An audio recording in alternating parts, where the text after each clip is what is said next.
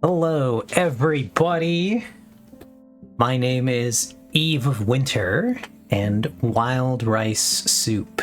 Chicken wild rice soup is the official soup of this stream. Hi, everybody. How we doing? We're having a day. We're here. Let's go. We're comically on Minecraft, but we are not actually going to be starting the stream with Minecraft. But don't tell anybody. I get my sounds for the startup from the Minecraft. So, hi Ox, hi Vex, hi Alyssa. How are you all doing? See, we have a small competition for first today. I do see ox as first.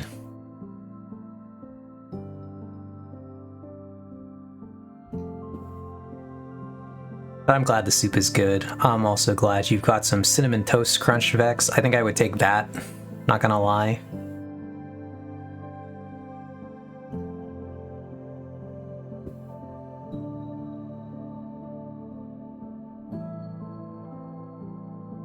But yeah. Let's see, let's try to figure out what a sane place to start this is. So, I did indeed say that it sounded less bad than my other soups. May actually sound good. I would try that one. Also made chicken wild rice soup not too long ago, though I did use basmati rice instead of wild rice, which really sounds like it's not wild rice soup anymore. Had some issues because I didn't adjust the recipe properly, but it was good. How dare I lie to chat? I'm all for ingredient substitutions, but that would make a totally different experience. I've consumed a wonderful gyro. That sounds delicious, Alyssa. I actually would take your thing over the other two. Depends, actually depends. What was in the gyro? I have an incredible amount of basmati white rice and not any wild rice, so it's a reasonable substitution in my situation. I believe that, though, Vex. How's everybody doing? We're here. We're actually going to play a little bit of Riftbound.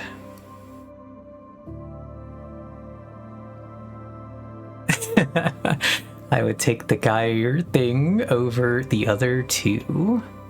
The gyro.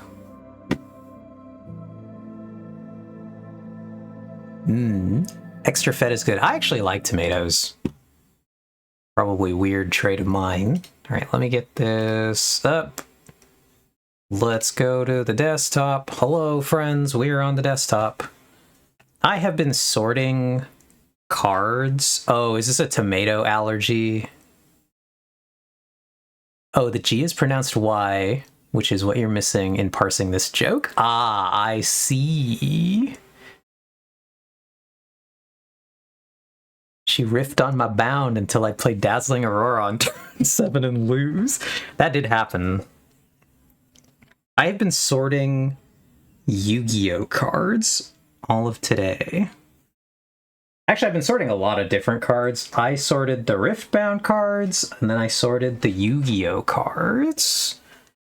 Look at this very cool Yu-Gi-Oh card that I really like, but have never played.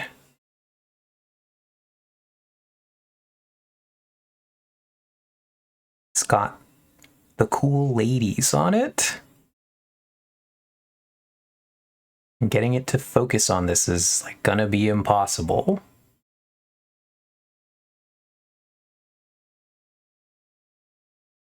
But yeah, that is sold. Two Tales of the Noble Knights. That card, a band. I'm not sure if it's gay. It looks gay. Ah, yes. The women. Let's see.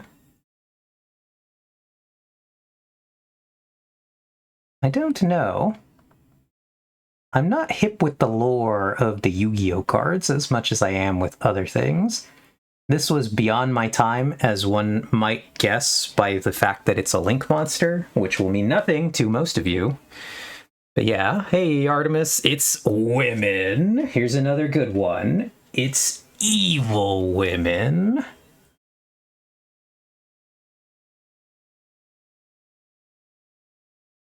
Again, I don't know if any of these are going to focus, but look, we've got an evil woman.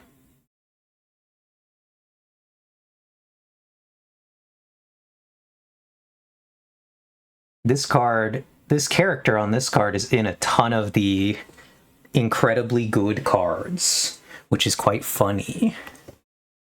Not Vex constantly getting auto-modded for his mentions of women.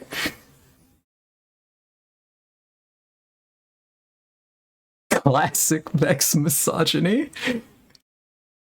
Possibly. It's very good tzatziki. Ooh, delicious. Okay, is it good as tzatziki is from Zenku? Get like back here. This place is good. Tzatziki that isn't runny as hell. That sounds good. I do love Zanku. I haven't been tested for tomatoes in the past 15 years, but at least the sensitivity has come from deduction. Ah, I see. Ah, yes, my favorite Yu-Gi-Oh card. Definitely named Monochrome Lady and Gay Lady. Yep. Do have baklava here, so it's only a matter of time before I go ham getting that. Ooh, exciting. We love evil women. We do love evil women. This is an Eve ill woman hosted stream. It is. Yeah, oh no, not the quote. Ah, yes, classic Vex misogyny has been quoted. As Artemis would say, ah, yes, Mr. Misogyny.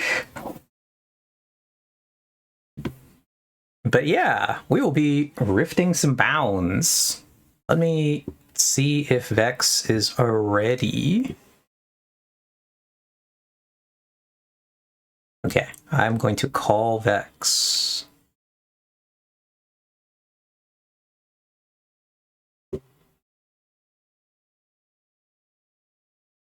Hello. Hello. Oh, there's maybe a typo in my stream title. I don't know. Let's go look at that really quick. Hello, Vex. Oh. So I was reading your Twitch title closely to search for the typo, but I don't see it. I also am reading my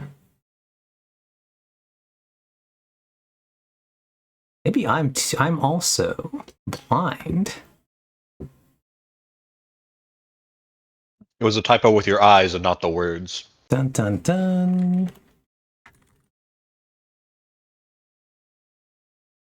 But anyway, we'll check back on that in a second.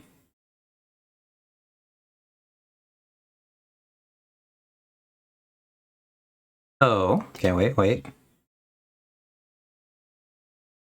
I see it. It's not a typo. Well, it is a typo. It's not a misspell, though.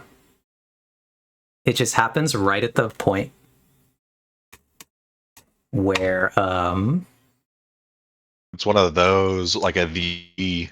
yeah, what happens is that's where the line breaks when I enter it, and so I read through the top line, and then I read through the bottom line, and my brain read them separately, because that's where the line break is.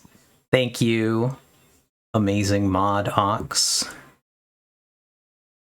Certainly they won't automod me for saying evil woman. Nice, Artemis.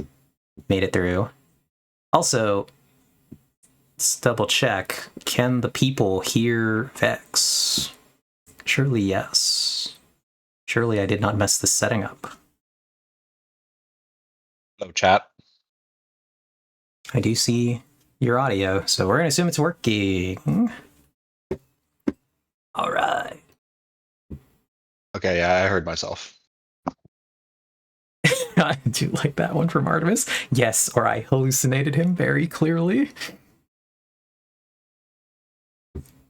Uh-oh.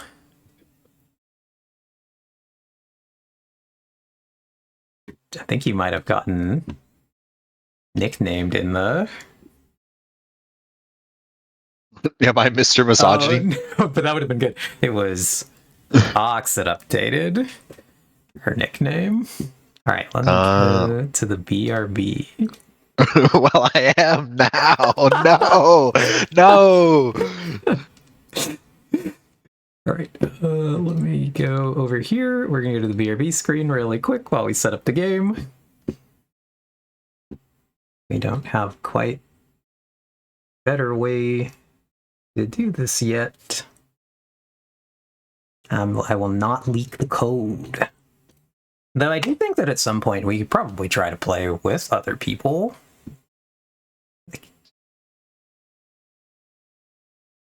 Well, no, I was more going to say that we could actually play with my very exciting chat. Anybody in chat who wants to play Riftbound with us would be more than welcome.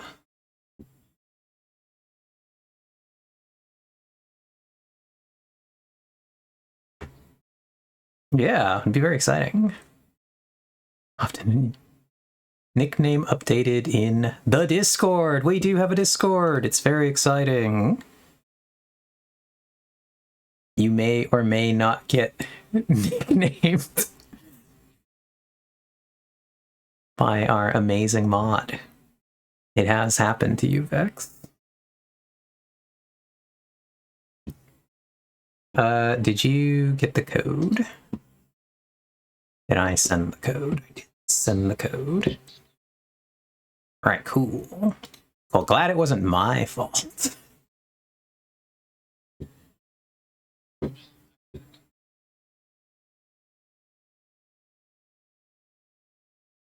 Ooh, very exciting. Honestly, the name just goes with his profile pic so well.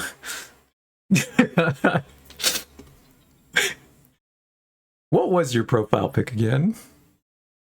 So my Discord profile picture is there's like this old meme of the guy with the fedora going like my lady. He's like the neckbeard guy. I've actually heard that he's a really nice guy in real life, but I don't. It's been a while since I heard that, so I don't know if it's true. That's funny. But anyway, it's an edit of that being Jotaro, I believe. Yeah, I was gonna say JoJo's Bizarre Adventure. Definitely a JoJo character. That part I recognized, and not the original meme. Yeah. Right. I literally just had that in my memes folder like 8 years ago or something. Do you want to go? I was like, wow, that sounds perfect for the hentai warlord profile picture. Do you want to go second, Vex? We'll let it randomize. I'm not gonna. Okay. Because random seems to be Vex goes first. Listen, I'm playing a miracle deck. I gotta lean into the luck. I feel like it's happened again. It has happened again. I'm going to play my OG Ahri deck. Aspirant's Climb. But yeah, friends, we're going to play a couple games really quick here at the beginning. Probably about an hour of Riftbound before we navigate our way to the Minecraft. We are going to be playing with Grove of the God Willow. This is not a battlefield that I have specifically selected from my 3 due to lack of early game Vex activity. Not at all. I remember what I did to this deck now. We're gonna mull 1. We have 3 of the card that I just mulled, so that's why we're getting rid of that one. We've drawn a thing, though, that I didn't really want to draw, so sucks to suck.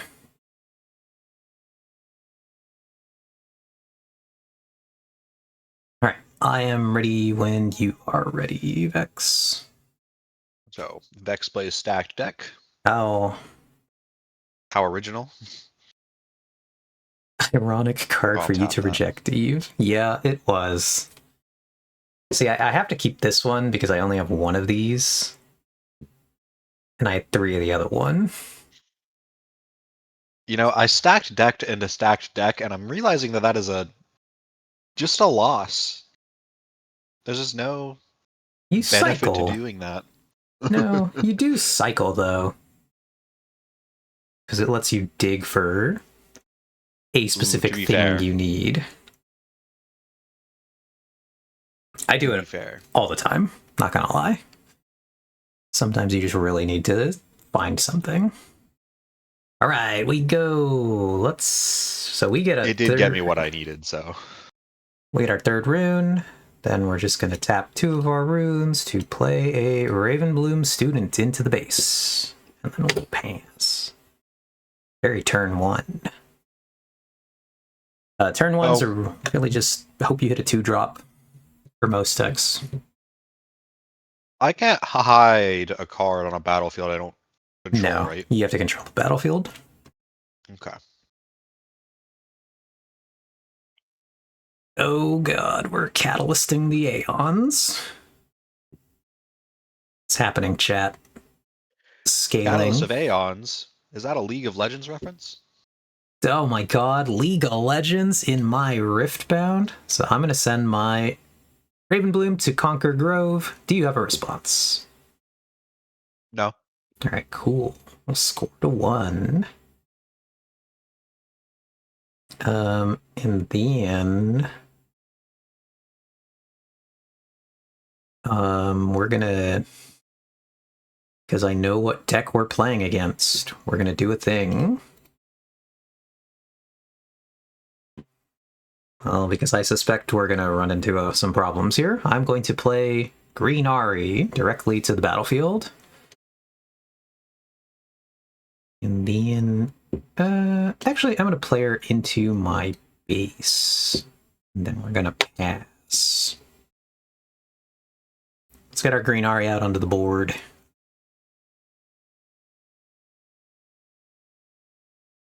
Because we want to put a little bit of threat. But I also am tapped out, so... I think they play this. We That's kind of funny. To get Giga killed by Purple Sivir. I don't think it's Purple Sivir you need to worry about. Dun dun dun, or Dead Bloom Predator.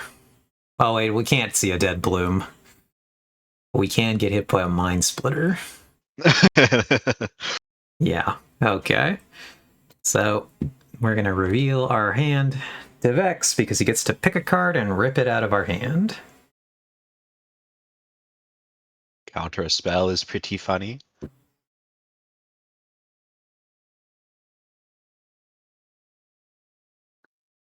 Which card would you like, Vex?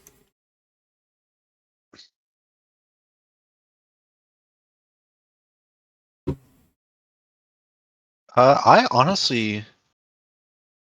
I want you to get rid of that tasty Fey Folk. Not the tasty. Goodbye. And I'll put my friendly Mind Splitter there. Then we will shuffle our hand. Not that it matters, because there's not, like, random card rip in this game. Alright. So, I score 1 for holding. I now trigger Grove of the Godwillow, and I get to draw an additional card. Oh, very fun for me. I actually think it'd be pretty funny if they had a card where you had to reveal your hand one at a time, and I got to choose if I got to remove that one or if I wanted to go for the next one. Right. Alright, so now we will send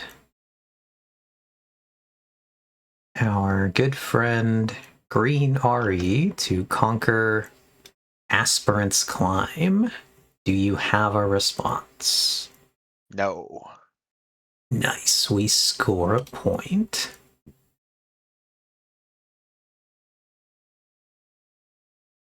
Then we will tap these 4 to play Sona onto Grove of the Godwillow.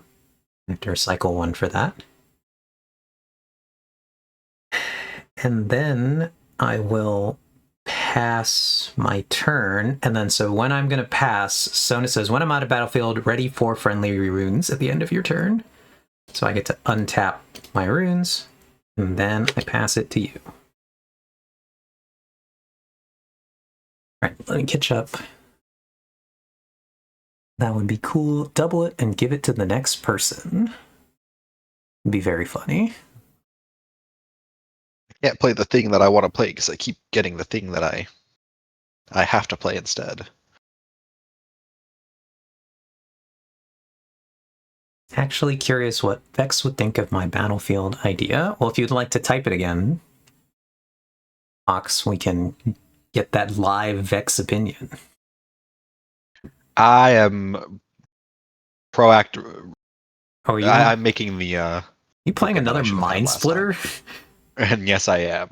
I guess I can't react to that, so you get to see my cards. That is not a trigger that I think is reactable. Well, it's mostly the same cards as last time. Except yeah, Thousand-Tailed Watcher for sure. One big blue cat. Would you like to get rid of that guy? Goodbye, big blue cat. All my good creatures are getting ripped out of my hand. I'm not sure if I'm low rolling or high rolling this game.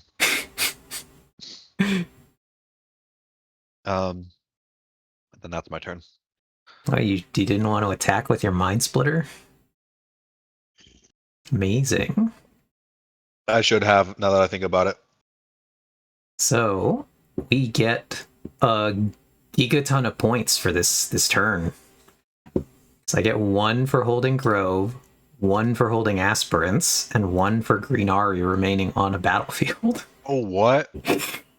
I really messed up there. Oops. And then I get to draw an extra card for Grove of the God Willow.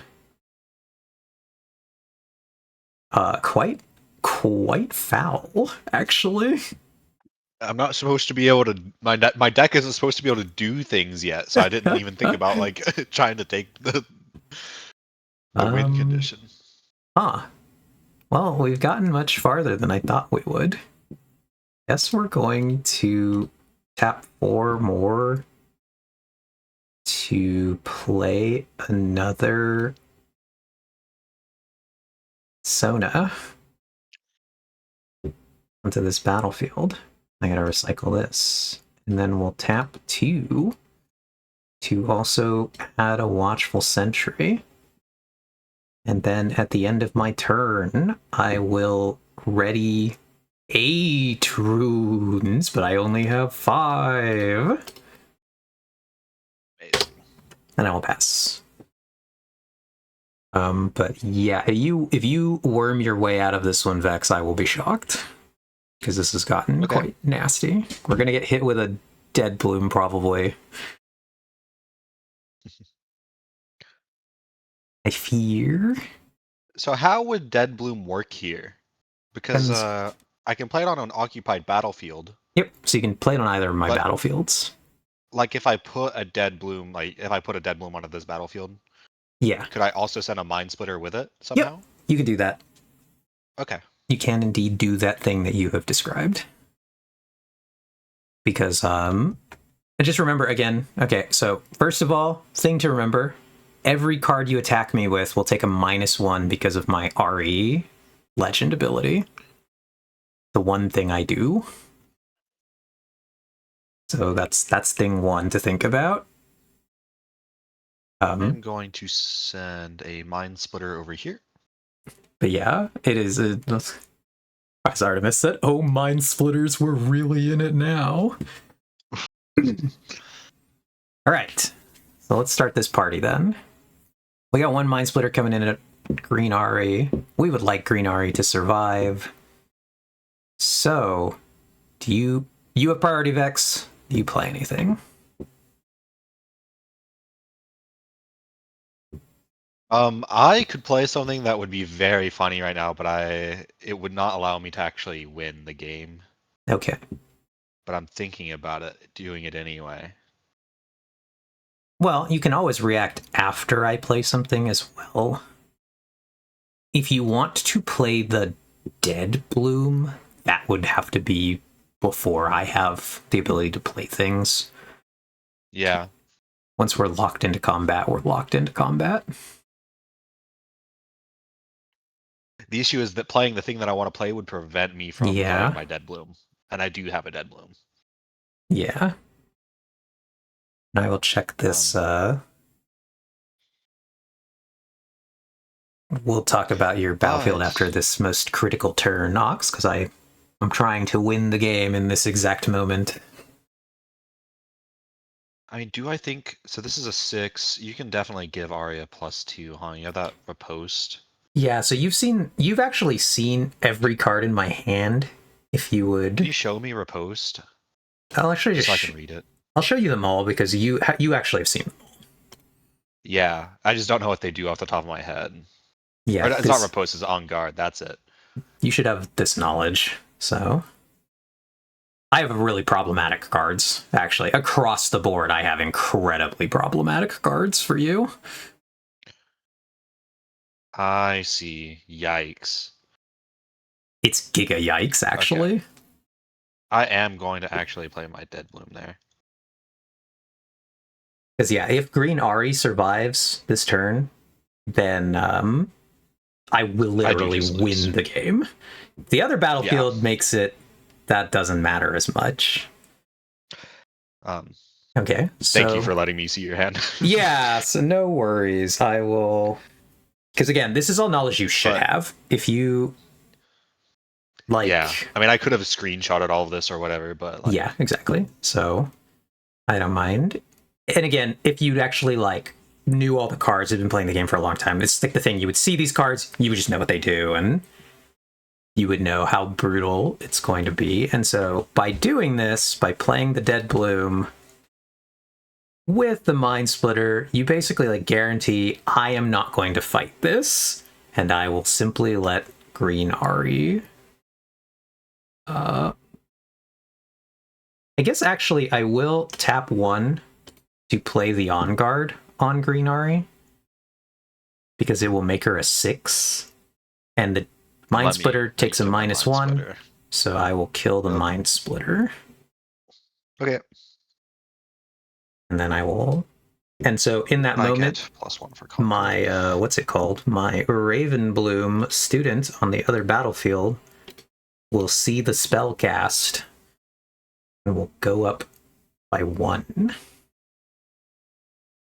I will end my turn there then. Okay, my Raven Bloom will go back down.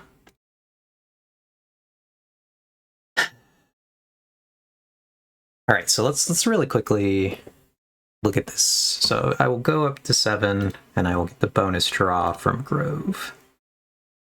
Nice. All right, and let's look at this thing. So that Ox typed. I was thinking about a battlefield with an entrench mechanic. Every turn that a player holds that battlefield, 1 point of might is added to that player's total presence, and incoming damage must be assigned to the bonus might points first.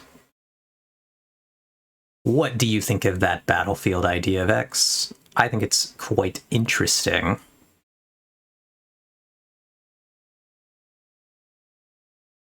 I think that would be an incredibly good battlefield. I think it would actually encourage a lot of decks to try to hold, because currently there's not a lot of reason for decks to try to hold. Grove of the Godwillow being one of the only good battlefields for hold decks.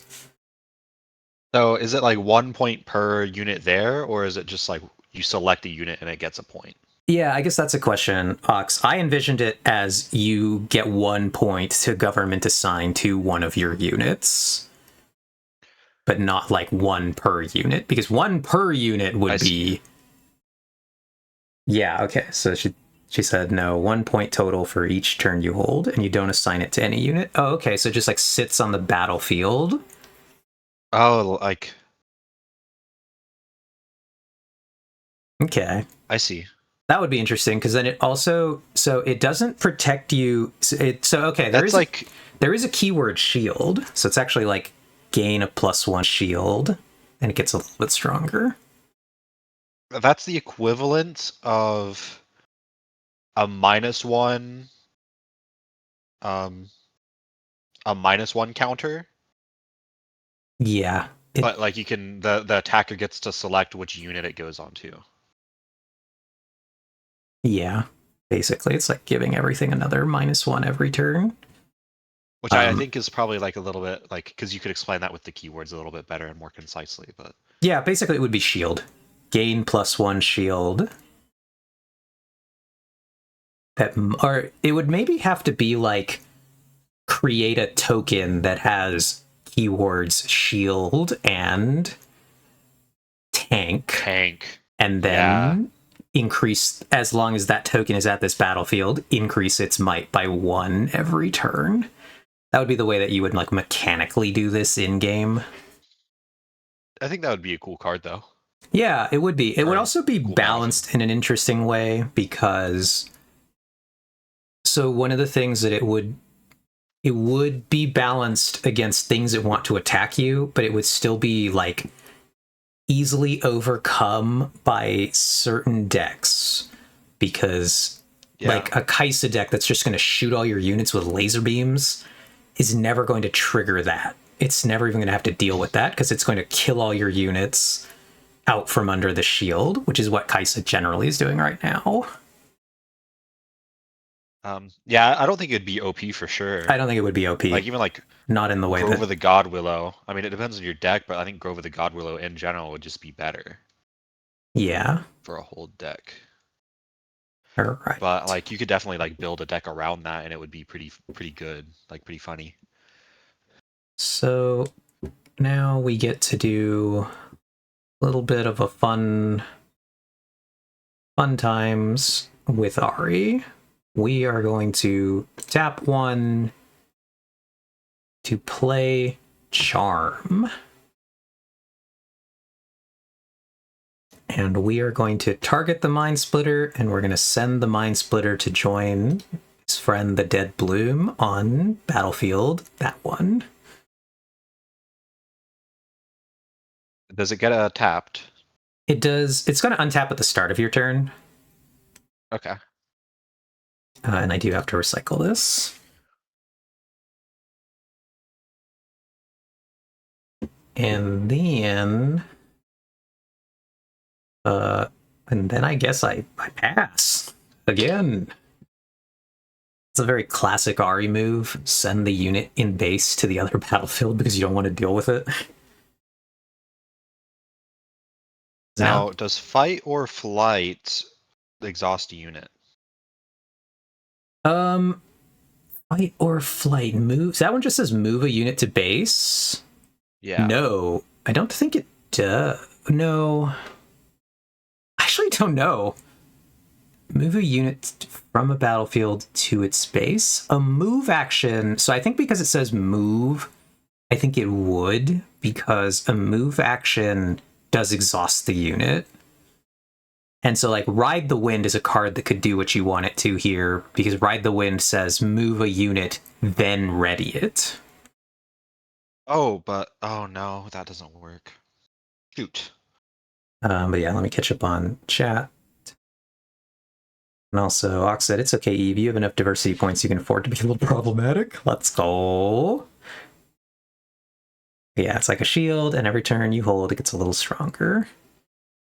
Yeah, that would be interesting. It wouldn't be a particularly meta battlefield in the fact that the most meta decks are not combating you in a way that it would be useful against, because the Draven decks are pushing you out of your battlefield without fighting you, and the Kaisa decks are shooting your units and not fighting you.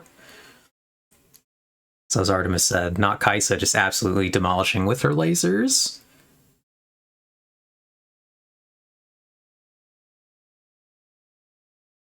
And maybe I can make this work. Yeah.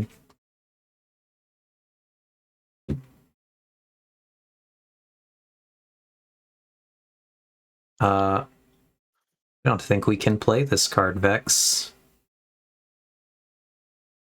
Wait, what? He has a 2 orange recycle. Shoot. We'd have to find a way to create Give me that guy back. gold. You could. Okay, well, I could Miracle Deck. No, so I actually know a play where you could get this gold, but it's gonna cost you too much. Never mind. I can Miracle Deck. Okay, because actually, Vex, what you could do is you could create Purple Sivir, recycle 1, get a gold, then you would attack with Purple Sivir, kill one of my units, ready your Sivir, and then you could use that to play something and create another gold. But that's too much. It's just too much. Yeah. Neat idea, but yeah. Not like at I said, this... I can Miracle Deck. Yeah, not at this juncture, unfortunately. So what I'm going to do, I'm going to tap 2, and I'll play Fight or Flight on your Sona. Okay. I will react to this by tapping these and chucking those to wind wall this. That's fine. That's why I played that. Now I'm going to tap 1, tap my Sivir, spawn a gold. Not that this gold is ever going to matter, but I'm going to spawn it anyway. And then I'm going to tap 3 and play this. I've had it in my hand since I had it in my starting hand We're gonna invert the timelines. Okay. This is gonna be disgusting. I think I am just going to let my cards go because I don't want to draw anything. So we are going to send all of our cards to the garbage can. And we get to draw 4 cards. GG. This is my hand. Just the things that I've been looking for the entire time. Oh, but not at the turn that they matter. No. Oh no. Where? Yeah, where were the There's one. My dazzling aurora.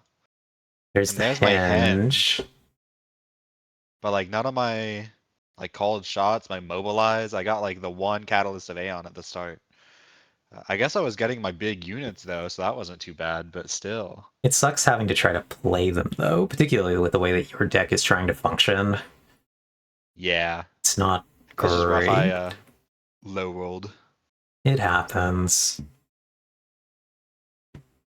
I didn't I traded down on my cards. These are pretty good ones, but not for this situation.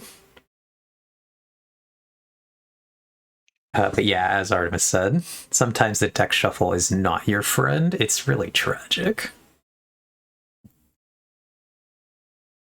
So yeah, that was just unfortunate. Would you like to run it back? Yes. Right, let's go. Let's do the thing. So in best of threes, usually you have to change your battlefield each game. Oh, okay. Well, So I if can you're do that. down to try that, we'll call it a best of 3. We will restart with the same decks. I am no longer allowed to pick Grove. Oh wait, I could have kept going. That's fine.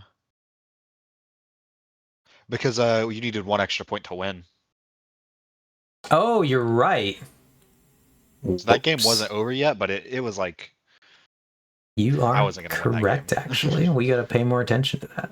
I'm going to chuck. Oh, and you do get to select. Do you actually you get to select if you're going first or second when you lose? Would you like to go first or second? I'll go second. Okay, so we're gonna hit start a new game. And there we go. So we also have to get rid of Grove. And I will get to pitch this one. And we are going to be playing with the Dreaming Tree. Oh god, this is a hand. It's not a good one, though. We're gonna get... We gotta toss these, unfortunately.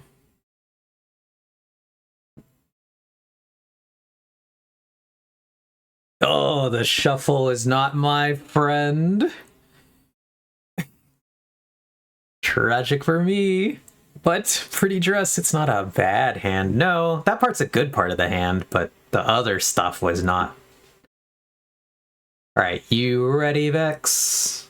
Yes. Alright, I will play my 2 runes. I will draw a card. Oh, let's go! We did it!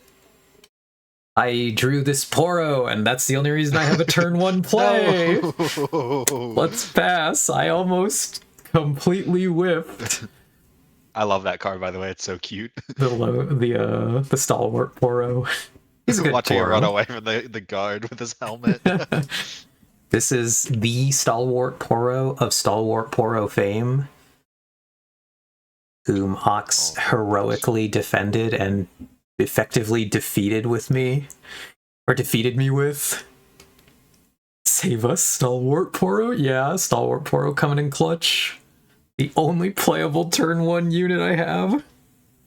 This hand. So, stacked deck time. Okay, okay, we're stacking. Bottom, bottom, plate. Stacked deck time. Okay.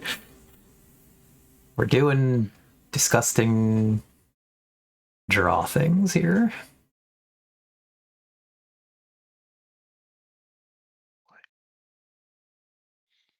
Um, you're never gonna believe it.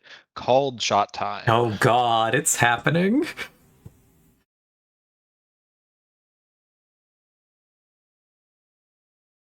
Honestly, in your shoes, I would probably repeat that if I still, like, absolutely needed to find the thing I need to find. I'm happy with my hand right now. Okay, that's good. I will send our friend, the stalwart Poro, to the dreaming tree. Oh, Any what? response? You should have went to the Forgotten Monument. It's a really cold place. It's a cool place. He It's a likes cool, it there. it's a cool place, but we're gonna go over here. Wow. Can't believe the Stalwart Poro has done this to me. I'll allow it. Let's go Poro Point. Then we will tap 2 to play our Watchful Sentry. And then we're going to tap 1 to play Stupefy, targeting the Of Stalwart course. Poro. This will proc the Dreaming Tree as well and will allow us to draw 2 cards. That's messed up. The Poro didn't do anything. Just gonna And hit him with that with the anchor right there. anchor. It's okay. Just bonk His helmet protects him. He's fine. He's good. And then we'll pass. I so rarely see Stupefied used for anything other than stupefying your own target on Dreaming Tree. But yeah, Hex really likes to manipulate the decks. That seems like his favorite type of mechanic. Hex, do you enjoy stacking the deck? Yes. And yes, Ox, Stalwart Poro immediately gets the might back as soon as I pass. So he was briefly a 1, he's back up to 2. It's free real estate. Okay, we're creating a gold. And that is because I'm playing that. Oh, you should have done that on turn 1 Oh, are as you gonna well. counter that? I will No. I'm gonna let that happen, but you should have done it on your first turn when you called shot. You should have 2 gold. Yeah, I know. I forgot about it. Yeah. But I'm just gonna take the L. Yeah, that is, I think, considered like a missable because obviously you just didn't activate it. You can, in fact, choose to make bad plays in this game. I mean, should I give myself an extra gold? I'd be fine with it if you'd like to, because I'm trying to like let myself, like if I mess up like that and forget and then to that one should be ready. let it go. Yeah, I'm fine with it. Other Just than again that- because we're trying to learn to play the most efficient games. All right, I have started turn 3. Dun dun dun. Funnily enough.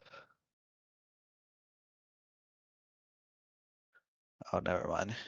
So I am going to send Watchful Sentry now to conquer the Forgotten Monument. I'll allow it. Nice. And also I got my point for holding. Then I will tap ease 4 to play our friend Sona, recycling 1. And then I'm going to pass, which Sona will ready my runes. Of course I get that. Okay. Sona is an incredibly good card. Has won me many games.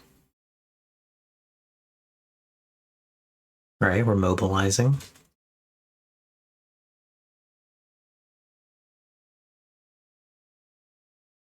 No, we're double mobilizing. Basically, this stage in the game, Vex, if you have Aurora, you're really in this one. So That's the problem, isn't it? It sure is. That is the Aurora problem. Okay, we're fighter flighting the Watchful. That's fine. Just to extend the game. Yeah, that is a-okay. But yeah, so I score there. It doesn't really extend the game, does it? No, because then what happens is I Because simply she's gonna move conquer. him back. Oops. And conquer. Unless you want to gust him or something. Suppose you could. Do you want to react to Does that? he count as a gear? No, unfortunately. I do actually run gear. It would be very good, but I haven't seen it. So I guess in this situation, we're just gonna. I don't have a lot to do in this moment. Well, So you know what? I actually might have a play that I can make soon. we are going to play a tasty into the base. Don't even need to accelerate this guy. And then when we pass, we will ready these middle runes just to be annoying. I can play that now. But yeah, this is truly See why I wouldn't. for you guys, chat. This is the problem with Aurora decks, is that you live or die by the Auroras. Cycle 2 cards from my trash. That is, funnily enough, going to be probably a stacked deck in the fighter flight. Those MF Auroras, am I right? You are indeed right, Ox. Excellent joke. Exhaust that. Make a gold. Put down that. And then I will end my turn. Maybe next turn I'll get to play the game. We'll go up to 7 for holding. There's no reason for me not to simply Giga Stack here, so we will send our friend here. We will do 3. Oh, I just lose. Play Oops. blue Ahri. Recycling. We tap 2. We play Ravenbloom. We tap these ones and recycle to play. I should have played Accelerated Siver. I forgot. Yeah. And then at the end of my turn, because I have 2 Sonas, I ready every one of my runes. Then I cast. Alright, well, I remove 2 gold. Tap 12. It is Artemis. That's like. This is quite Ahri. This is Ahri behavior.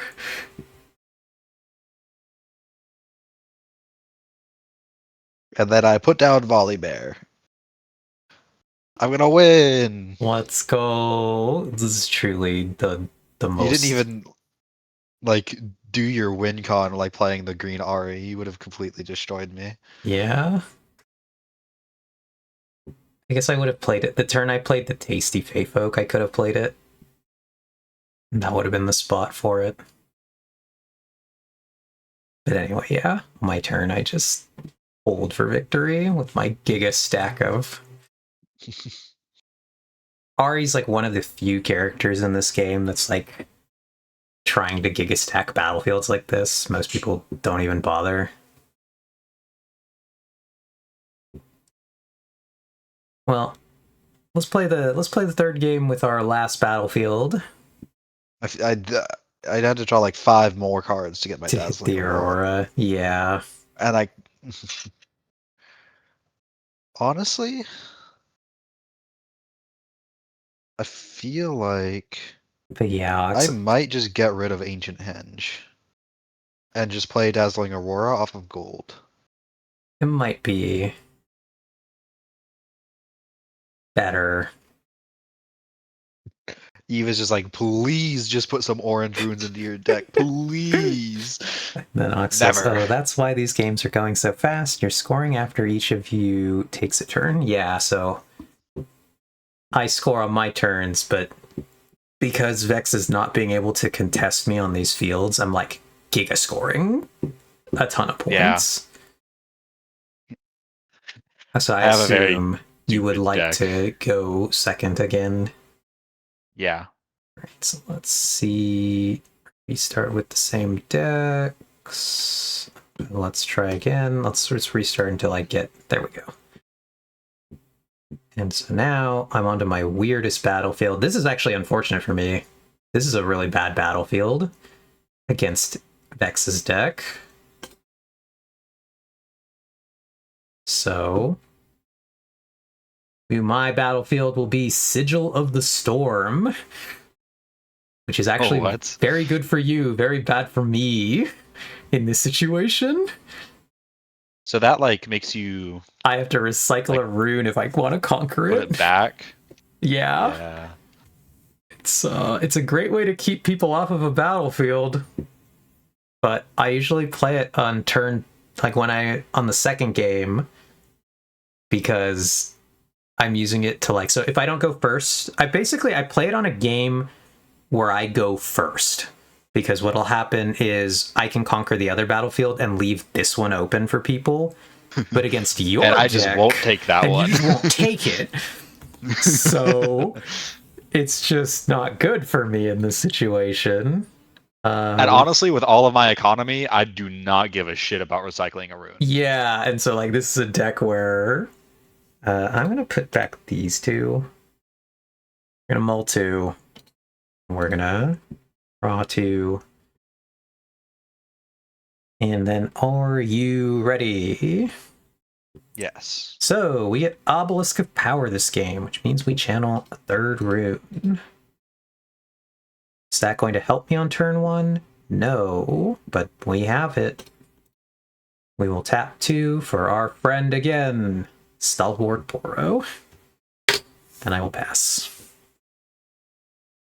I actually start with 4, which is go. pretty funny because I have... Oh god, Catalyst turn 1. Powerful. And then I'm going to tap Sivir, recycle 1, play that, and spawn myself a gold. Very exciting.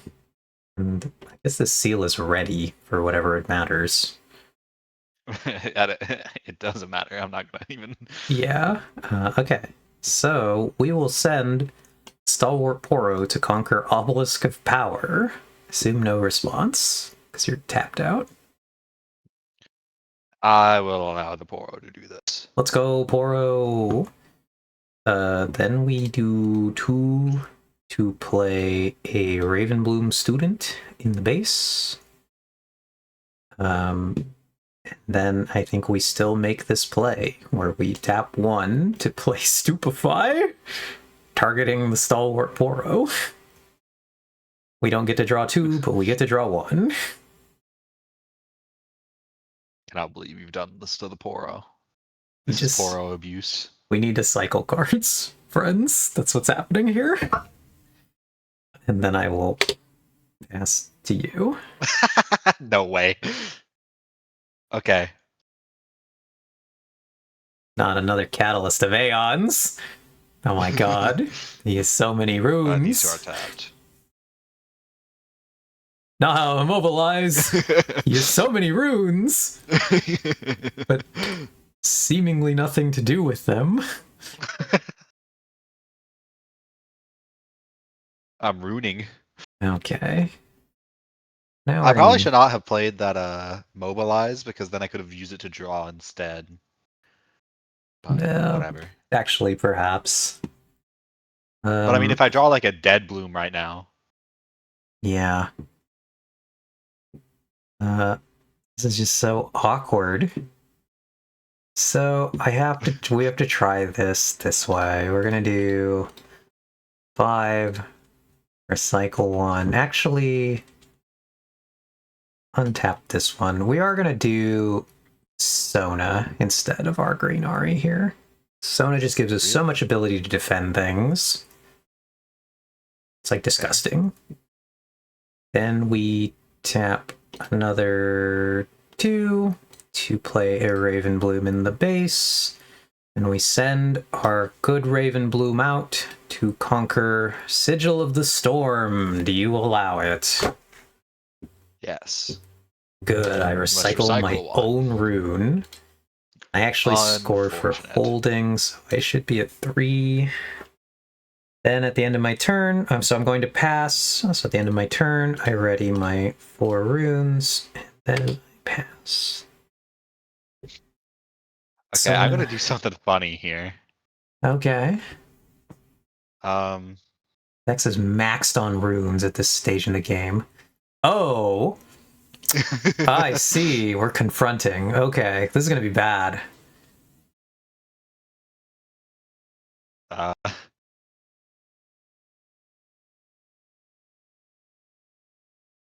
Oh god, we're confronting again! Never let them know your next move. This must mean that Vex has no units in hand? That's not true. Okay. Consider the following. 2, 3, 4, 5, 6, 7. It's probably gonna be a mind splitter. Yep, it's a mind splitter. Alright. And I'm gonna recycle one of these, tap Sivir, and make a new gold. So I will reveal... and my mind splitter enters ready. It does, so you get to get rid of one of my cards. I have a sneaking suspicion which one. I will wait to see what Vex actually picks. I mean, knowing you wouldn't have the wind wall would be nice.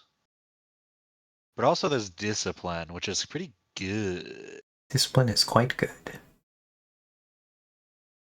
Especially when you have like that AoE thing on Ahri. I think I want to get rid of the discipline. I think it is the correct choice. Mostly also because it draws me another card. Yeah. So you both get rid of my ability to buff things and stop me from drawing more. Windwall is good, but Windwall's only good if you have a spell that you need to connect. I know that you don't have anything to stop me from sending my Mind Splitter up here. Yeah, basically. That's what happens here. Because if you left me the Discipline, if I hit the Ravenbloom with the Discipline, it goes up by 2 for seeing it, then it goes up another 1 for seeing the spell played, all the way up to 5. And then if I hit another buff card off the Discipline draw, I can then add it to the Ravenbloom again. Yeah, and just so it gets out of hand really quickly. But in response to this, I will simply tap 1 to play Retreat. Okay. To return my Ravenbloom to my hand and channel a rune Exhausted. But other than that, you got it. Recycle 1 and add a point. X is on the board. Okay. I think that was a very good Mind Splitter because it really... My second confront drew it, and I was like, perfect. Nice. Okay, so I gain a point for holding. Then I think we just have to do the other thing. I think we're... This feels bad.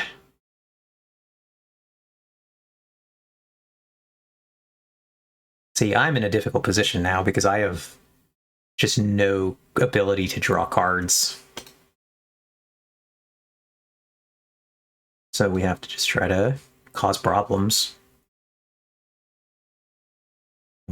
There's no reason for me not to just cause as much problem as possible. Okay.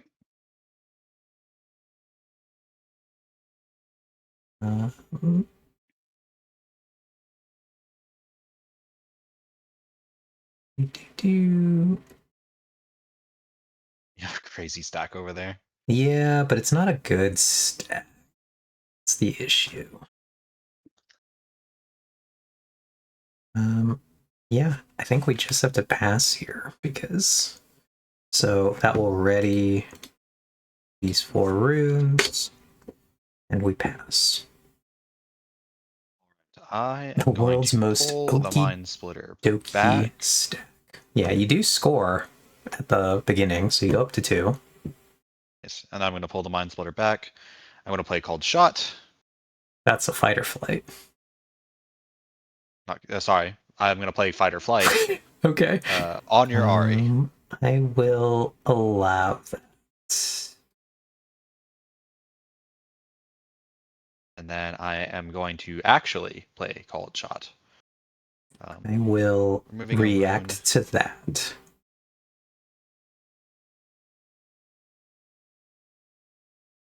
To Wind Wallet. Okay. That's okay, not the end of the world. So you do get your gold, but you don't get the draw. In that case, let me do some math. That was a disgusting expensive. That's not a good use of Wind Wall, by the way, friends. It's the kind of thing you do when you're in a awful garbage town situation.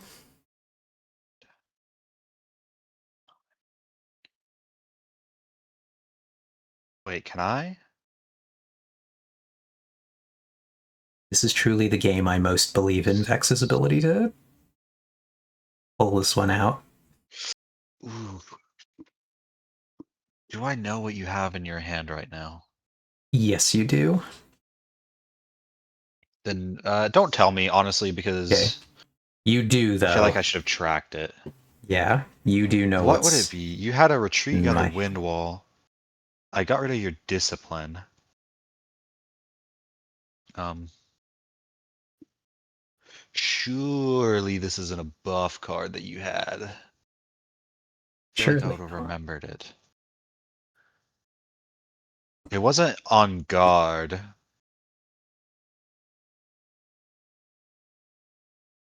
I am just going to. Oh, wait, I can make this work actually, no matter what. I don't think you can stop me. Yeah, okay. So, what's going to happen here? Okay. I am going to tap 4, exhaust 2, Okay. and play Accelerated Siver. Oh, wait, no, I should be doing this next turn because my Mind Splitter isn't up yet, huh? I would say yes, because if you send Sivir in, she's going to die. Yeah, I'm not going to do any of that actually. And you know I'm only going to go up to 5. So it's not like it's giga bad. Yeah, I'm not going to do that. I'm actually just going to end my turn then. Okay. All right. We're really in it now. Chat, we've Funnily enough, like, this is the best position that I've been in. yeah. My deck is still not doing what I want it to do. No, but again, it's not a bad position that you're in. Like, So I don't have my things. If I draw, like, Dazzling Aurora next turn, it might be rough on you. yeah, I mean, it's already going to be rough on me. So we're going to take our green Ahri, and we are going to send her to conquer Sigil of the Storm. Do you react? So you If I fight or can. fight her, she's just gonna be able to go right back there, right? Oh no, because No, you don't have a way she'll to because ready she'll be her. exhausted. Yeah. So I Yeah, won't get no, this I am fight or point. flighting that right now. All right, and Because I I need don't you to have not to get that point. recycle a rune. Um, the danger is here that it's hard because I just am. Okay, we have to do it this way. It's like I'm gonna eat fucking shit here, and I'm just gonna uh, get hit with the Mind Splitter. We're gonna tap 2. Here's the card that you should have known, Vex. It's the second Ravenbloom student. It's the card I retreated off the battlefield. Yeah, I felt like it should have been, like, if it was something important, I would have remembered. Yeah, so we're gonna have a Ravenbloom. Should I put her? I will put her on the battlefield, though. And then I'm going to recycle a blue rune to hide a card at this battlefield. And then I am going to pass my turn, which will ready my single rune I managed to spend. Not what I needed to see right now. Oh, did I actually score? Did not. No, I did score. Okay. So I scored, then fight or flight. Yeah. So I'm at the correct score. This is a tough game, friends. Okay, so here's what I'm going to do. I'm going to tap 3. Okay. I am going to play Last Rites. Okay. Can I immediately equip this if I pay the cost? Yep. Yep. Should come in ready, so you just pay the cost, immediately equip it. We're in a hard place, chat, because I just don't have a way to draw cards. Dex taking that discipline really, did actually do a lot of work. And these battlefields don't give me extra card draw, which is what my deck lacks in this situation, so... Literally all our cards are on the table. Nothing in hand. Which I guess is also true for Vex.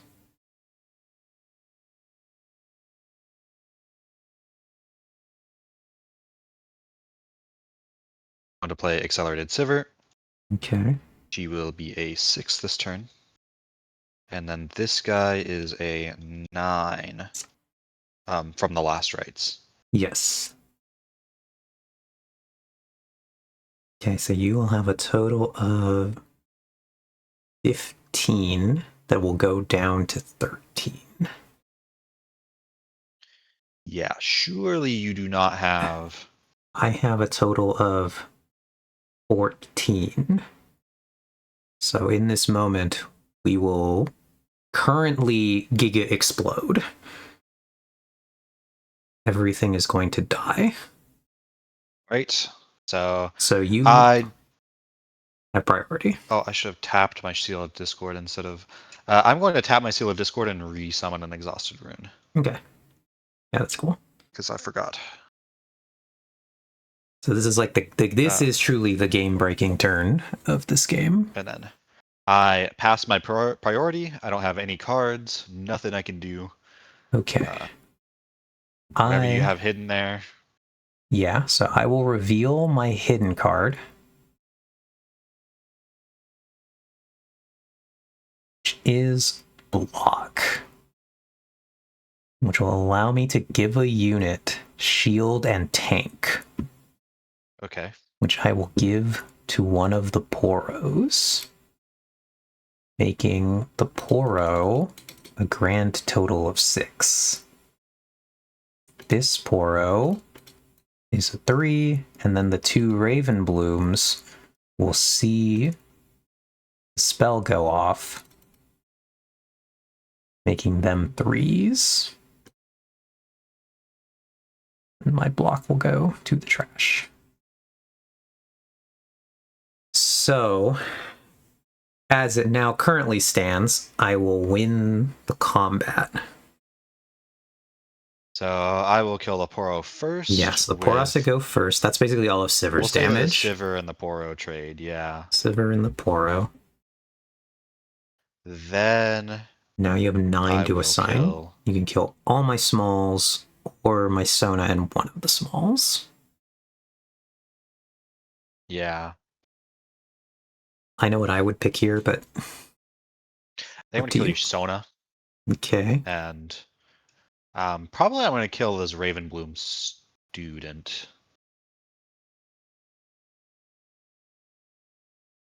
Yeah. I'm going to kill Sona and the Ravenbloom student. Okay, we'll take the exhausted one just to make it easy. Then What happens to my Last Rites? It just goes back to base. So you could actually reattach it on your next turn to something else if you want to. Okay. And then I forgot to resolve last rites. I'm going to pick 2 cards to Oh, to the recycle. back, yeah. So that was a brutal. You're saying it was brutal. Yeah. I only got away with that because I drew the one hidden card. So I'll turn off the counters now. Okay, and I end my turn. And I believe I just lose, unless I draw Dreadbloom Predator here, maybe. Yeah, so No, even then I can't win. would Yeah, be, GG. yeah, because I'm going to score to 7, then I'm going to pass. So you would need a way to both accelerate out another thing or to, yeah, the fact that, again, you didn't see the auroras. I know. So I would do 1, Like, this 2, is 3, otherwise a 4, 5, great... 6, 7, 8. Like, I had great Recycling draw this 2 game, to but just no play Auroras. the Thousand Tail Watcher. Accelerated, I would accelerate Watcher to conquer, cycling another rune, and then I would send Green Ahri to the other battlefield, leaving me at 7, and then I would pass to you. And like we see, Alright. did you I'll even play hit the a clutch card that I just drew. playable card? Oh god, it's not even a playable card. Alright, where are those auroras in that thing? Yeah, let me search my deck. Yeah, this is the problem, truly, with Aurora decks. It's literally like, did you see it? Yes, no. And it makes like such a... Do you want to know how far away I was from a Dazzling Aurora? Sure. Uh, oh, I was actually going to hit a little bit of card draw coming up. so yeah, there's my next Dazzling Aurora, like 2 cards later. Gotcha. And then not another one for a really long time. Yeah, there's the There's next one. another one. It's just, Yeah, I yeah. think I'm not gonna make adjustments right now, but I think I might get rid of the Ancient Henges and like try to fit in even more draw. Yeah, Some draw I engine think is clearly what I need. that is the correct play. I think maybe you do the like the hideous little fizz one. Even though you don't want to be I did get rid hitting, of Fizz. even if you don't want to hit fizz off of the auroras, but just like it's so, because you're playing 3 called shot 3 stack deck, right? Mm-hmm. That's like the best you can do for draw without wanting to play fizz, and that's like what my MF Aurora deck does.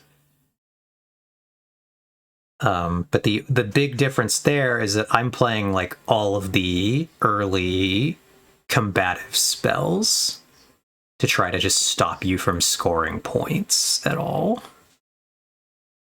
Yeah. Which is what you are effectively allowing me to do by not having like the gusts, This game the fight or flights. just goes really quickly. Yeah. If you're not like really wanting to fight. Like it's only 8 points, which is just like, you know. Yeah, pretty which quick. is conceptually so that like what's the fastest you could win? Let's say conquer. So yeah, hit the turn 2 unit, you conquer 1. So that's on turn 2, you score 1. Turn 3, you'll go up to 2 if you hold it. And you've theoretically played another 2 on your second turn. So on turn 3, you can go up to 3 points. Honestly, I think that this game would be better suited for me if there wasn't conquering. Like points for conquering. Yeah, if you just had to hold for the points. I don't really like that you get points for conquering. Gotcha. Yeah, so by turn 3, you can have 3 points. Then turn 4, you can have 5. Turn 6, you can have 7. And turn 8. So turn 8 is conceptually the fastest games, unless you're playing Green Ahri, at which point I mean, this is turn 6, and I have 2 points. Yeah, and that's why, so like, green Ahri causes a bunch of problems. And the fact that Well, I you had... didn't score with Green Ahri, really. I prevented No, that. but the fact that I had so many units that I could just keep moving to conquer. Which, I mean, I guess is not that fast overall. Like, it's like 6 turns. I didn't contest the game. So I guess Yeah. you just deserve to lose. Yeah, because so But turn 2, I score the 1. Turn 3, I score to 3. Turn 4, I score to 5. Turn 5, I score to 7. And turn 6, I win. yeah. Yeah, so it's just... It really is one of those ones where, like, if you weren't trying to make the most giga meme deck,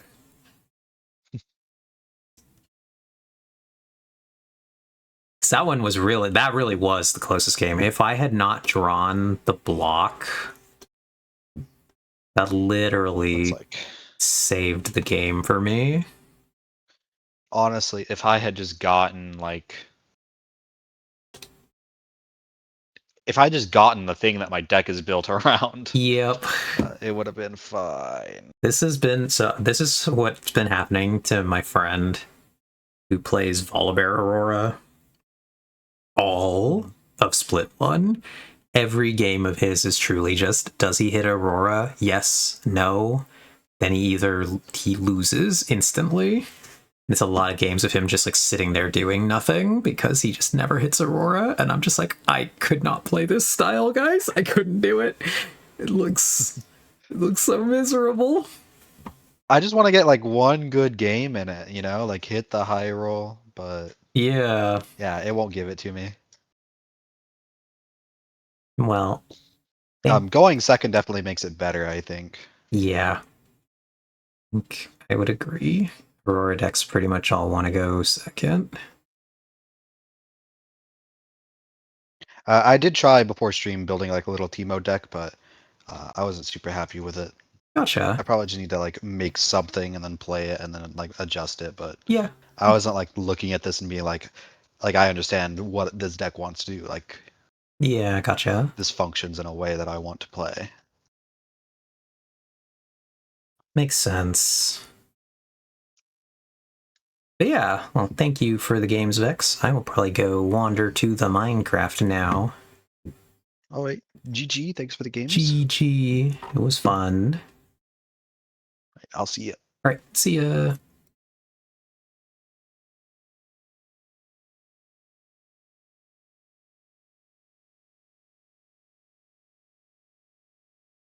All right. My friends, we are going to launch Minecraft. Let's go. We're going over to the crafting of the mines. Thank you all for vibing with the little bit of Riftbound we played there. That will be effectively the last of true Set 1 Riftbound I play. Because Set 1 is officially ending tomorrow for us because the pre-release events happen. And so once we get our Set 2 cards from pre-release, they're just playable. So the event that I'll be going to tomorrow, we will only be allowed to play with the Set 2 cards during the event, but once that ends and we just go into the like regular Nexus Night free play, we'll be able to mix those cards into our decks and start to build decks. So while we're going to switch, I'm going to run an ad right here. And we'll take a quick break for most of you. So I will see you all back in a little bit. While for those of you still here, edit my category and things. I don't actually have anything to get up and do.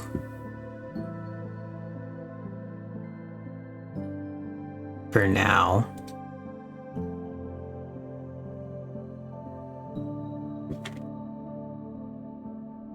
So I will just chill here, drink some water actually. That's an important thing to do.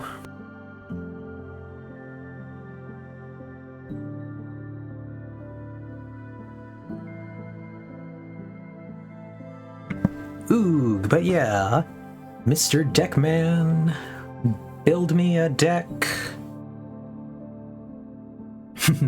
The Ox. Silly Riftbound. We will see how I do. I'm crossing my fingers. Let's go. Maybe we will actually open Ahri. Which would be like, that's basically what we want to pull. Everything else is like fun, exciting, fun time cards, but the Ahri is like the iconic thing that we want to open up here.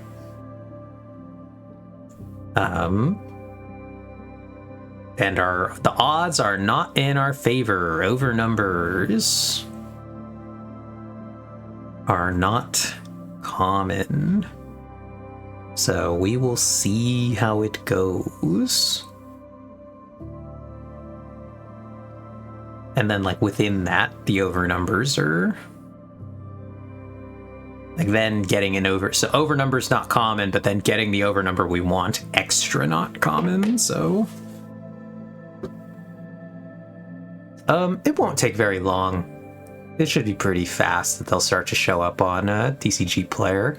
Probably not so much from the pre-launch events, but from the launch day. That's when we're gonna really see them showing up. And I suspect selling quite quickly, because I think launch day will be the cheapest that the over numbers are going to be. That was the case with set 1. Because the Riot has talked about that set 2, Spirit Forged, has about 1.5 times the number of product printed. So cards will ultimately be more common, because both they have basically expanded the print run by 50%, but also the set is smaller. So it will be easier to get all the cards just because there are less of them. But it's probably not going to colossally help us on the prices of the over numbers, because the over numbers are pretty rare. So, welcome to the base, friends. I have been working a little bit on the tunnel. This is now... I have built the bottom side of this bridge that runs through one of the tunnels here. And so I kind of like that. You can actually just kind of see that there's something above here when you're in this part of the mines. And so you can't get to it, but you can see that it's there. I was going to start putting signs up in the tunnels, but we actually need a little bit of wood for that. No, actually, we still have the wood. Never mind, I can just make the signs. But I do want to ask you, Ox, knower of signs, how you think that the signs should be laid out in here. Oh god, I didn't make it. I've made it that time. So I started putting up temporary signs, but I am a little curious how your brain thinks signs should go. Let me get over there.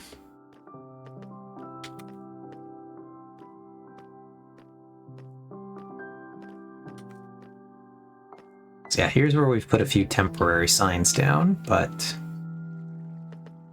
So here we have our first... We're going to start from here, because this is the original entrance where we might put a sign. So we want to label that this door will take us to the fog glass exit. But I'm kind of curious for other people's opinions on where they think the signs should go. Because we can put our sign next to the door. Let's actually free up some of the space in my inventory here. It's gotten a little jammed with random junk items that we're not going to need for our immediate sign placing. And some buttons.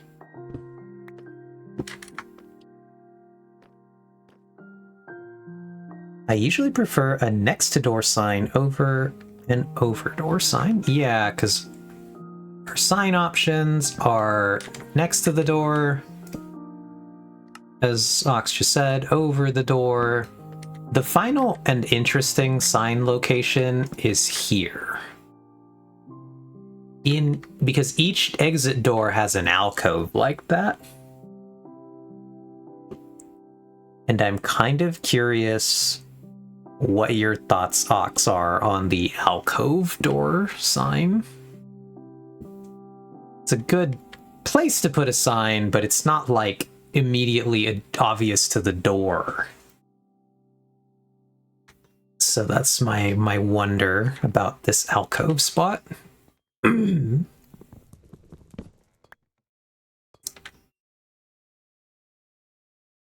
Yeah, it's cool, but it doesn't tell me whether the thing is through the door or downstairs. Yep, so like I'd have to try to put like arrow. And then I guess we go down a line and we do like arrow, fog glass, exit.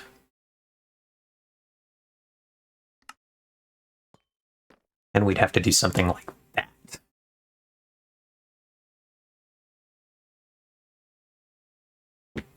And so that's what I was like, I think it's cool, but I'm not really sure it works. Versus here, we would do the same. Fog glass, exit. I actually don't even know, like, we do just put like, because it's both an entrance or exit. I guess when you're reading it inside the tunnel, you would just say it's the exit, right?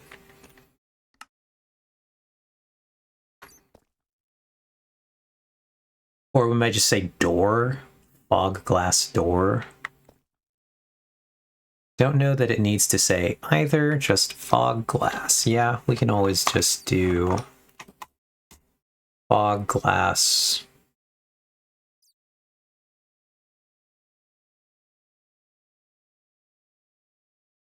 We could be more specific too. We could do end island, fog glass, like that. I like, yeah, we had the same brain on that one, but as you have multiple fog glasses, you might do end island.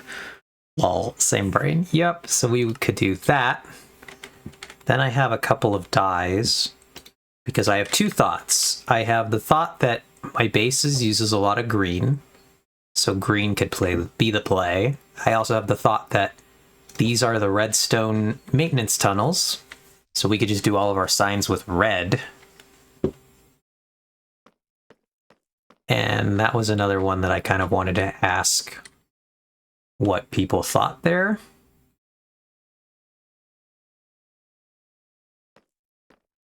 You're going to glow ink whatever it is, no matter what.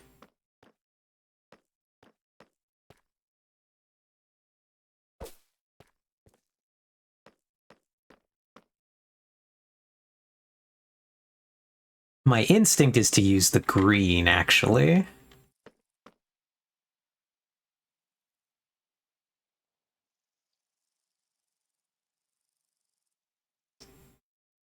Did you do a cyan? No, actually, we can go get more different colors. And we do actually want to now officially get rid of these while we're here.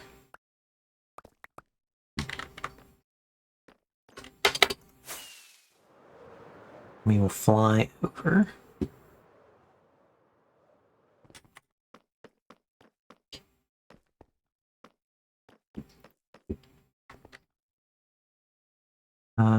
So that's this one here. Okay, so we can try cyan. Any other colors? I guess we could try lime. I don't have a lot of lime. I don't really think any other colors seem like they'd be the right choice. Light blue. Okay, grab that one. Eve, let me officially get rid of the ladder going exactly where I want to go next. Yeah. I don't want it. Well, we were going to have to fly one way or another. But I now want it to officially be... Because now you can get out of there without needing to fly. It's goofy how you get out of there without needing to fly, but you can't officially leave that area. So I think if I ever do, like...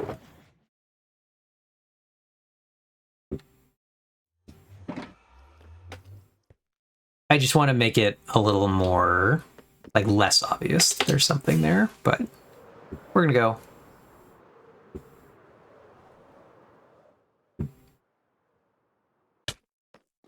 And we're back in it. So, let's try some of our other colors.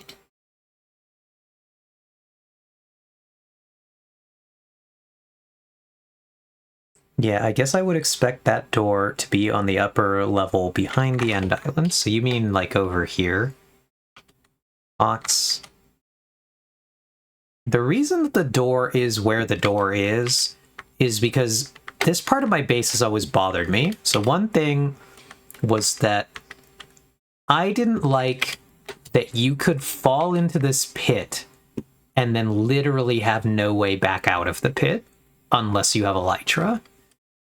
So, like, even originally here, these stairs are actually an addition to this design. They weren't here in the first place. They're an addition to design because then, even more so, you could fall into the second level and be giga-trapped. So, I added these stairs so that you could at least climb up to this level. And then I wanted to add a door within this level so that you could get out of here in an interesting way if you were conceptually trapped in this area. And so I don't want to have the scaffolding because I don't want, like, it's incredibly inorganic. It looks awful. So we're not doing that. And I don't want to change this design to include an obvious, like, stair or ladder out of it. And so that's why, that's actually the entire reason the redstone secret tunnels came into being in the first place, was because I wanted a solution. How do you get out of this area if you were, in theory, trapped down here without the ability to fly out? So there will always be a door here into these tunnels no matter what. I could add another tunnel or another way. Like, maybe I could actually add is a door here that lets you go into another tunnel that goes above here.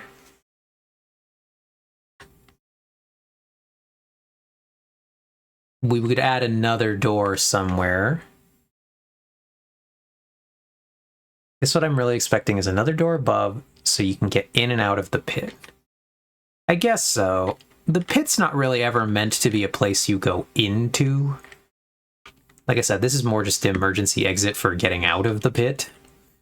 But I could put another door that, like, exits from one of the other sides, same thing, to escape out. But are you thinking, Ox, of, like, an obvious entrance to the pit? Like a clearly intended way to get down there? Nah? Okay.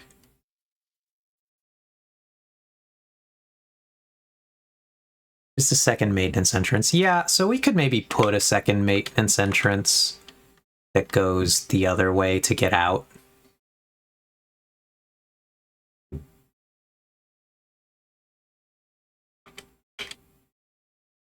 But anyway, that's neither here nor there. We need to connect or finish our door labeling. So you had originally said cyan. So we could do cyan. The other thing I briefly considered, we could put warped wood signs instead of dark oak signs. I don't know if I like that idea. Because then I think we can't really do different coloring on the letters very well. We'd have to do like black letters. Yeah, I don't think it would look that good. So that's the cyan. Then there's the light blue. I think I like the light blue a little more than the cyan, just because it's cooler. Like cooler tone. And this place is not incredibly meant to be giga bright. Otherwise, I wouldn't have created the lights at like a reduced level. And I wanted to try the lime. Lime is interesting. I actually think that that's also better.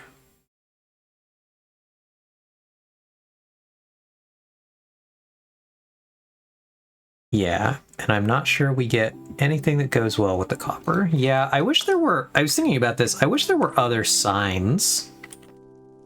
Like, I wish there were signs that weren't made out of wood.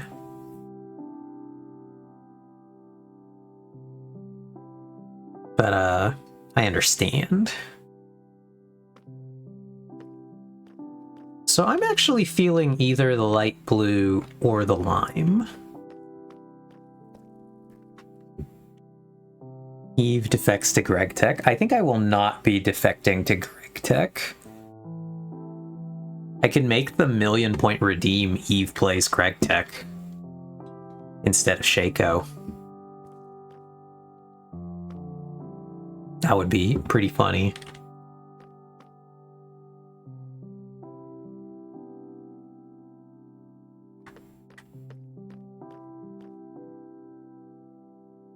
Okay, but I'm sure Greg Tech has non-wooden signs. I actually am not confident that Greg Tech has non-wooden signs.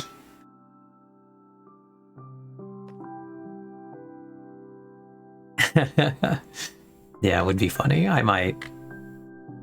I mean, I have said it out loud, Hawks, so it might not be the most surprise.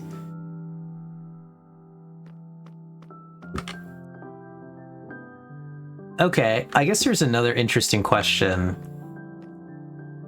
Hawks, do you like the idea of doing color-coded door exits so that, like, maybe all doors are one? No, because then it's just literally all doors back here, but I could do, like, the doors leading, like, all the signs leading to this door are all going to be the light blue, because it kind of matches maybe a fog glass thought.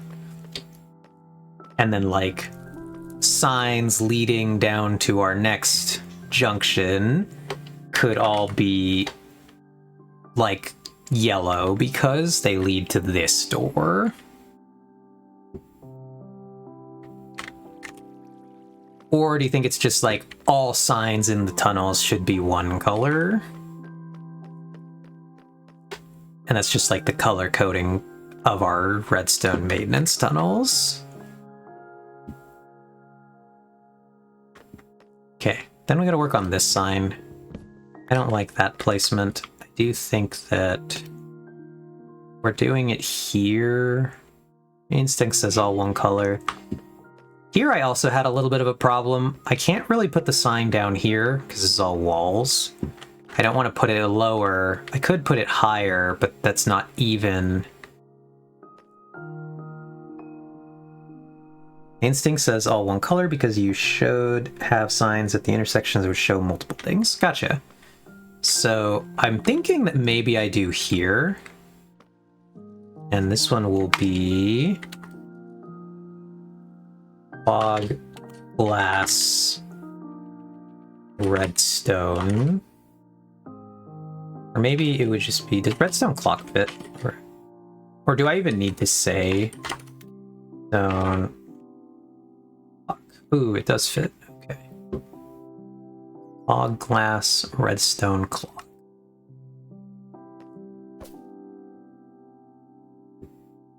Oh, that could be good. Fog glass lighting control. Lighting control. Oh, it barely fits, I think.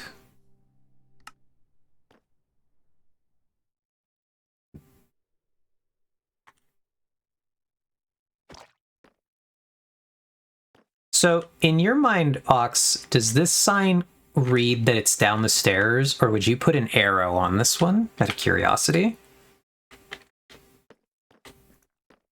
Like, does it intrinsically, based on its position, make you think that it's definitely down the stairs? Okay, I do think it works, because there's nowhere I can really put it down here that would both be visible and make sense. You'd basically, like, say you come in through this door,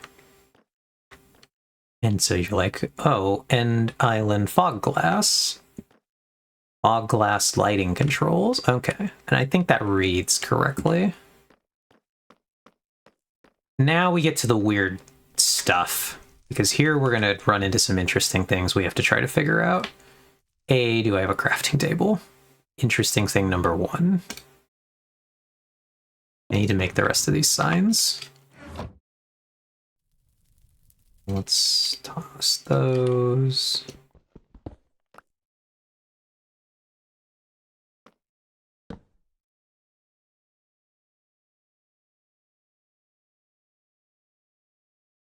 We're going to need as many signs as we can. So now we get a bit of a weird time. We have to figure out where we need signs on this and how signs should work here, because I feel like we do need another sign there. Because we need to... Now I think we're getting into arrow territory, perhaps.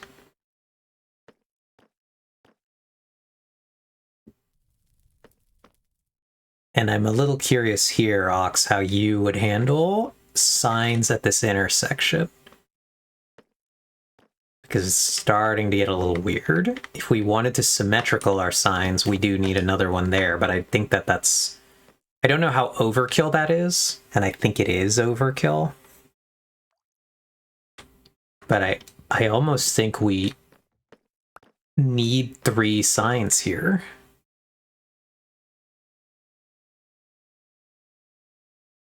I would pick control locations, like highways use control cities. I'm actually not sure what you mean by that, Ox. This might be a gap in my own knowledge. I'm gonna drink some water.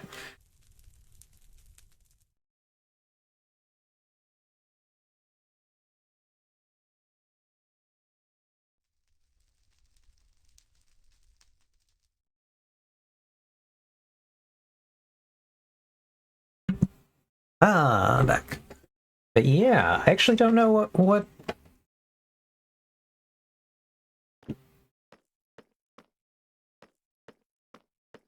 Because we're going to run into this problem a lot. We're going to run into a lot of T intersections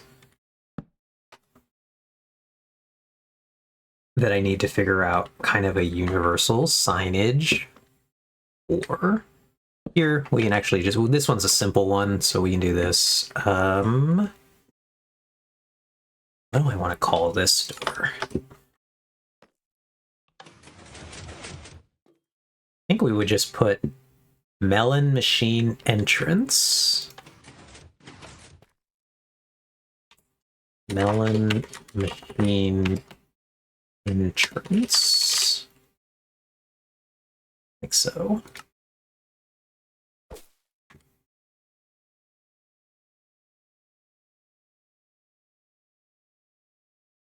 So that one's pretty easy.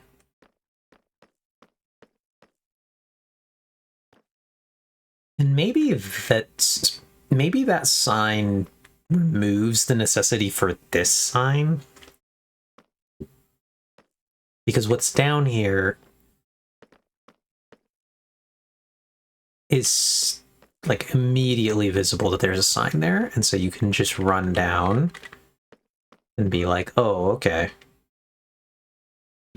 There's a door there. Okay, so intersections would show the most significant recognizable destination in that direction, even if it's not the next. Like, for example, you get on I-5 North, and it says Sacramento, even though there are 3,947,762 things between here and there. It tells you which directions you're going. Yeah, okay.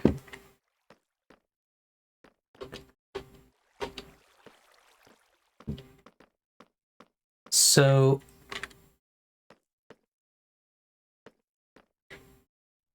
again, how would you label this intersection then? Because I really think that we're going to need these three signs like this, but I don't love the three signs. Because we have one sign that's going to tell us what's down this direction. Or do we think a sign here is not necessary because, again, you can immediately, like, you can hop down here and you're at the end, you know what's here. This sign, I think, is necessary because you need to know there's going to be much more tunnel down this way. And then there will probably have to be a sign here that tells you what's even down this tunnel to begin with.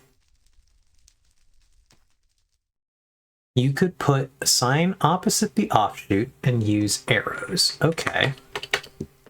Okay. That's probably a good idea.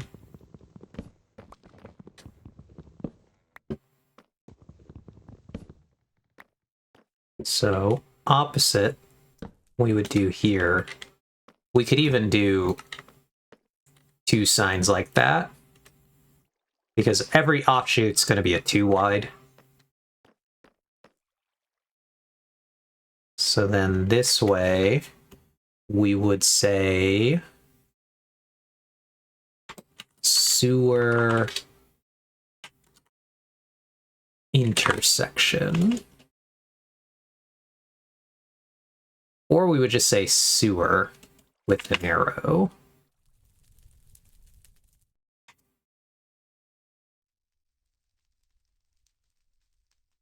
What could we say? We could say sewer junction arrow.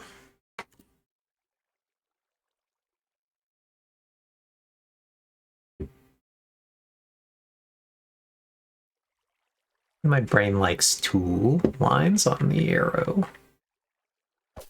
for some reason. Not necessarily like. And here we would just do fog, glass.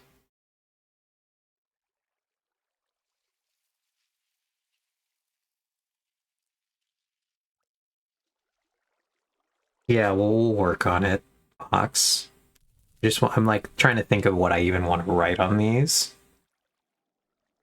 End island. Okay, we would do end island.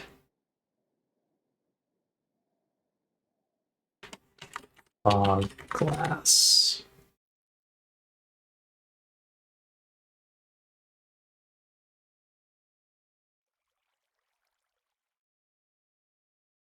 We would do.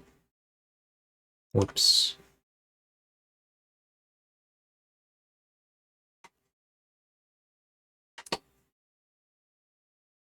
We would do it like that.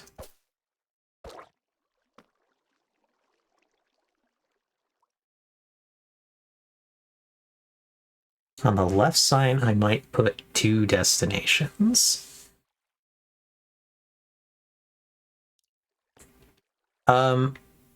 Well, the smelting pit's not that way. The smelting pit is actually this way, so we don't need to worry about that yet. So here, are you saying spacing, though, that I should move this to be more centered? Is that the spacing issue we're having?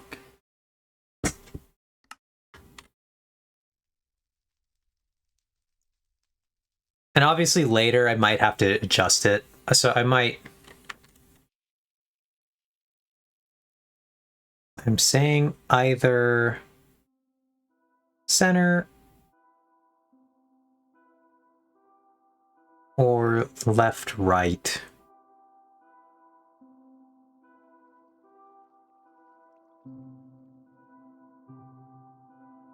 Oh, okay. So you're saying either... Can I do that? Is that how that works? Oh, okay. I didn't know that that's how that works, that the more of them I add...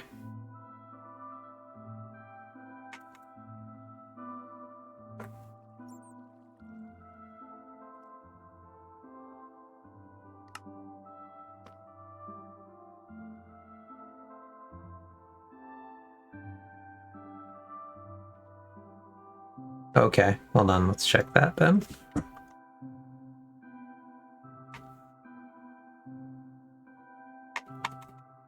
No? I don't know what could be wrong with Junction Ox, but...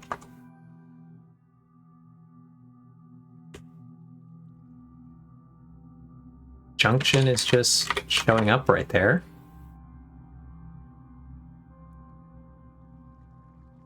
Okay. Oh, whoops. I F11'd myself right there. Something's wrong with this sign, Ox.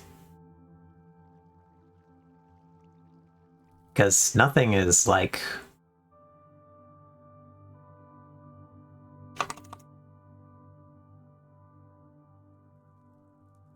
Yeah. But we could just preemptively do...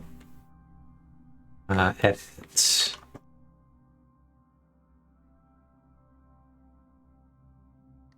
We could preemptively write it that way, because we will add... There's going to be something else in that direction eventually. So we can just, like, save us this headache now by pre-adjusting Sewer Junction.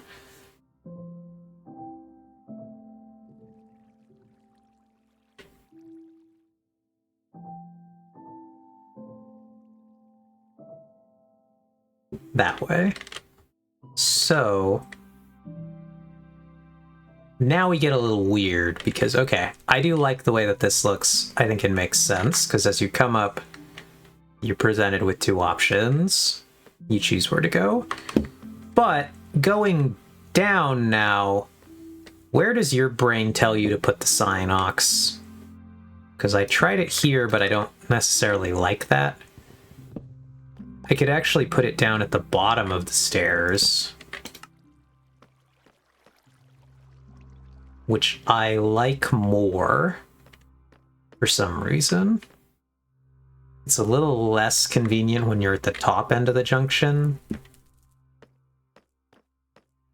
You do have to come down. But I'm kind of curious where, because like I don't...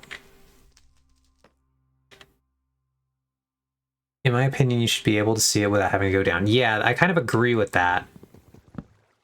I don't love it there, but I also don't... So, like, I could put it here, but I don't think that's a good spot.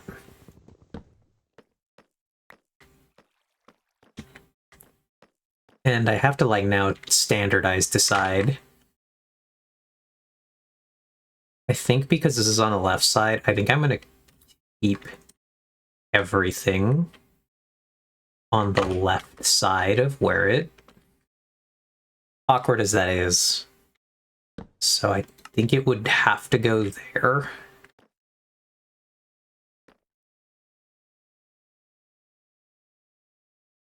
Or we put it there. One of those, but I'm really thinking that those are kind of the only places we can put it. Unless we are, like, committing to weird hallway. Brain doesn't have a problem with two of them. Yeah. Kind of agree, but... So then here we get interesting, because we're going to have... This is going to have 3 things.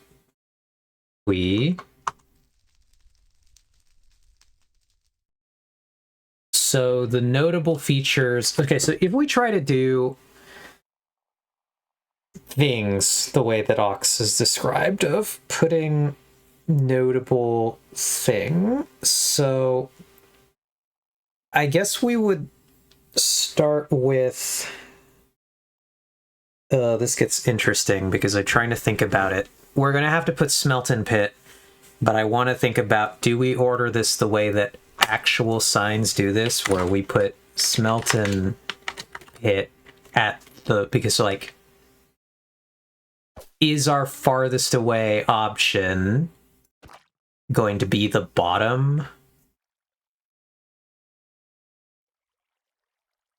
I think so. I think the closer option will be the top thing. The bottom will be the farthest. So we do that.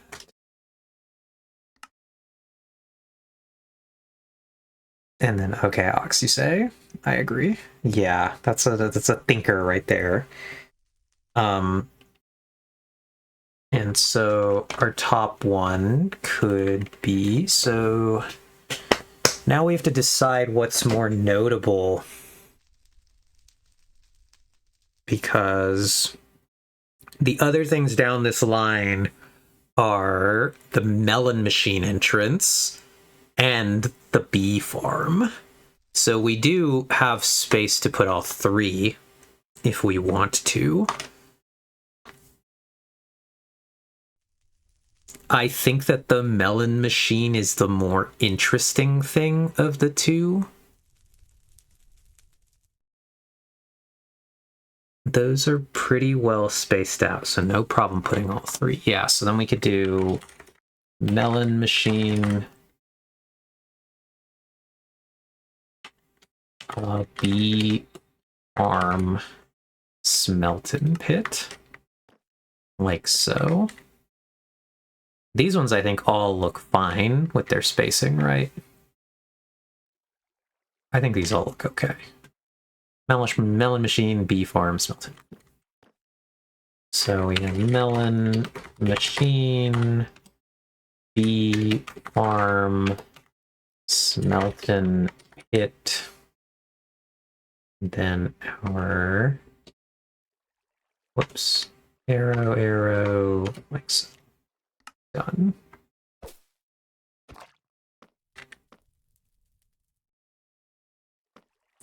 Okay.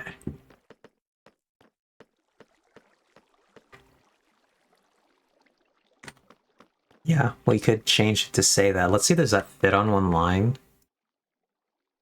Because that's long.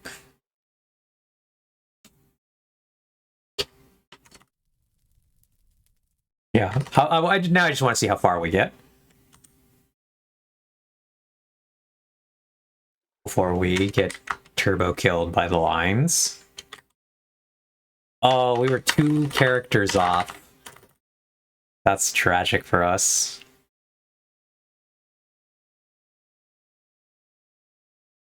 We got real close. And welcome back, Alyssa. We're labeling things. Imagine a cow farm and a honey farm down the same corridor. Reason, sign labeled beef farm. Beef farm.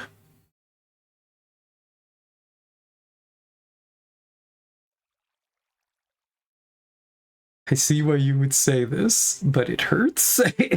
Consideration, remove all the vowels. Allah, thanks for the mers. You're welcome. The melon machine. I think that actually kind of still reads correctly.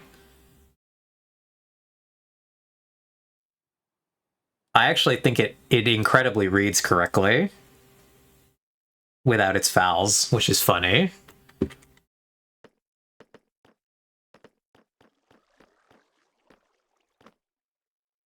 Okay, so I think in this new system, we don't even need a sign here anymore.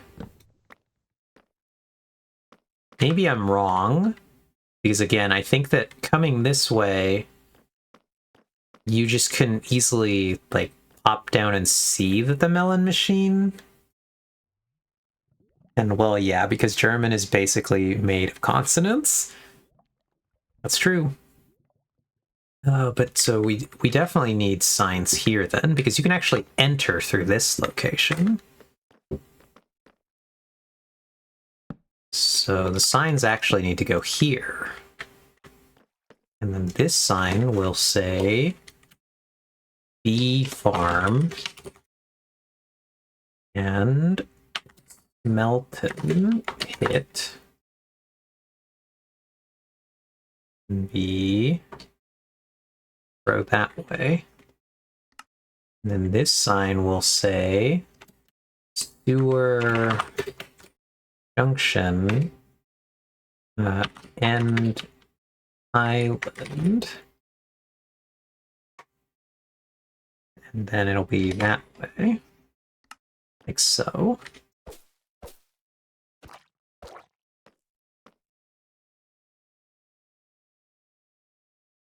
So I think that's the correct way to do it, Ox, right?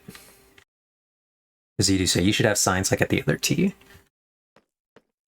So I think that this is the correct way to do this.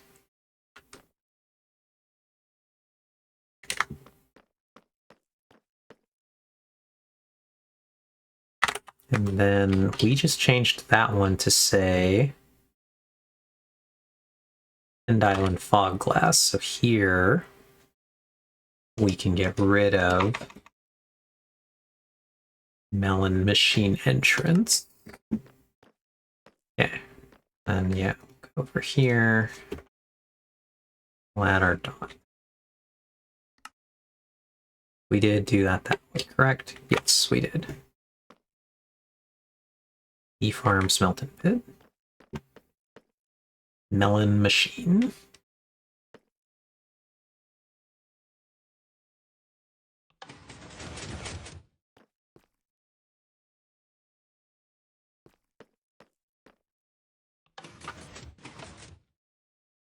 Okay.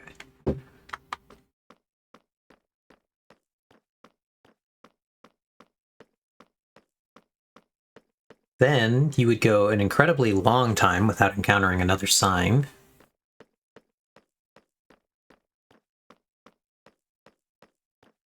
Okay, you do need signs pointing to the melon machine. Okay. So you would say then that we do indeed need the sign here and the sign here, right? We're fine with doing the double signs. So we need melon machine. That one, nope.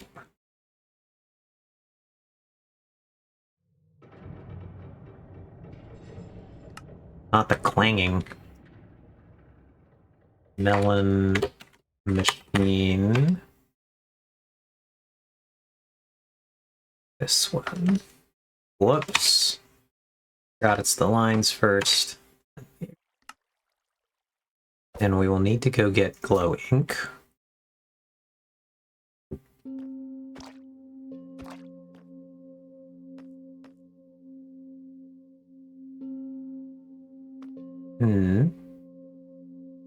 Alright, I guess question, Ox, how do you prefer the formatting of Melon Machine? Do you think it should be Melon Machine centered?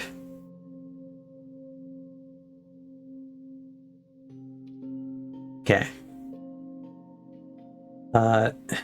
Yes. Imagine, what if you could glow ink part of the text on the sign, reasons make sign like partially burnt out signs and make funny phrases? I think that would be cool. I actually like that, Alyssa. I wish you could do more different stuff with the signs. Reason get up to shenanigans, always, but I think we should at least be able to individually color at least the lines, if not the characters. I would agree. Also, God, having enchanted gear is so good. Yes, it is. That would be good for making navigation signs. So one line is better where possible. Okay, so we would do melon machine. Done. We're gonna keep all our arrows at the bottoms for uniformity's sake. So now we hop.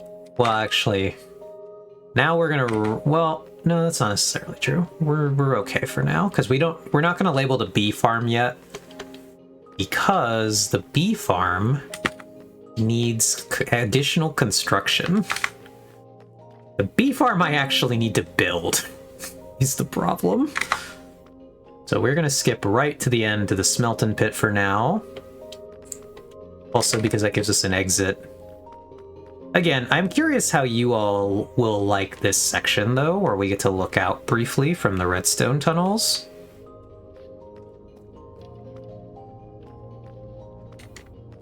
Basically, as you're walking through here, you actually get a view down, and I'll build something down there. I'm also gonna probably expand it so you can see a little more on this side. Currently, it's really close, so I think I will terraform this room to be bigger so you get more view off of both sides. But eventually there will be stuff down there, so you'll be able to come through here and just like look down.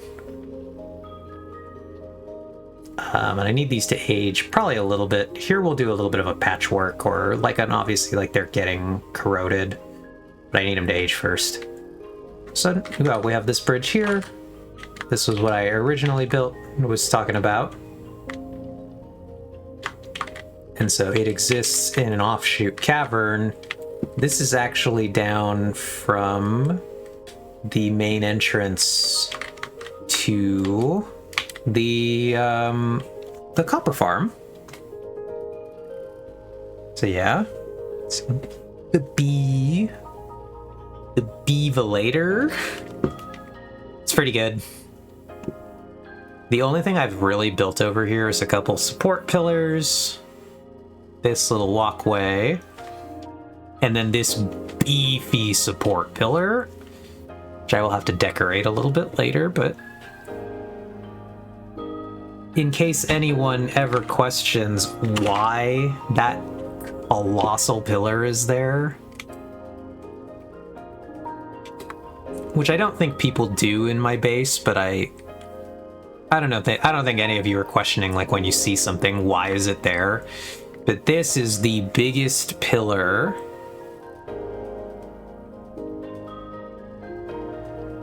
I guess don't blow the maintenance tunnel's cover. If you can see down from the bridge, you can see up to it. Yeah, I do kind of like the idea, though, that it's a fun way to imply that there's something there, and you don't really know what it is.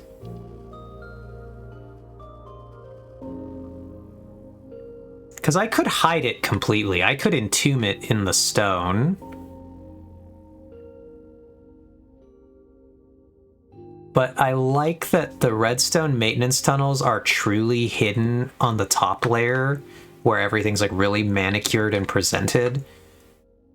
But then down here, they kind of jut out.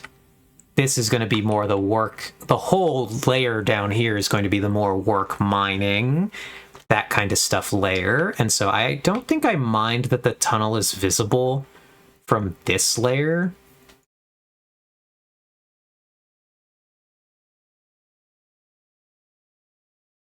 That's also the case with the sewers, so carry on. Yeah, so it's interesting. Also, the overlook is very pretty. I am damage testing in video game. Interesting. What game, Melissa? What are you damage testing? Like, DPS checking to see if you can DPS something? Genshin Impact. Okay. So here we do one sign. Smelting it. Done. She's seeing if she can impact enough Genshin. We're impacting the Genshin. I'm trying different team comps for my recently acquired Haunts person, not Haunts in the furry way. Ah, riding a Haunts. Haunts in the Chinese spirit way. Oh, interesting. Not even what I said. All right, so I guess here's another interesting question, Ox. This is a bit of an awkward entrance. Would your brain put the sign here? Or in this case, would the sign... Do we even need signs here? I suppose these signs are to tell us if we head down the tunnel what's in that direction. Well, this sucks. You need signs where the alcove is. Oh, you mean here? Okay. We can always redesign this room a little. Let's see. Can we punch through...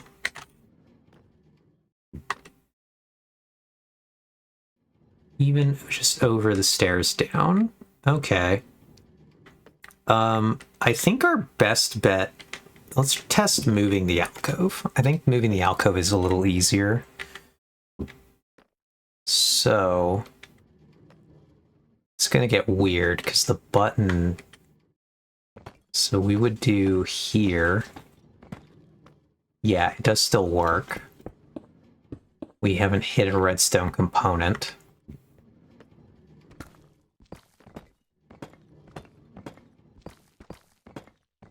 So we can test this way.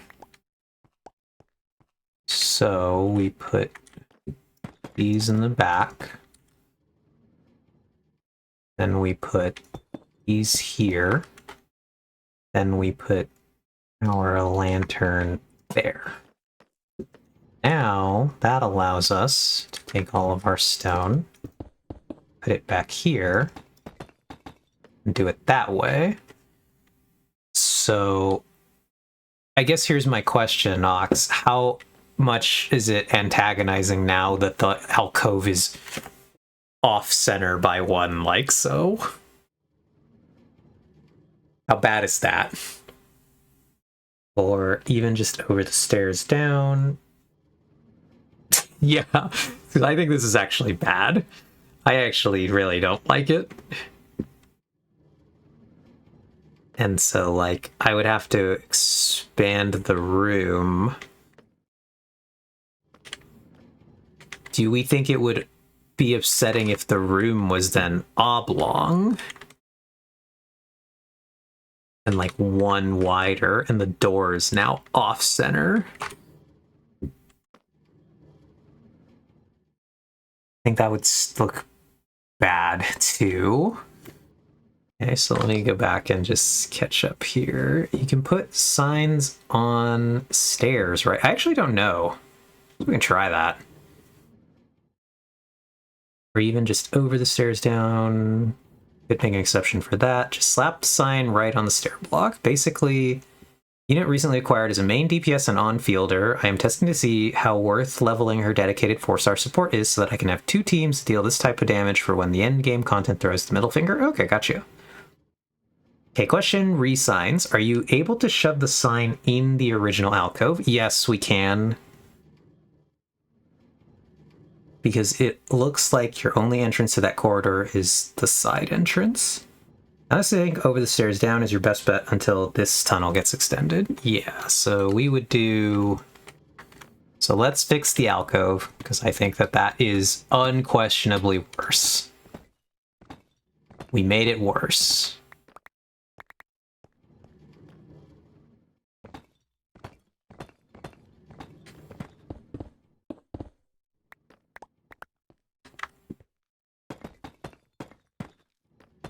Nope, that's incorrect.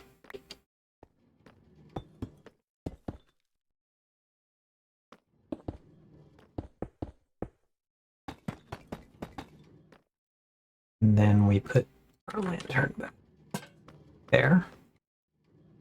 So I honestly think over the stairs down is your best bet until this tunnel gets extended.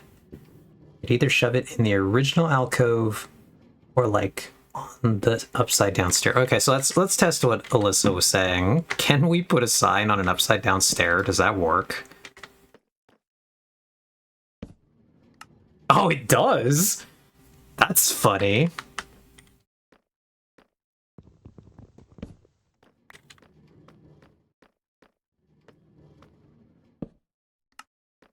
How much do we hate that? Is that fine? Is this okay, chat? What are our thoughts about this?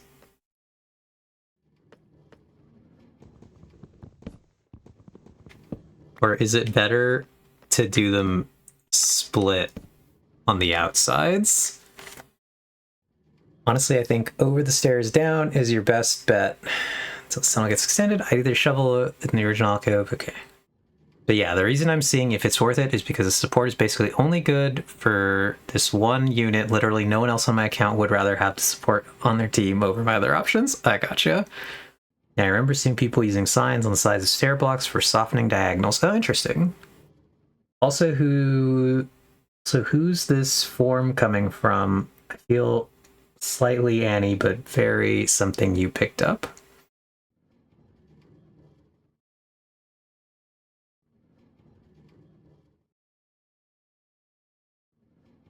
I think on the stair, but maybe one down.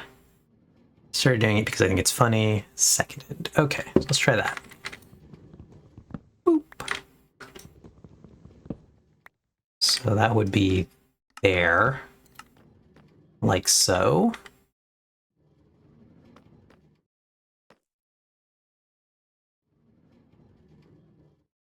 Try for as close to eye level as possible without interfering while walking. Yeah, I see. Okay. So here we would do... We're doing them in order of closest. It's bee farm, melon machine. Oops, that bee farm's on the wrong level. Bee farm, melon machine. And then sign 2, we could do sewer junction.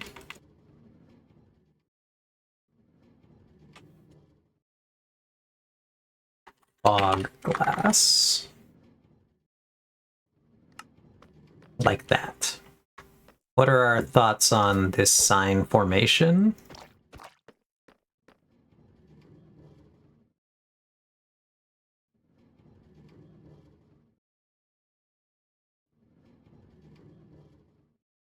Looks Gucci.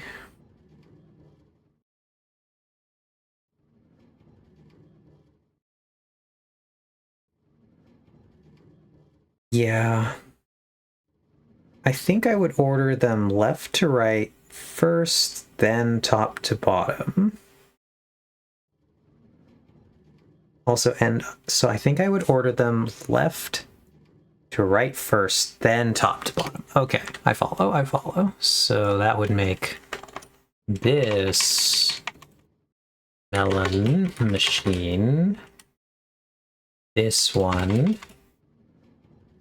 should be End Island. And then this one would be sewer junction, like so.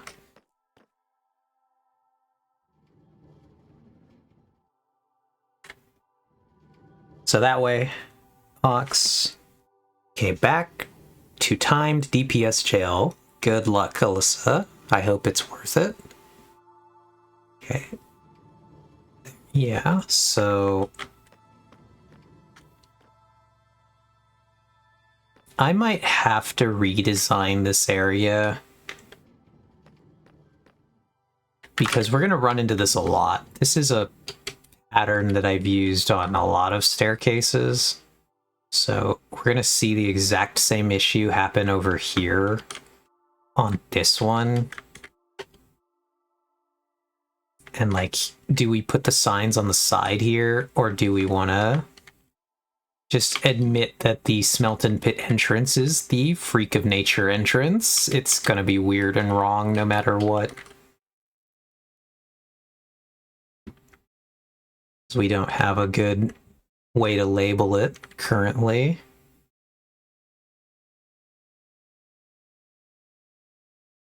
I think it's really nice to have the Smelten Pit one be unique. Okay. I don't disagree. If any redstone tunnels ever connect out here, that's going to be weird. Because if more redstone tunnels connect, it might end up being like a junction that happens like right here, branches down, because I can't widen, like, to make this another entrance. I can't match the entrance on the other side because of the redstone for the door, even as micro as that door is. So to do another entrance out, we're gonna have to like branch somewhere else and not IDKY, but it satisfies me. That's good. But yeah, so that's if we get more redstone builds in this direction, to be fair. Most of the redstone is clustered the other way.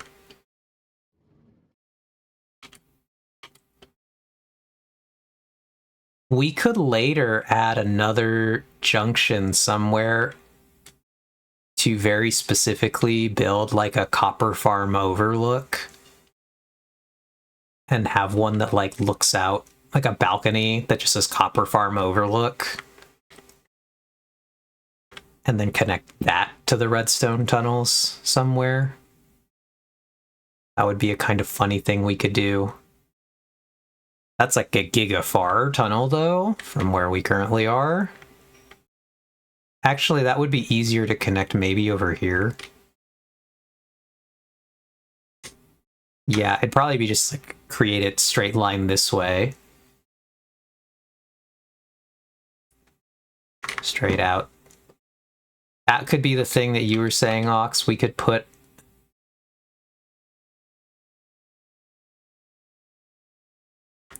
Yeah, so if we put another door here, we could have a door that branches in a way to go up, and then we could, or if we did it on this side too, same thing. Door that branches to get up, but also a door that then leads out to the scenic copper farm overlook.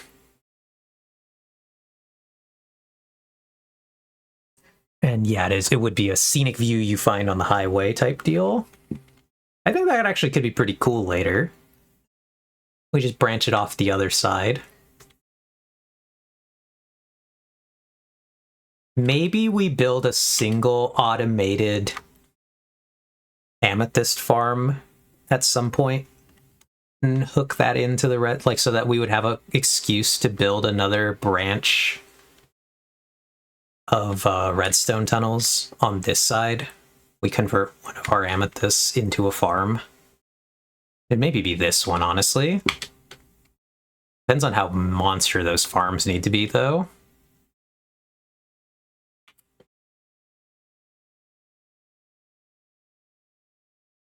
How, like, hideously bespoke and disgusting they are. Perhaps I will ask our resident expert, Vex. Also, the skeleton horses killed Copper Ager before all the coppers aged, which is kind of funny. Our resident Vexpert, Amethyst Farm Extraordinaire. I know that he deeply loves designing amethyst farms, one of his favorite things to be doing. Yeah, it didn't quite make it. I guess I gotta go spawn that back. So, okay, we have one last problem to solve here. This single torch exists, and we need to find a way to get rid of it. And I think that that might be by adding an alcove here. Because the problem is We have a 5 zone of darkness. Oh, the lights in this area don't have slabs because I was working still on trying to space them out. These are basically final placements now, but I hadn't gone back through to finish them off yet. And this center one is the problem.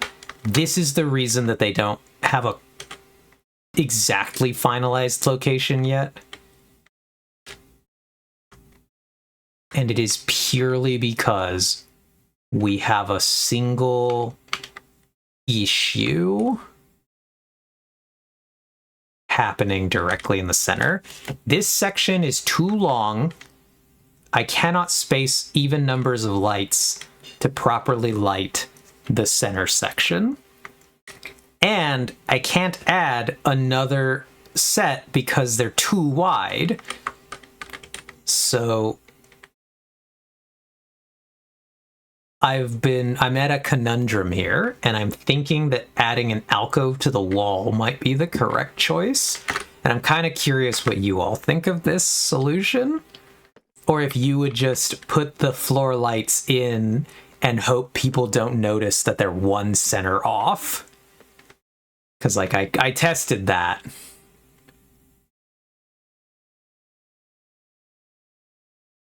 Oh, no one would ever notice if you just spaced them out a bit more and added one other floor light.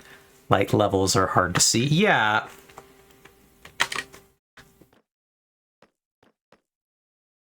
Yeah, so I was thinking, Alyssa, maybe a double alcove. Or to maybe make a wider, like a restroom area here, or just like a bigger something here. We can't junction off here because there's nothing like interesting to junction off to. So that's kind of curious that we have this exact gap space here. What a weird generation. We can't split off. Yeah, it's, to be clear, not a restroom, but a rest area. Yeah. So we could do an alcove here. We could space the floor lights more. And then just put another floor light. I want to test... We're going to test alcove.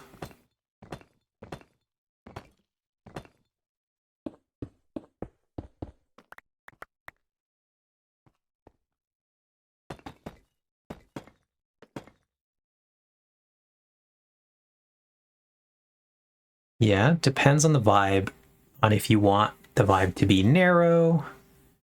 To be clear, a restroom, but not a restroom, but a restroom. Yep. If you want to open it a bit there. Eve does love her Minecraft restrooms, though. And whether it'll bug you to know that the spacing is different. Yeah, it does ever so slightly bug me that the spacing is fucked up in this tunnel. Very tragic for me. Probably for nobody else. But me specifically.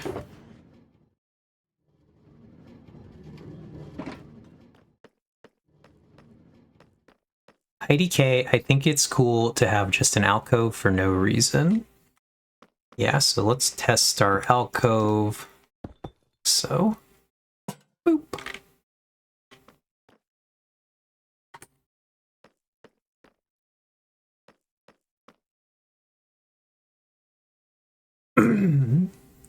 Alcove is a vibe for nobody else. She says his ox exists right here in this chat. Yeah. Okay, now we test. Do we think double alcove is better than single alcove? The next thing to try here.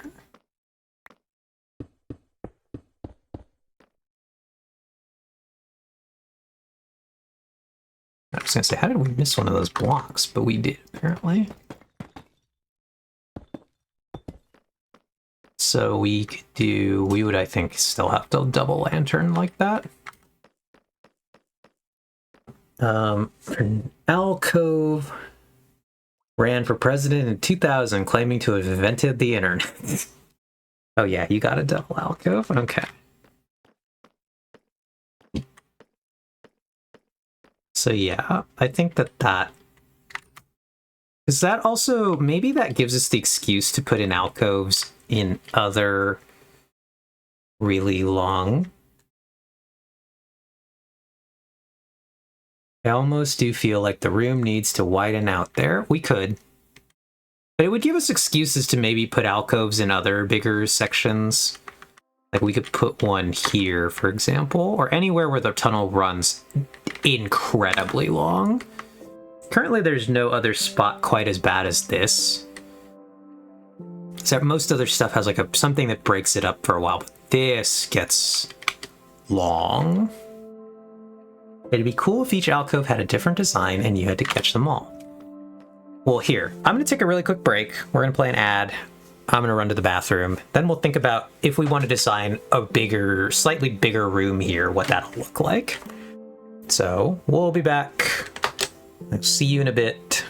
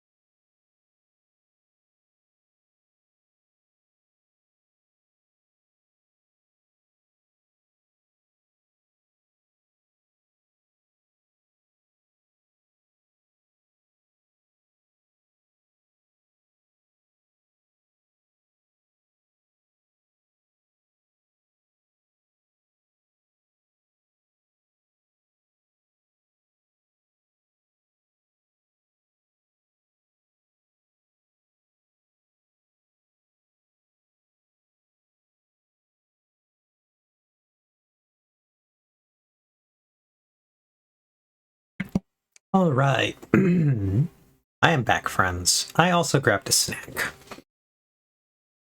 while I was gone.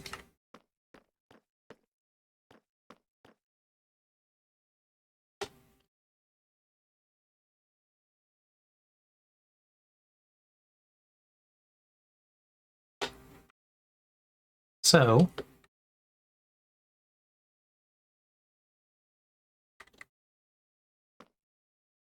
nom nom nom nom nom. Hope you all had a good break as well. If you're still out on the break, that is fun.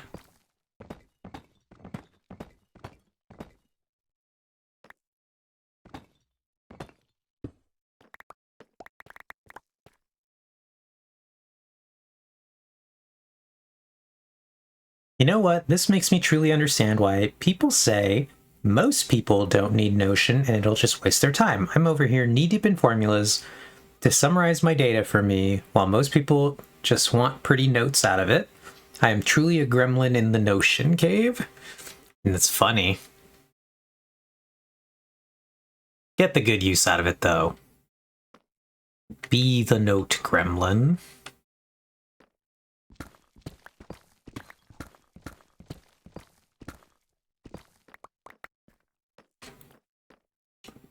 So, let's... Why are there 64 rockets in that shulker? Interesting. I have a lot of, like, junk shulkers right now, actually. This is really a problem that I should have solved before doing this, but now we're here.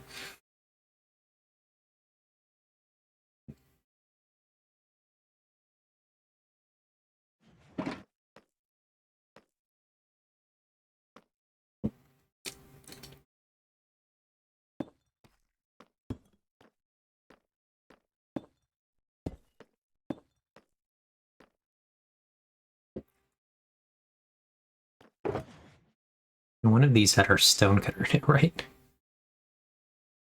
That one has the stone cutter. Let's get that out.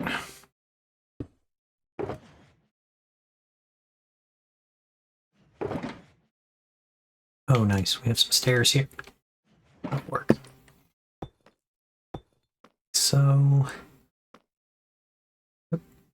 we are gonna sunder one of these into 2 slabs here. Oh wait, it's more slabs, never mind. Okay. Alyssa, if you could use Notion for work, realistically, would you still choose Obsidian? Well, that's a question that clearly is going to make way more sense to Alyssa.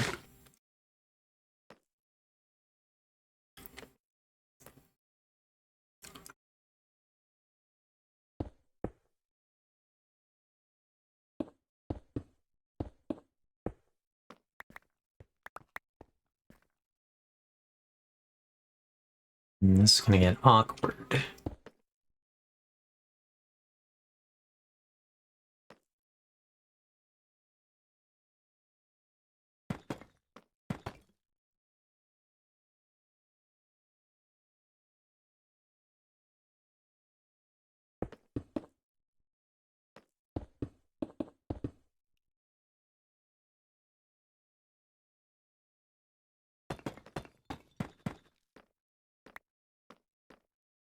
We're figuring out alcoves here, friends, as you know.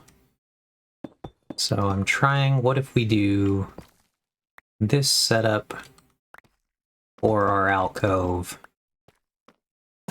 like that? Okay, I think I would still choose Obsidian.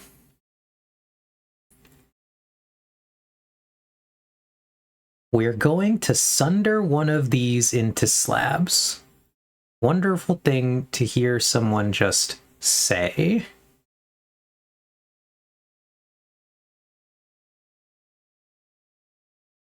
Okay, because the utility of Obsidian's plugins work very well for collating information I care about gathering in one spot. It lets me not lose any of my stuff, corners of my workspace. Gotcha. I at first thought we needed 2 alcoves. Yeah, I'm curious what you guys think of this bigger. At first, I thought we needed 2 alcoves, but honestly, I think if they're like the Easter eggs of these tunnels, having one is kind of cool.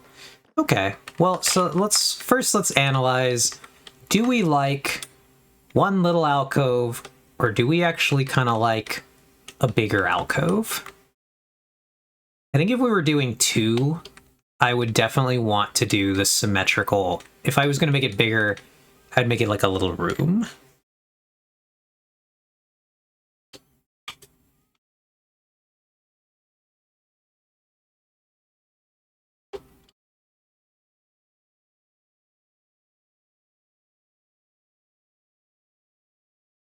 And I think if we're doing 1, we only do 1 like this. We do a little.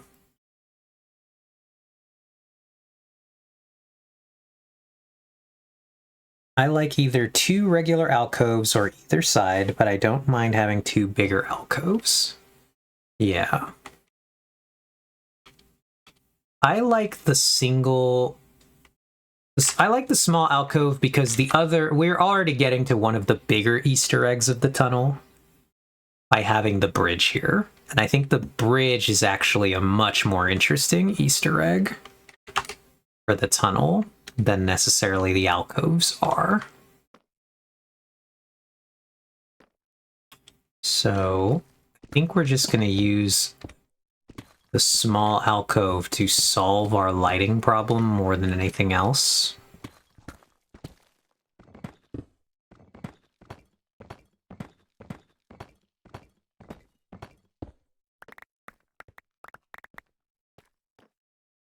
So I think that's truly what we need here. It's just a solution for her awkward lighting problem. And I think in this situation, doing the simpler solution, simply putting in our 1 alcove, is going to work for us. Okay, basically what Obsidian does for me at work is it takes a digital bajillion sticky notes and ruled paper scattered on and around and under my desk, and will put it all in one spot based on the filters I've applied to the folder. It's like having a larger AoE magnet for your loot. It's fun.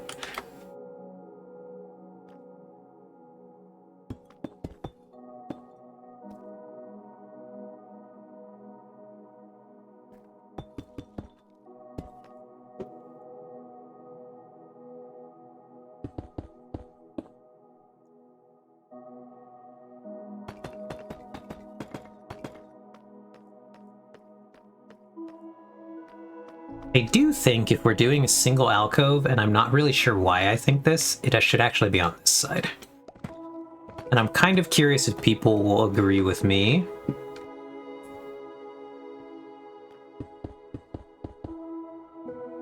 On this one, or if I'm having like a very different take for some reason. My brain tells me that the alcove should be there.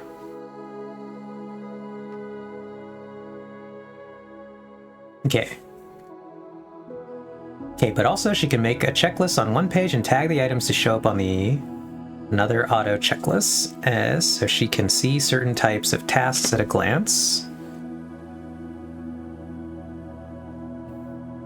Okay, this is extremely useful. Yeah, I don't know that I have big feelings. I know why my brain tells me this, Ox. I will explain in a second, because we're going to put it to 1 just for now, so I can show this, and I can explain exactly. I've realized, like, the processing has worked. Why my brain thinks if we do a single alcove, the reason it should be on the left wall is because that is the outer limit of the base currently. If the right side is to the interior of the base, the left side is the exterior. And I think this is why my brain has said, if we're going to put an alcove, the alcove should go here. Because it's treating this tunnel like basically like the perimeter of the base. Is that actually important? Not really. but that's how my brain tells me to do it if we're going to do one. If we do 2, then it obviously doesn't matter, because we've just done 2. And I honestly don't hate the 2 either. I don't think that one of these ideas is necessarily better than the other one. I think they're just 2 slightly different variations of the same idea. So, I'm kind of fine with the 2. Okay, Obsidian has 2 extremely good plugins in my opinion, Data View and Templator. Interesting. I know nothing.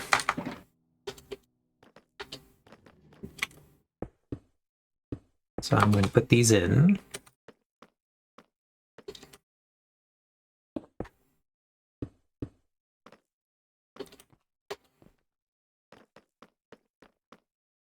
Do you also use Obsidian?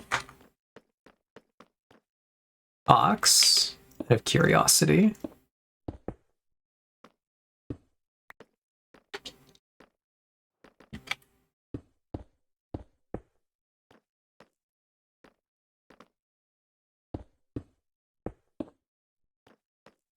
Do not. Gotcha. Boop beep.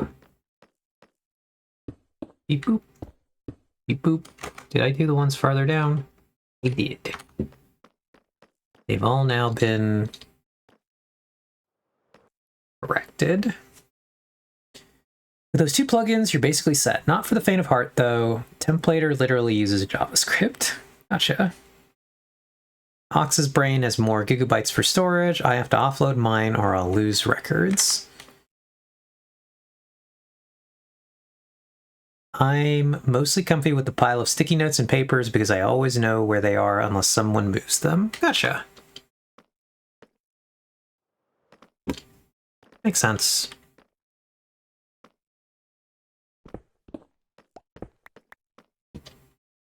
But organization systems often don't stick for me. Kind of agree. So I think this might be our finalized, for now, tunnel. We're going to leave these this way. We'll see how I feel about it as we go. If it's suddenly different another day, that'll be because I decided I wanted to change it.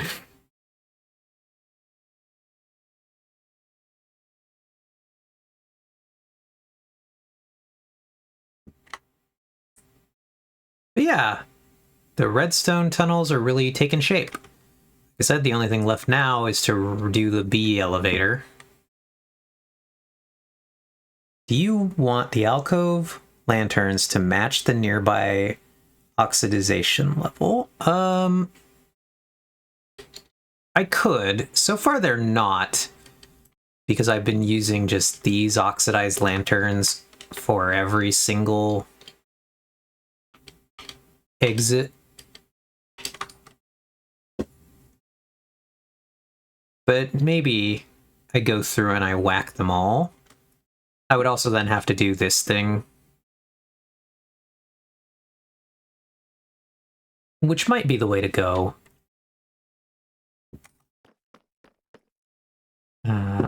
Let's start with... Where do I have...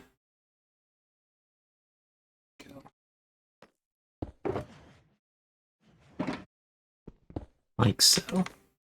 Let's go start with the 1. See how we like it. So if we do 1,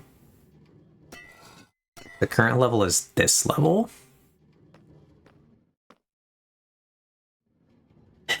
And I'm not sure I like that guy that much. Kind of curious what you think of that one, Ox, since you've given this suggestion.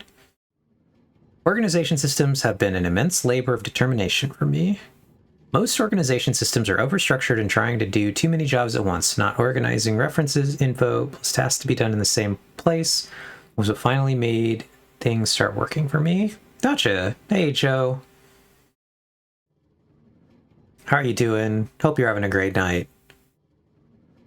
Hope you didn't just wake up etc., etc. Biggest useful takeaways as far as organization system is that works best for structure, can change on the content needing organization. What works best for structure can change on the content needing organization. Got it.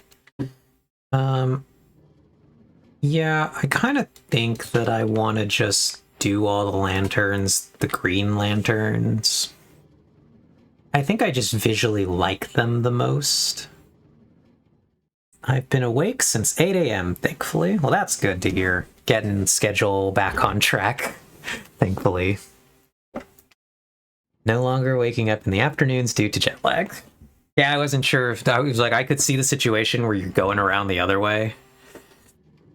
The classic reset your correct internal clock by going the long way around.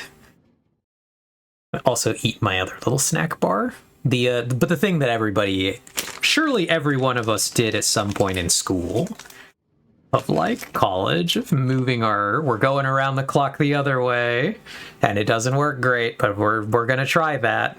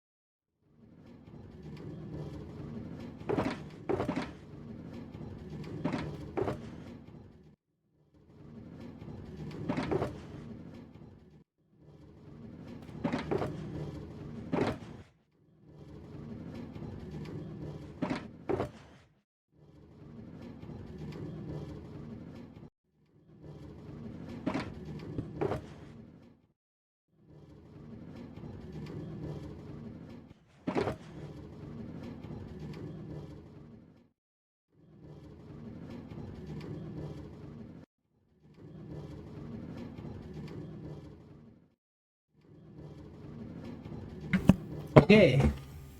I have returned from chewing. We're doing a little teeny bit of organization. A little bit. Just a little bit as a treat for people who like organizing. That is mostly not me.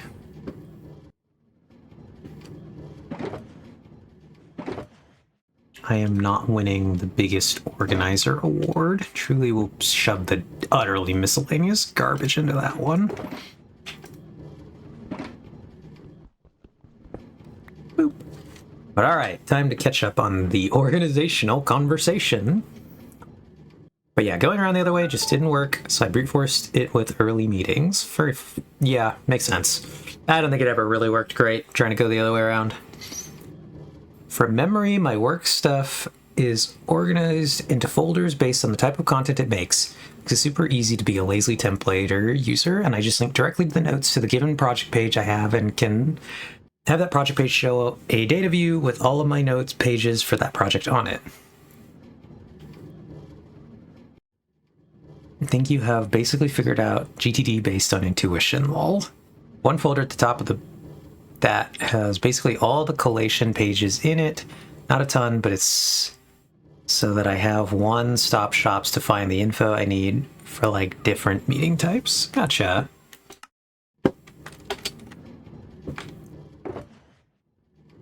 I know this will shock many people, but my job basically has no need for organization. It's pure chaos all the time. We're gonna wax this guy just so that he can stack with all the other guys. And not fill up truly the final spot of our inventory there.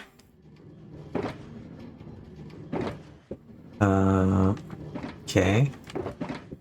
This is mostly sane now. In my Notion, I am still renovating it after having so many little things get lost in the dust bunny corners, but I still don't really get what I need out of Obsidian for the shenanigans I want to get up to in Notion. So Notion is what I use for personal life. That's cool though. Having different stuff like that for different things. Okay, this one needs a little... This is a weird one. Pull all of those items out. Temporary dye shulker. Utter miscellaneous garbage. Rocks.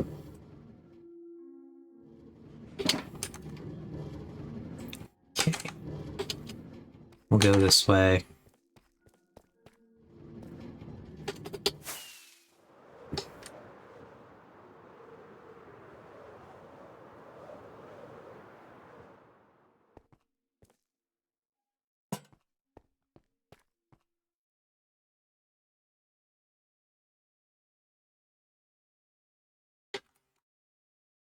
Return to us, friend. You were mercilessly slaughtered before, but you're back.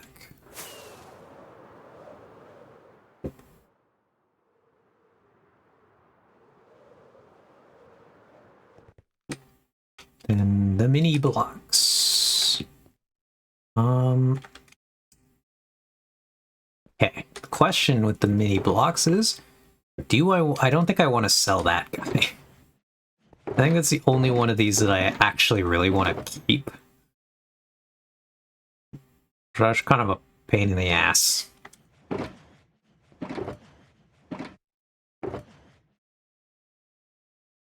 These are all ores. Very exciting for us.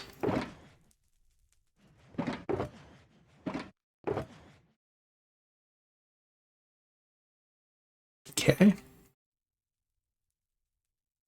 I used to be horribly disorganized no matter if I was left to my own devices or guided along, so organization methods have become a hyperfixation in my adult years. Gotcha.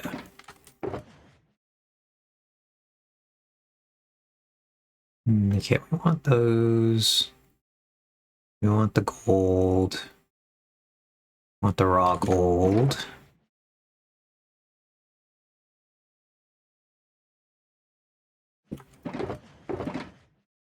We don't actually sell this stuff yet. We might sell this eventually, but we don't currently sell it. Which is kind of funny.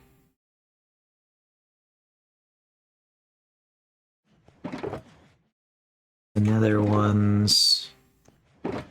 we will take our mini amethysts. I think for now, this will be the new...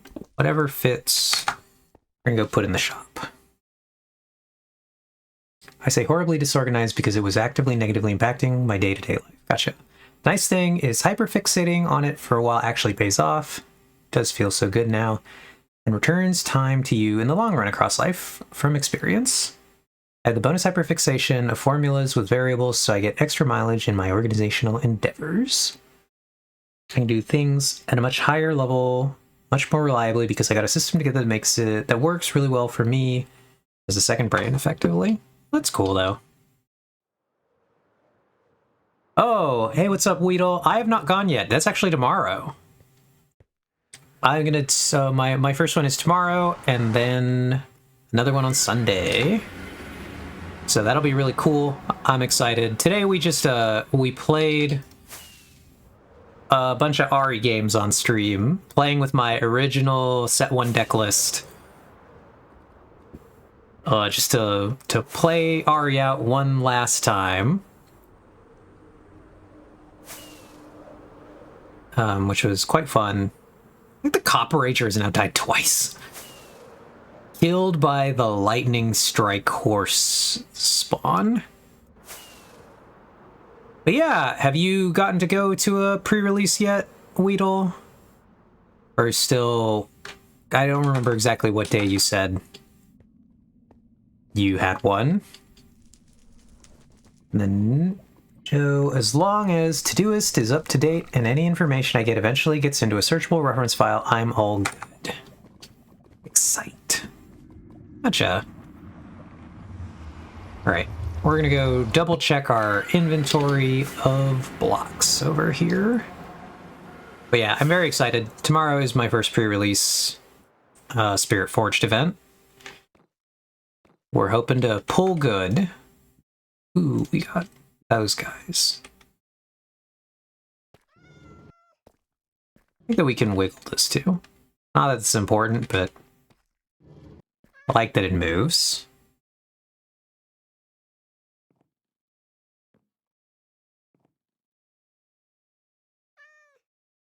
Oh, got it. Okay. No minor tomorrow and Sunday, but I can't play. My wife works, so I will be showing up late to just pick up my kits. That's unfortunate. I do hope you get good pulls, though. But I understand. The title, Wait, It's All Ahri, is giving the astronauts on the moon meme. It always was. Yeah. That part was actually the mobile notification, Alyssa. The Wait, It's All Ahri is the title, but then I set the notification to just be always has been.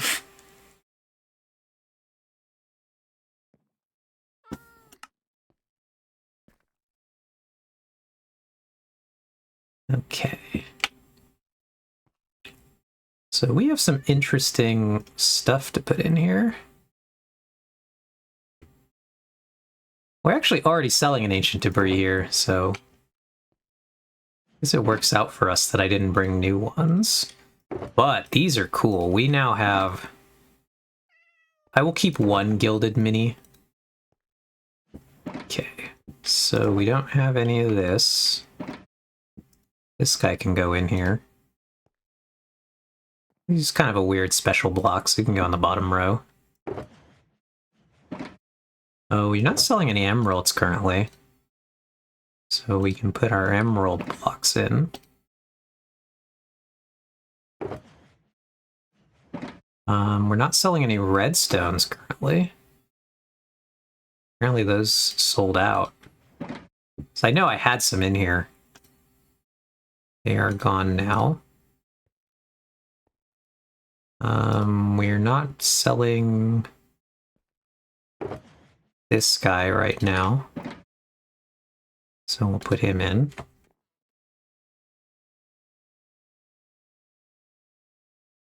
But yeah, Alyssa, I do funny stuff like that with my notifications if I can. How do I want to move these? Because something's got to move.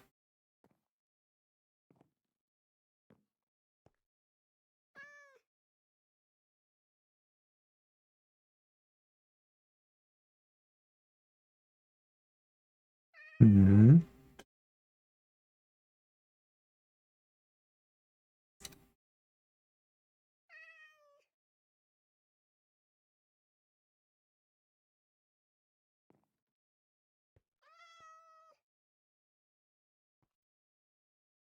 Hmm.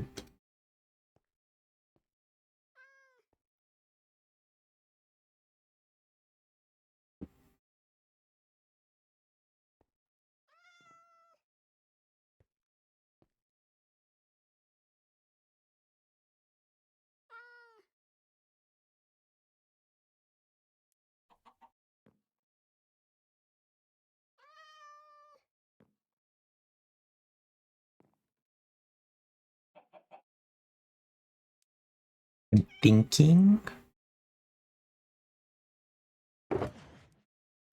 thinking.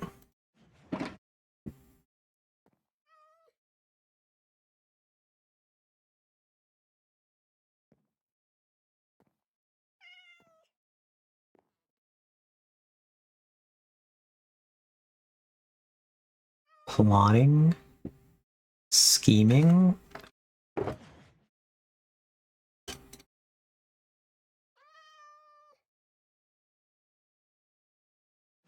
Do we have the quartz in there? No, we have 2 golds. Okay. So we'll grab the quartz. I don't think we have the mini glows. Mini glow, it's kind of an interesting block. Alright. So, the mini blocks have been restocked with a new, slightly cycled inventory. And now slightly more organized. If I had, I wish I had, because I would put it this way, we're missing small gold ore, unfortunately. And I don't think I didn't bring small gold ore, because I didn't have one, or I didn't think that I might need that one.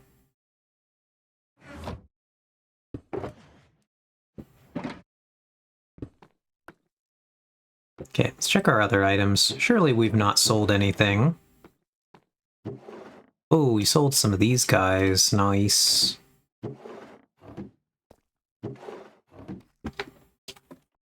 This shop is not really designed to sell items that often. It's like an incredibly niche item. Shop.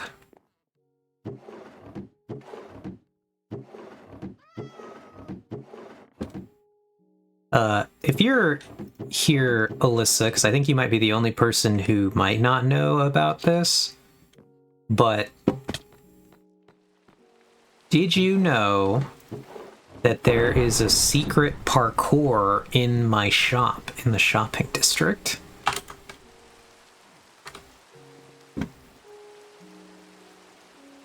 I don't suspect that you're a parkour person who likes parkouring on things. But there is secret parkour in my shop, and it's quite fun. Yeah, mostly we're here to sell tough gilded blackstone. Mara still has not tried the parkour. It's quite tragic.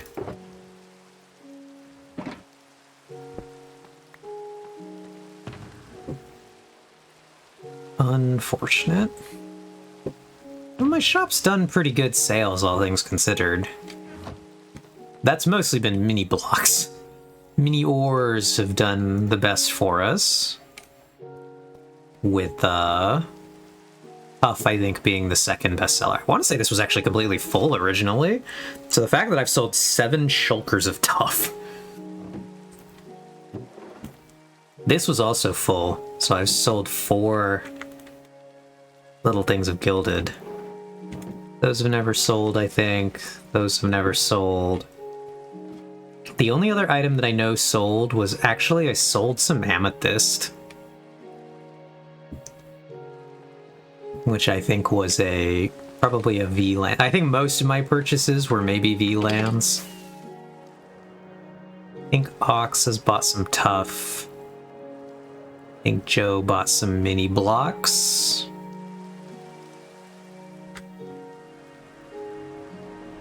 Very exciting for me. Small sales. I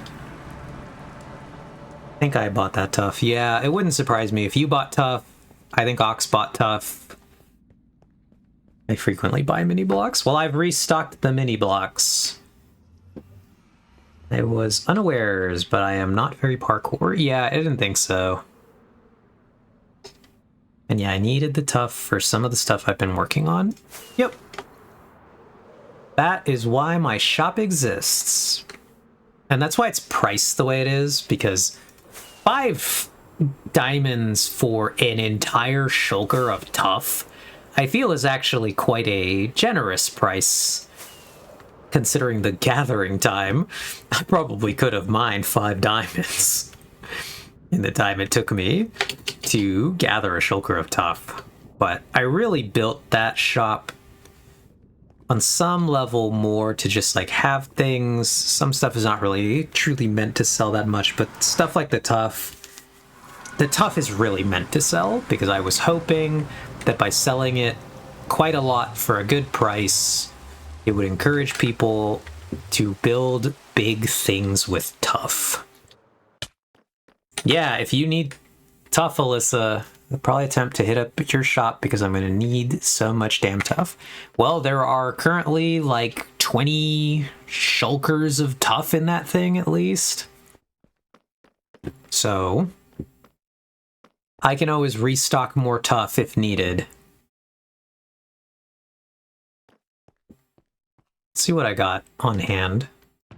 I would need to collect more, so I don't have a metric ton of it on me, but I mean, I have more. I could restock it fine right now. Eve wasn't particularly motivated to maximize profits because all the profits belong to me anyway. Yeah. I'll have to get my hands on diamonds first. Ah, I see, yes. That tracks. Some of the stuff. Ah, ha ha ha, hee hee, ha ha. Excellent joke. We love it. Oops. That guy there. Put the other one over there. Alyssa, you missed the perimeters. That's where the big diamonds come from. Yup. I got this many diamonds from the perimeters, basically. They do, and I did not collect nearly as much diamonds. We did this, the day we did one of the perimeters was Vex, Ox, and me, and I by far got the least. I actually think that Vex and Ox almost doubled me on diamonds collected. I was not good at it comparatively. I have like 3 to 5 diamonds to my name. Well, you're doing better than me, Alyssa. I have effectively 0 diamonds to my name. The only diamonds that I own are actually these diamonds over here. This is the... Actually, so I'm doing good. I have this many diamonds to my name. No, wait, those are the diamonds for Ox. Where do I keep the other diamonds? Oh, they must... No, okay. So these ones are for Ox. Forgot about that. These are not the diamonds to my name. The diamonds to my name are over here. They are the ones that are actually in the storage. I have 47 diamonds. I think I have another 2 minutes in DPS testing. Good luck. These 47 diamonds and this 1 diamond block are the diamonds I've gotten from loot and not any other source. I have not mined these diamonds. I have not traded for the diamonds. I have not gotten the diamonds in any other way. These are the loot diamonds, and to the way that my diamond contract has been explained to me, those diamonds are mine thus far. I suppose the contract could be amended in the future, but for now... Basically, until recently, anything Eve mined belonged to me. Yup. But as far as I was explained, Ox, the loot diamonds do not currently belong to you in a meaningful way.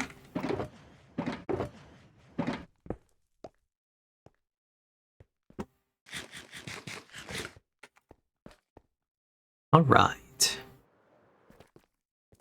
So, I think we are for the moment done with the redstone tunnels. I don't think I immediately want to take on the elevator project and finishing the B room yet.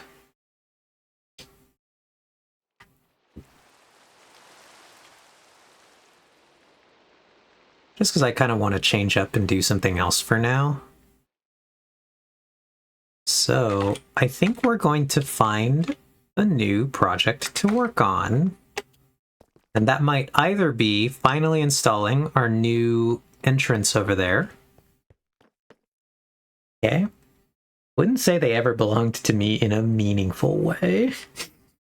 Time check. Yep, it is 9:21. I am curious how you are all feeling. Do I have the other gold? That's what I actually checked that really quick. I don't. So it's not that I forgot to grab it. I just don't actually have that gold yet.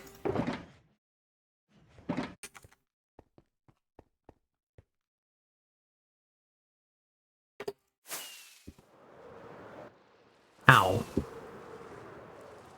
Let's actually be weird and sleep for once. So the time check, though. I am okay with going a little long today, towards the, like, 5 hours. So, so if we do League, we could do some League right now, but I'd also be fine, like I said, going... let's go here. Really quickly turn on the hitboxes.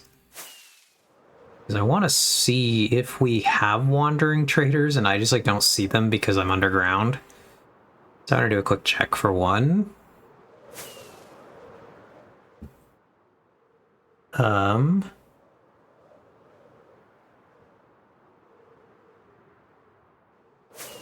we're going to scan our hitboxes.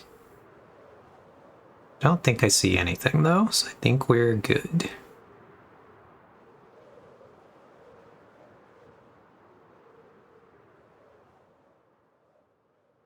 Okay.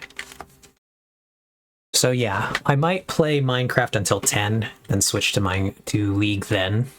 Kind of my current plan. And then, but yeah.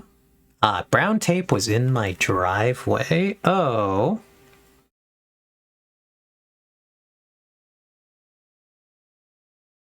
I assume then that it fell out of my car, or you dropped it when you got out.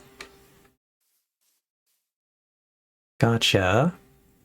Must have dropped it. Are you still gonna use it then, Ox, or are you gonna... Oh, okay, ordered more. I was also gonna say, I can get some more when I'm over in your area tomorrow. Just bring it by.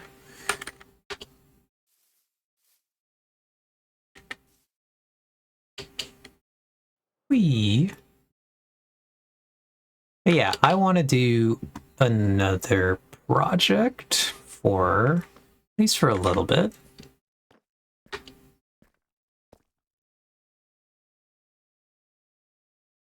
Okay, I ordered more. Funny thing was it arrived and I picked it up and still didn't notice the old roll until just now. Oh, that's funny. Yeah. Kind of want to, like I said, I want to find a little project to do. Nothing big. I think we'll still hold off on the main entrance. We'll hold off on finishing the elevator in the B room, but I want a little, like, a small scale project, like just putting in a new planter zone.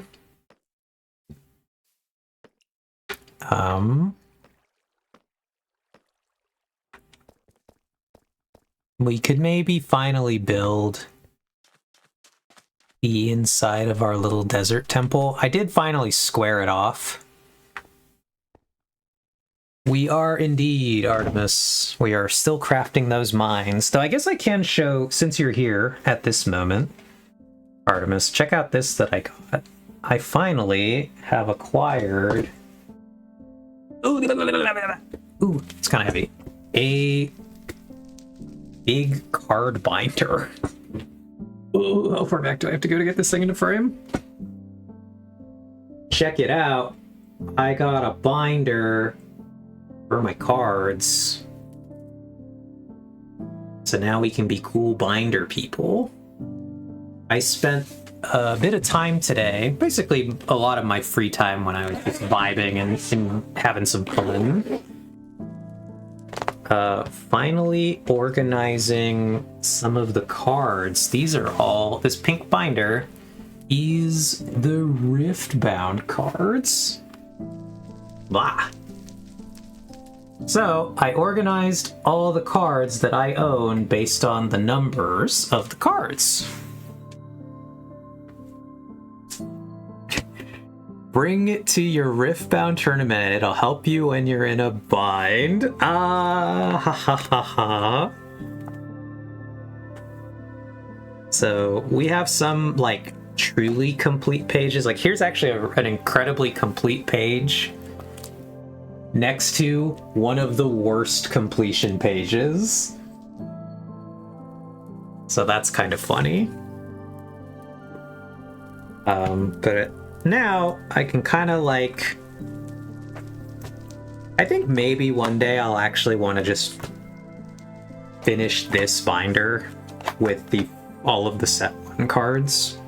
I think that would actually be kind of cool. That is what a lot of people... Is it worse completion because you're playing those cards or just don't have them? It's not that I don't have them. They're every color has a section at the end where I'm missing a gigaton of cards because I just don't have any of them. And this is where all the rarer cards go. So some of them are like maybe a handful, maybe 20 are in the decks and not in the binder because I literally only have enough that I'm playing them and I don't have enough to put one in the binder.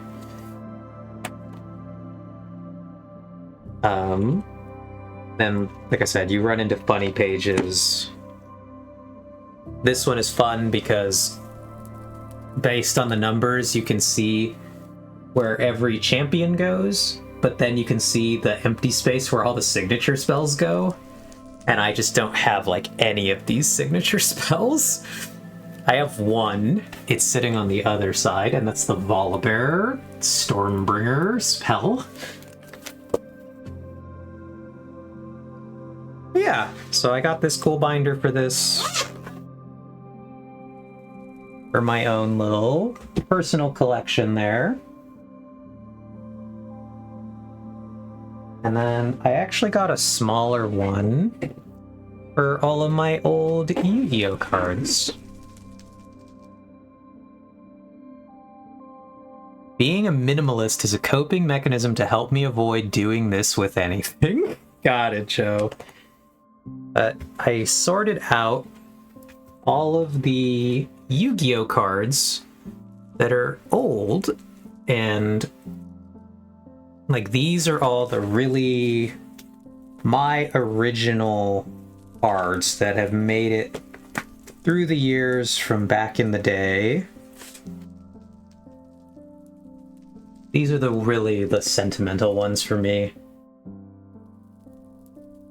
So they're the stuff that survived from my childhood, many of the things I played. And so I wanted to get a second one just for that in particular. So those are really... I haven't figured out where I want to put my one Japanese Jinzo. But I also, the last little thing I got, and I'm going to give one of these to Artemis. So if you're here, Artemis, you're going to get one of these.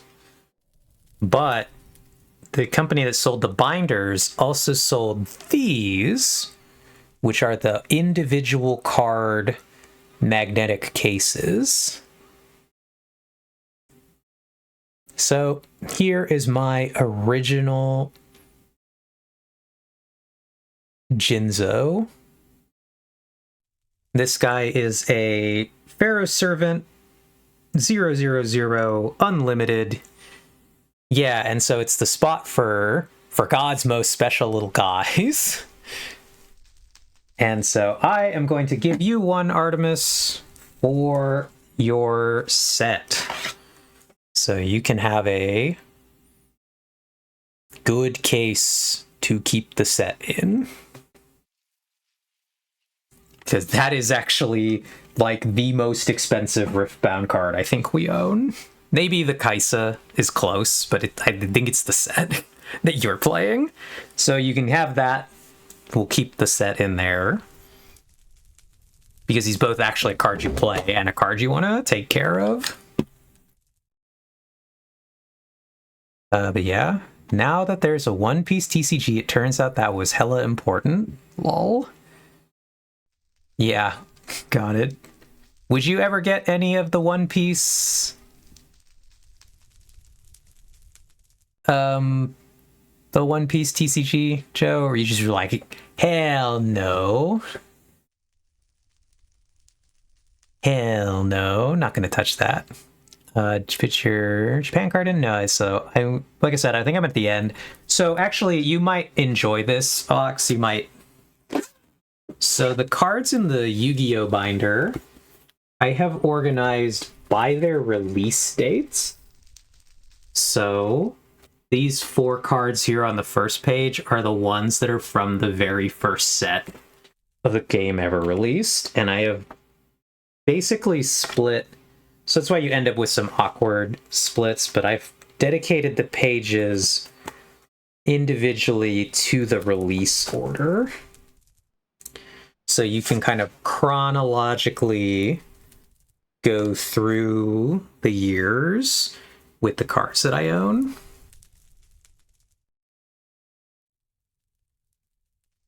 And I just thought that was a fun way to organize that. And I'm not really going to be acquiring more Yu-Gi-Oh cards, so I just think it's a fun thing to basically keep the stuff that I had, my childhood memory keepsakes. Then obviously Japanese Jinzo goes on the very last page, so it's first when you read the binder right to left. That's pretty good. Silly Japanese Jinzo. I do think his art is incredibly cool. Because we have original Jinzo and the Rush Duel Japanese Jinzo. And I think the Rush Duel Jinzo art is actually like super sick. It's quite cool.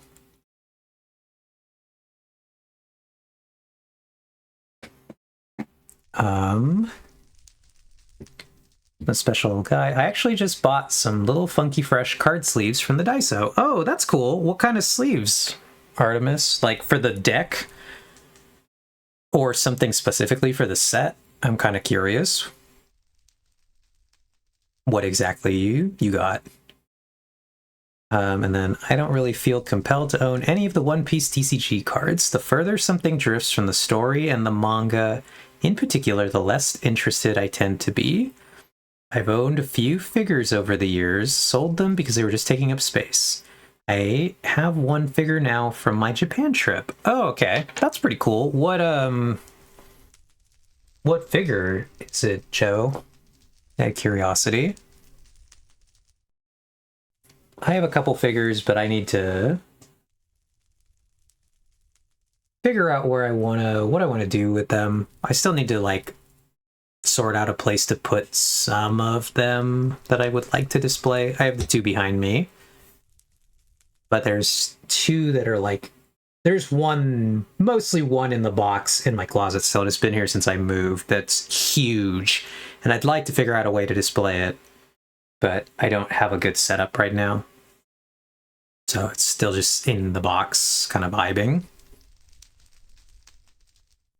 But I am curious what figure you might have bought in Japan, Joe. I have a figure of Marco from Whitebeard's crew because he's my favorite side character. That's cool. I actually don't actually know that character. But like the chance that I was going to know side characters, incredibly low. Let's be real. Okay, that needs wax.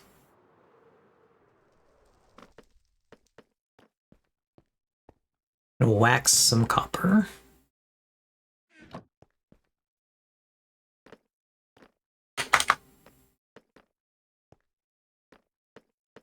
They're like a bigger protective ones, but mostly just for funsies because they're obviously holographic. Or they're obnoxious. They're like obnoxiously holographic. I put the other set in one. Okay. Well, I think this one, the cases that I got could be nice for the set. Again, just because he's a playable card, that's the problem. He's both the most expensive card, but also a very playable card. And so I think that that card is worth correctly sleeving then and treating pretty well. Beep, beep, beep, beep. Okay. He's the doctor from the Whitebeard Pirates. His ability is to transform into a phoenix, so he can fly and regenerate, and he uses flames to heal other people somewhat more slowly than his own regen. Gotcha. Is there a reason in particular that you like the character, out of curiosity? I also did start finally working on this again. I'm finishing up the shape of the fortress interior here. It's been another little project, mostly because we got to this side of it here. I'm finally gonna like try to figure out what the shape I want to do for the rest of this fortress is. And I'm kind of tempted to do this path just branching into the wall here and getting stuck, because it does happen sometimes in the Nether.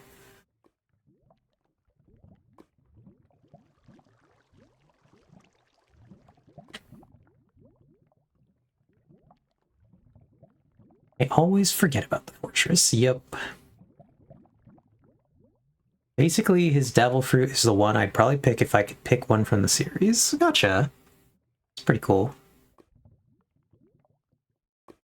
Oh yes, I care deeply about preserving him, both from a general card value thing, but also I love him, so I'm excited. Yeah. So that's why I was getting the binders and I saw that they sold those card protectors, and I was like, oh, let me get one of those. Just a pack of 5. Like a couple of bucks, so I was like, yeah, sure. Let's tack that on.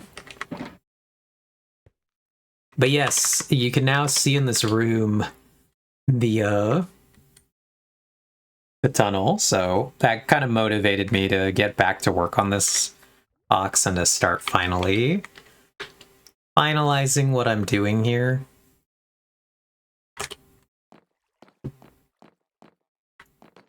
Was that we're brushing up to this room and kind of intersecting with it, so I do want to actually get it in here. So I want to basically finish the layout. That nether wart patch is not lore accurate. Yeah. I can move it. I think it would be more lore accurate to put it in a lower level. It's just there right now. Let's go look, because I'm curious. Not that, like, are we caring about lore accuracy? Yeah, I know that they don't generate... They generate, like, all the ones that I can think of off the top of my head immediately are in, like, staircase rooms. Yeah, they always generate in pairs on either side of a staircase. Yep. So we're gonna go... I know there's one around here. Where's that fortress? Like right over here. I want to see.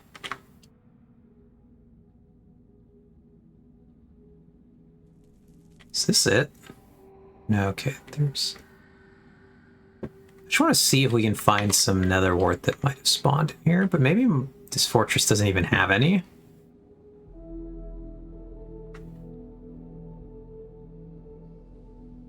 Or someone took it all. Yeah, there it is. Here's the canonical nether wart spawn room.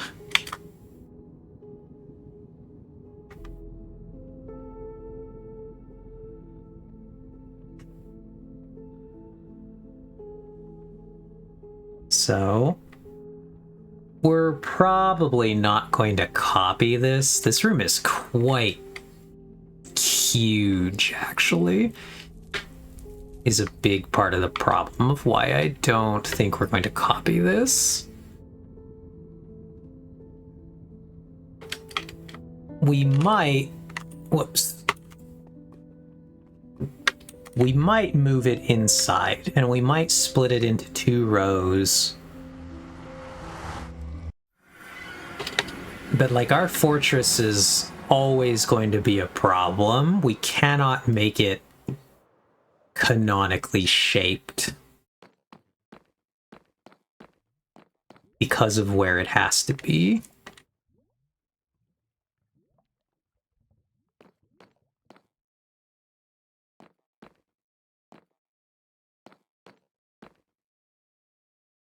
Well, your end island isn't lore accurate either, so I don't have a problem with this. Yeah. Just pointing it out. Gotcha. I do like our little end island. Very happy with it, but I do suppose, Ox, that most end islands do not have a beacon inside of them. That is kind of weird, non-canonically lore accurate.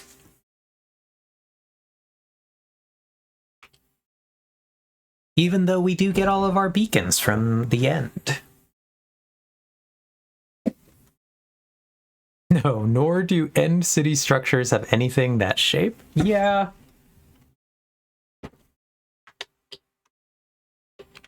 Not my little guy. Just a little guy.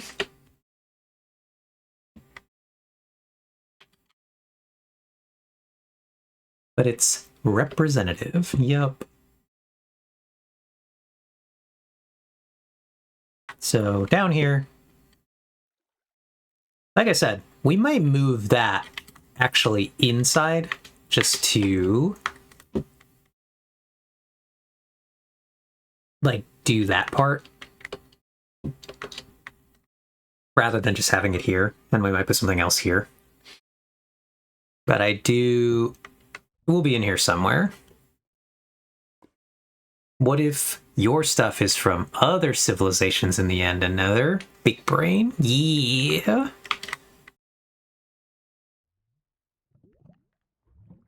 I do want to stylize this more. So far, it's really basic and really like just kind of as styled to the Nether version, but I do want to see if I can like make it a little more interesting and do something fun with it. But so far, this is kind of what I got. I love the bridge. Actually, I was going to talk about this earlier, but I forgot to talk about it somehow. But the really fun thing here, Nether fortresses are one of the oldest structures in the game, and it shows. Yeah, because it does. So here, the bridge. The bridge has one central complete pillar, and it's a real pillar, right? These ones are like decorative fake pillar fronts, but this has one colossal central pillar. And one of the interesting things happening with this is that it's sort of load-bearing, supporting the room. And so it bothered me that I know there's a cavern below this. So I actually spoke about this earlier because we encountered the other end of what's happening here. That is what this colossal pillar is. This giant deep slate pillar that is randomly here is actually a continuation of this pillar. And it is designed to support the idea that this is load-bearing, and therefore the area underneath it cannot be hollow. It is structurally there, and as far down as there end up hollows here, I will construct this pillar. I think it won't matter here because we're never going to hit this inner. It's like it's going to be over solid until we get real deep. And it probably doesn't matter. Once we hit down here, like who actually cares? It's so far down. But like I was going to say, nobody's going to ever ask why this pillar is here, why it's huge and looks different than every other pillar. But now you all, my faithful chatters here, will know that's why this pillar looks like this, why it's exactly where it is, and what the whole deal is it's a structural support supporting this pillar.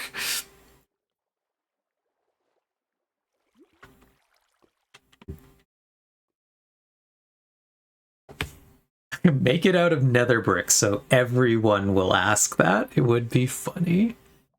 Yeah, amazing. Eve is thorough. Yep, I try. I just really want my base to be the most interesting thing that I could possibly have built. Not because, like, I could do some interesting, like, really crazy avant-garde type build or really something different, but I just wanted this to be the most fleshed out me base possible. So like it's just so densely designed. It's gonna happen the same thing here actually. If I don't go back and completely fill this zone in, I'm also doing that here where I want to make this solid down below it.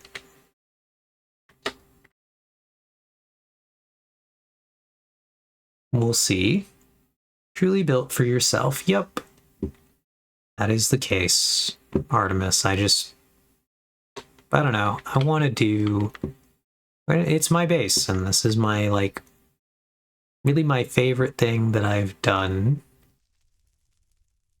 in a long time, and so I just put my care into doing all of it, even if we're just designing really silly little tunnels that are running around the sewers. I forget why that scaffolding's there. Let's go look at that really quick. Why did I do that? But even just building all these extra little tunnels down there that are like almost really not for anyone. Because like no one's gonna find, maybe like someone's going to find these. Okay, I know why this was here now actually. I needed to wax the light, but I don't know if I did. It appeared that I did not.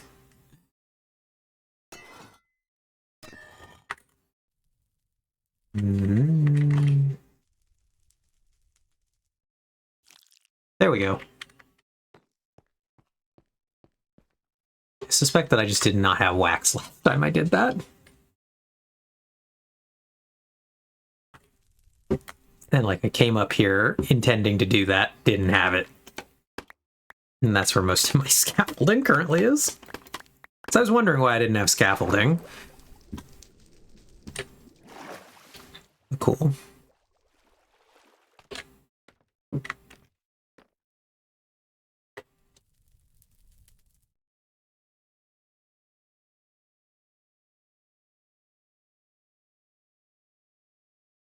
I believe at some point the mob switch was off and I had to kill a spider that had spawned in there. That's how I realized that there was no light.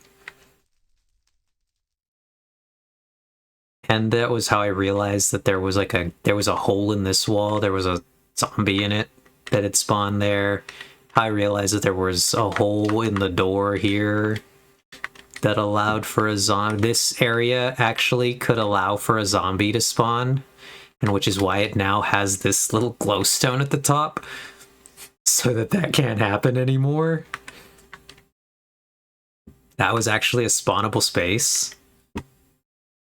Last time we turned off the mob switch, I found a lot of spawnable, like, weird little crevices in walls that I had to fix. There used to be a crevice down here for some reason under this area. I don't know why I did that way. and then didn't fix it. There was a crevice in this wall here where I'd like tried to do a design, but then I just walled it in, but didn't actually fix it. So we had a lot of weird spots that I discovered when the mob switch was last off. Quite funny. But yeah, I think next stream we will design the little desert temple room. I think that's going to be the thing I want to do. My next, like a mini Minecraft project, because this can't get too big. There's only so much space here, so this project can't encounter project creep. So I think we'll do that. And I don't know if I want to put anything in here. The original idea was maybe to put a little cactus farm here. But I don't think it's really necessary. Unclear. And I don't know that I want to step on the foot of the Eve of Winter greenhouse. That very exciting cactus production facility over there, even though there is like a huge cactus farm somewhere that I've never been to, but supposedly exists. Or the flower farm. It's the flower farm.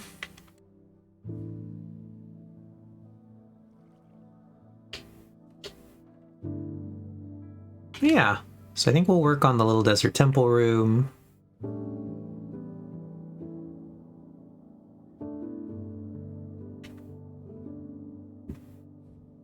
That'll be our next mini project. I do want to place another tree somewhere, but I haven't figured out where I could even put another tree. I want to make another one of these. And I do ideally want to put it somewhere over here maybe, but I think the only place would be just somewhere in this room once I actually design a room here. But this is another huge project, and I don't want to do that. We could finally do the bee like storage room. That might actually be another thing we could do. Probably a good worthwhile project. Design the little storage hall that's going to go here.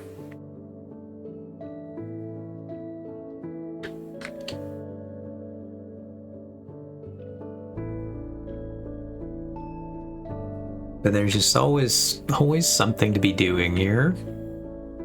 Have a lot of area that still needs work.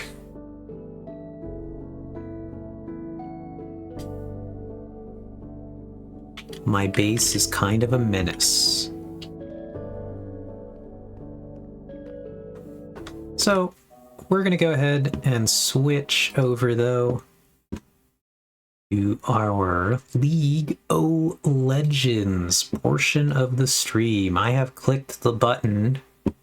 We will see how long it takes League of Legends to actually launch.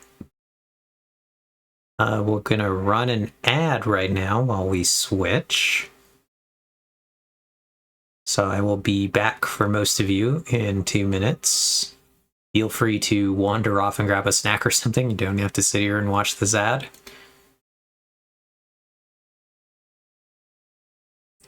And for those of you who are still here, I will also be adjusting our category. So I don't actually have anywhere to go this time.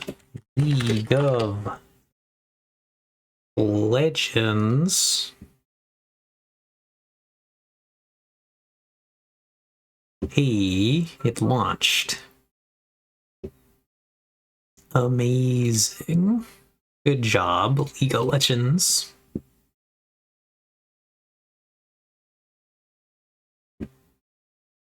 Do.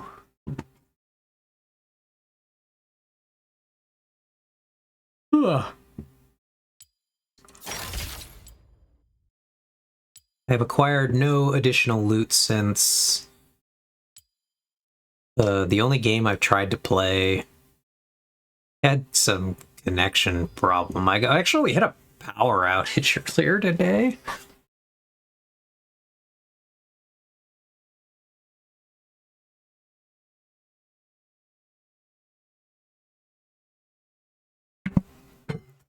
We had a power outage that lasted for like all of 5 seconds, killed my connection to League, killed the router, and I had to restart it all, and it God made me not manage to reconnect to that game in time. So that sucked. We lost. And I felt quite bad.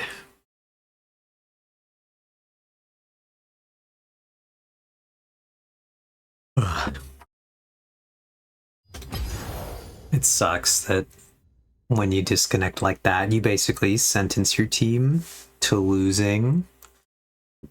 There was like nothing I could do about it.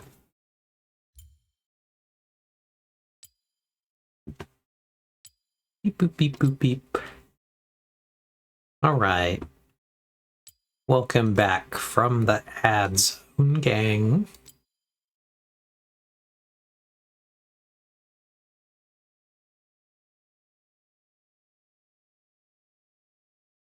Would a really serious League player get a UPS that would get them through the current match in case of a power outage?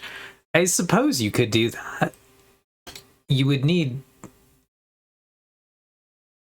So, like, for me, obviously, the big problem was that not only did it kill my connection for a brief second, but the router was the real problem. The computer boots up a gigafast, the router not so much.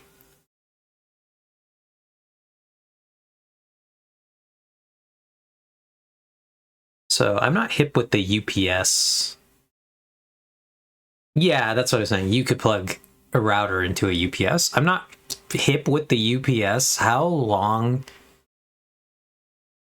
But could I get one that would power? I suppose I could get one that would power the computer and the router, but would they then be able to power them for approximately 20 to 30 minutes? I guess I'm just not familiar. Like, I've always assumed they're more save your work, make sure you can shut down and not have a problem, but not that they would sustain. Yes, but given the power draw of a gaming PC, you might need a pretty big one. Yeah, and so that was my only thoughts, was actually just that the amount of power. To queue us up might be mildly problematic. See, we've been struck with the penalty, the low priority queue warning. And we now have to sit through. And it's a feels bad. It's a feels bad moment. Okay, I'm done busting my wrists on the DPS test dummy. Hooray!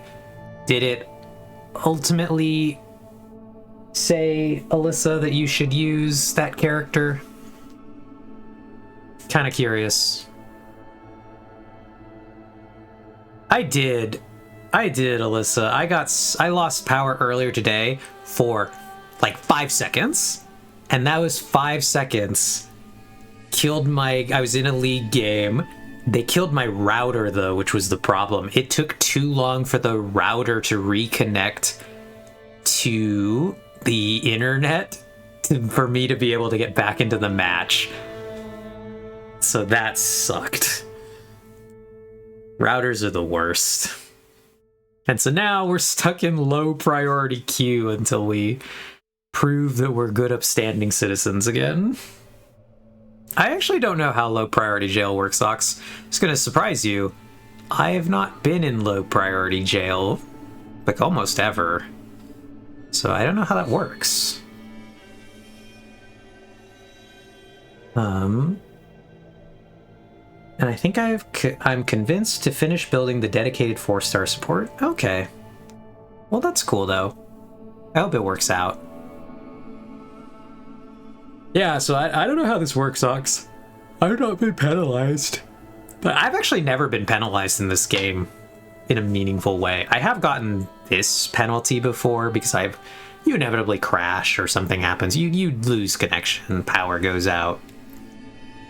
So I've never like intentionally quit games, but I have lost connection to games and not been able to make it back.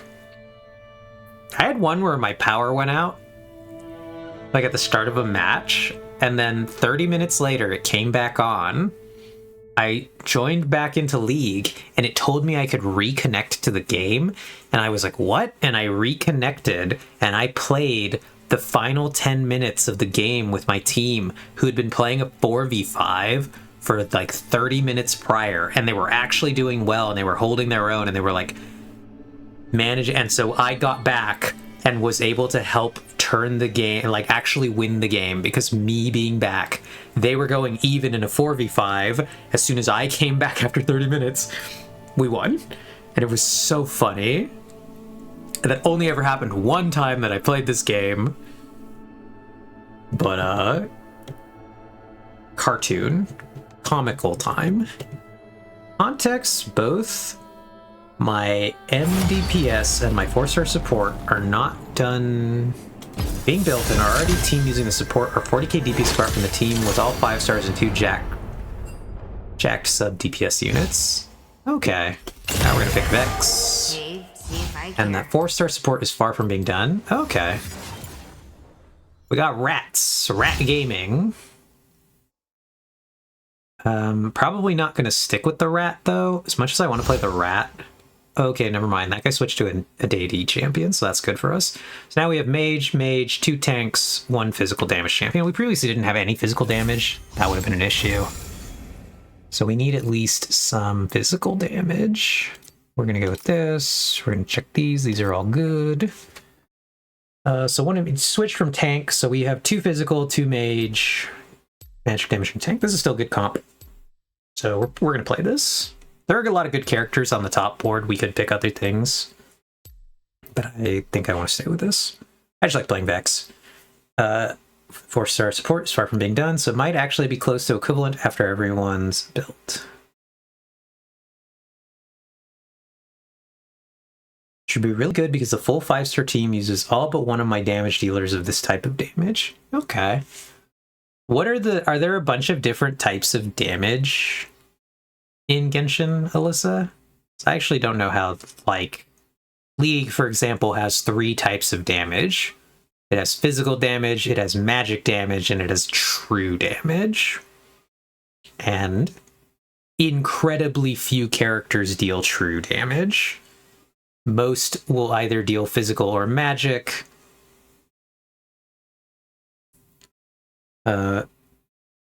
Okay, so that does not leave me a viable secondary team of this damage type. Okay. Well, it's good to have a second one. Is there reasons you would need a second one? Out of curiosity also? Oh, you're not in the middle? You know, Ox, we are just like randomly assigned a position, so if I've been consistently in the middle, that is not on purpose or like default. That's a random chance thing. Let's go rat gaming.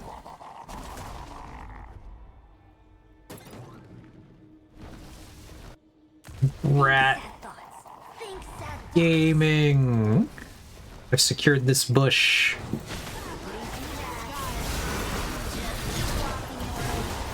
Well, that guy's dead. Waiting for my cooldowns. I need some cooldowns.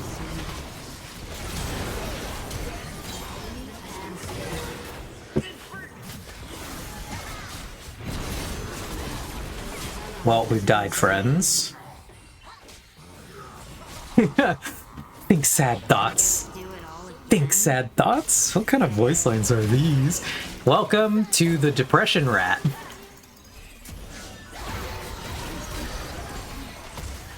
I think Vex is an incredibly funny character.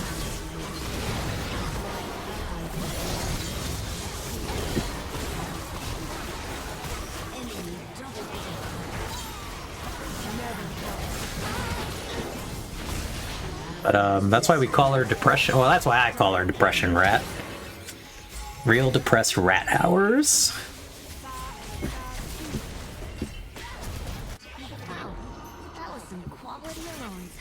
I like that. The respawn line right there is one of my favorites. Ah, that was some quality alone time.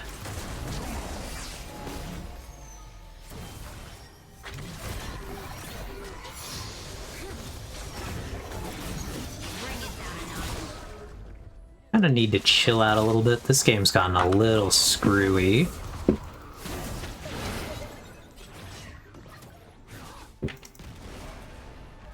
We are behind on kills. I will read your messages in a second, Alyssa. That is a long message. And this game is difficult. We are currently losing, and they're getting close to level 6, so we kind of want to stay back and not engage this. But we did get a good sneaky kill right there. That's good for us. But like, truly, any second now, they're going to hit level 6, and that's real bad for us. Just judging by the fact that they have more kills than we do, means that when we're this close, they're going to start hitting it like a split second before we do.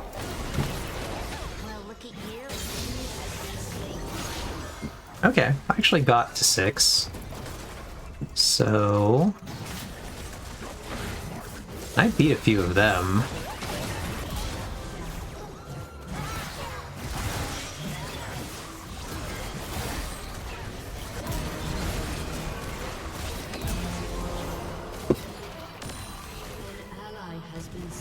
Alright, Rat Gaming.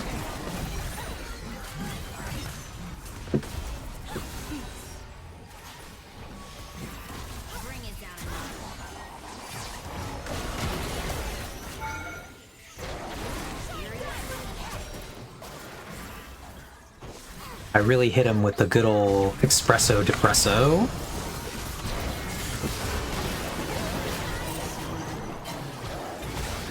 Well, I dodged that.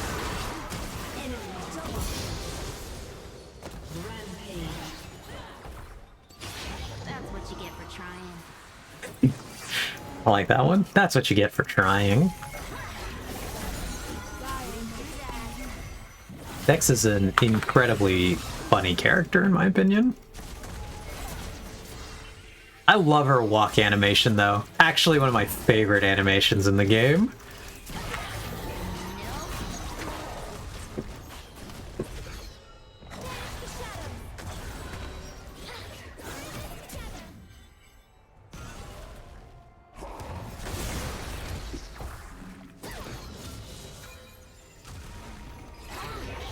Yeah, mostly we're just trying to poke here as much as we can. It didn't, Ox. We actually hit 6, either on equal parity or right before some of them somehow. I'm actually not sure how we beat some of them to 6, but we ended up. So the level 6 massacre turned out to be that I got a triple kill on the fight at level 6. Which is quite good. Initiate fish dodging.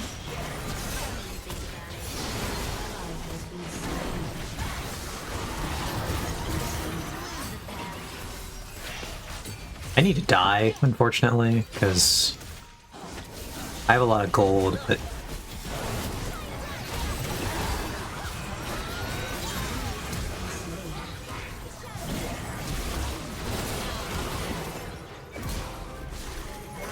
okay, I made sure I got the trade with that guy. We'll buy those, we'll buy our boots, and then we'll buy the first bit of our penetration here. Because we want to nuke some of these people with as much damage as we can. Oh god, I tabbed because I remembered the long message at the top, and I'm sure I've created problems, actually. I should not tab in this game. So I cannot go back to read chat. I'm really sorry about that. It just creates significant issues.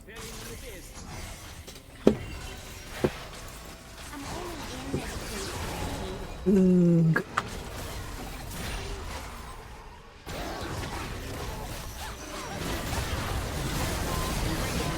So I guess the League secret is if you want me to read your messages when I'm playing League, they gotta be short messages. Something I can actually glance over and read, like the "You're Gucci." I can read that. I can also get that last one. This time, however, you're effed if you're not doing this nation's racism damage, which makes no sense. It sounds quite unhinged without the context of whatever the long messages said.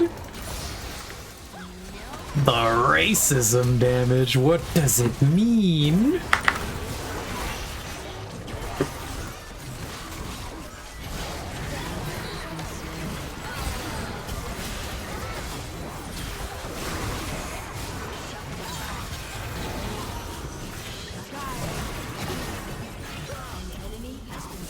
Yeah, anyway. Yeah, can he shorten those? They will wait.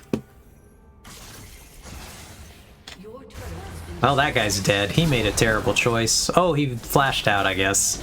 Well, instead of dying... Well, no, he's still pretty dead. He mostly just wasted a 5-minute cooldown because he didn't look before he went through the teleport thingy.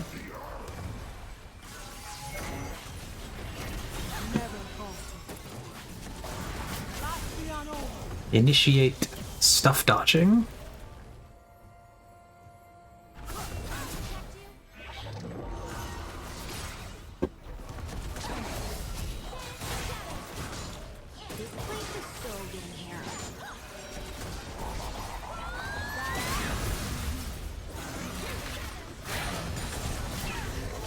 So right now we're just trying to clear the waves. We're waiting for our ultimate to come back. Got 20 seconds on that.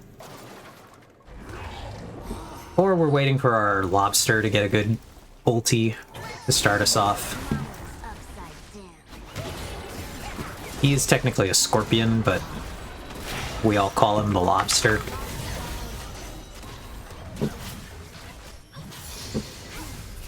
I guess at least old school League players call him a lobster. He used to be pink, which is why he's a lobster.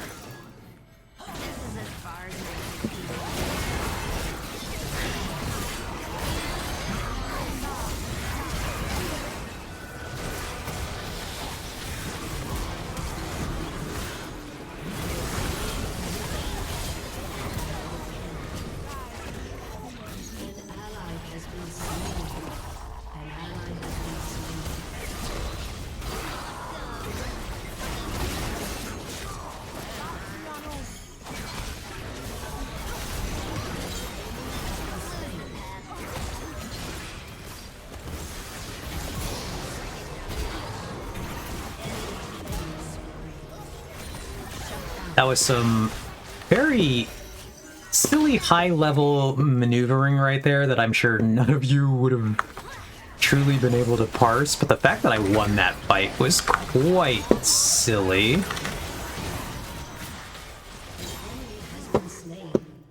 Actually did play quite well to live through that.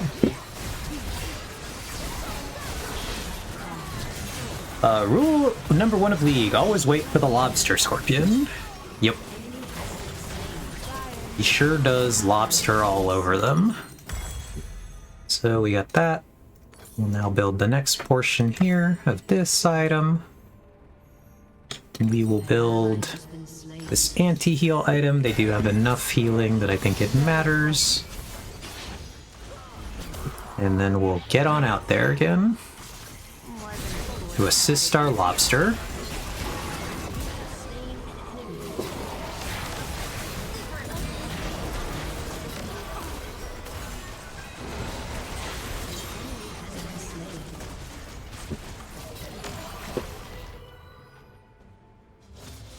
Oh, that hurt. Whee!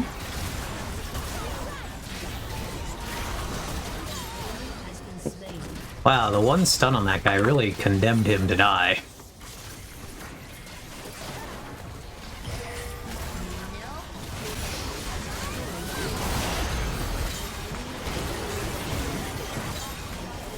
Oh god, I died. But that's fine. We're making progress. We're getting turrets back. I'm building like a high damage build. I'm never gonna live through anything, but my goal is simply to unload a ton of damage and hopefully win the fight that way. Bye, friend Lux. It was a good fight. The Aatrox will hopefully avenge you. Oh, nice. She got the root. That actually saved her life right there. Oh, no, it didn't even. She still got caught. Gave her the best. He tried. He's even apologizing.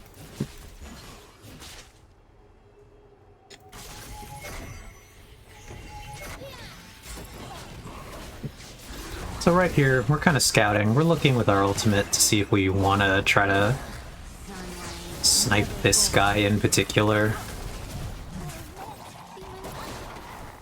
I think we want to just clear this wave best we can. Oh, that was an excellent play. The lobster really cleaned house on that one.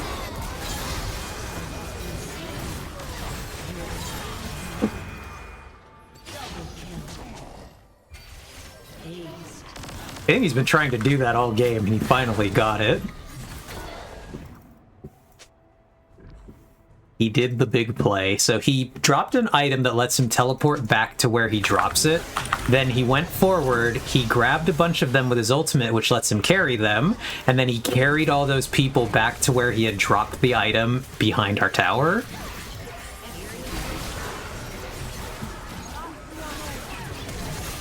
No, he flashed for me. Oh, I got my W up. Alright, so next I'll build a penetration item. Okay. The kamikaze playstyle seems appropriate for the depression character. Yeah, that lobster seems to be doing well from what I can see. Yeah, he's doing pretty well. Maybe just because he's big and easy to see. No, he's actually making some very good plays. He's done good.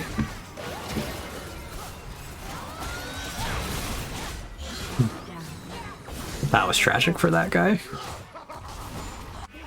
Right. Coming back out, lobster friend.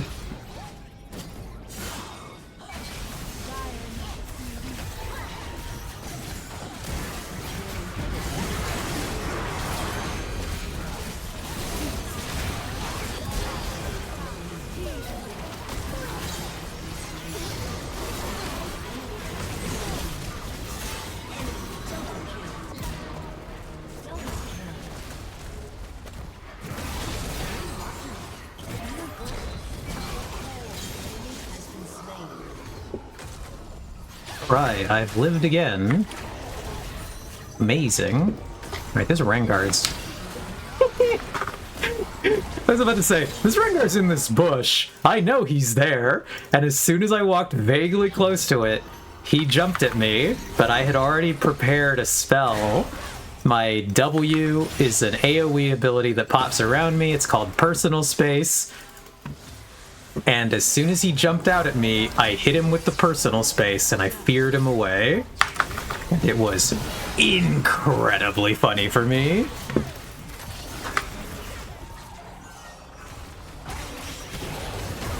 Not in the least bit because that ability is just called personal space. Which makes it much funnier.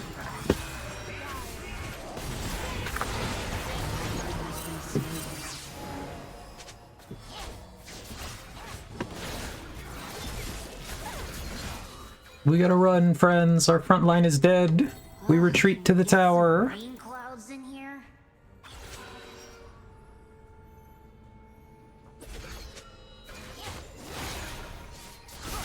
Okay, once the lobster's back, we can probably defend this.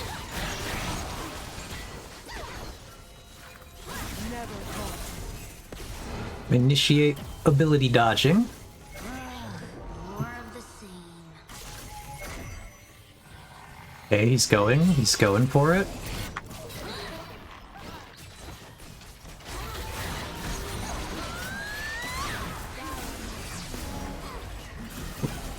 Alright, well, they threw some stuff there to dodge.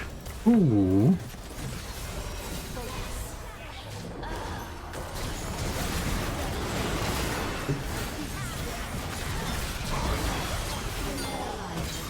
Okay, we got one. Trying to...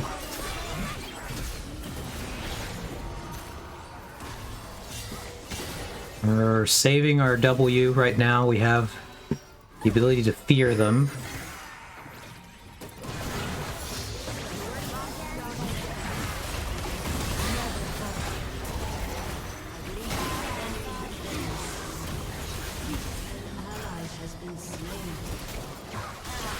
Ah, it's just not enough.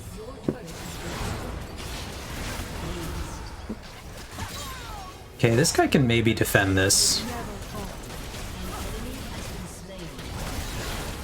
Okay, he's got that. But they need to get to these other guys. It's not gonna matter. They just needed to play more aggressively there, and it didn't work out. Difficult game. We were playing pretty well, we were getting things. They were always kind of aggressive on us. We'll honor these two, trying their best. I got an S+. But, we were struggling. A few of us were having a hard time. Yeah, Aki's character, that's the Lux. This is a very cute Lux. Right, I'm gonna put us on a BRB really quick, and I'm gonna run to the bathroom. So, BRB.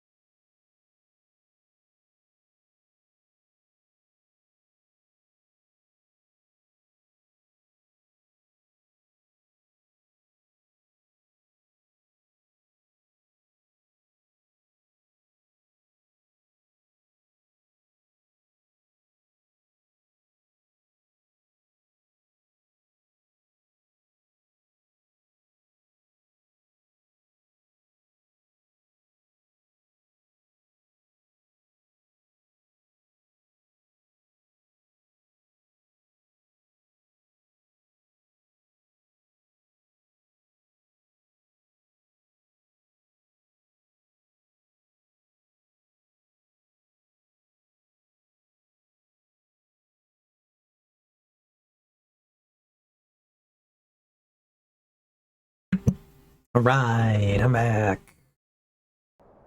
To the League of Legends. Let's go. But yeah, I always forget which is the character name and which is the player name. Understandable. Go back and catch up on these Alyssa messages. Even though... Alright, so like Genshin is elemental reactions, for lack of a better words, they started introducing racism buffs, where characters either do jack shit without other buddies from the same nation, or you cannot deal a specific type of damage without enough characters that enable it.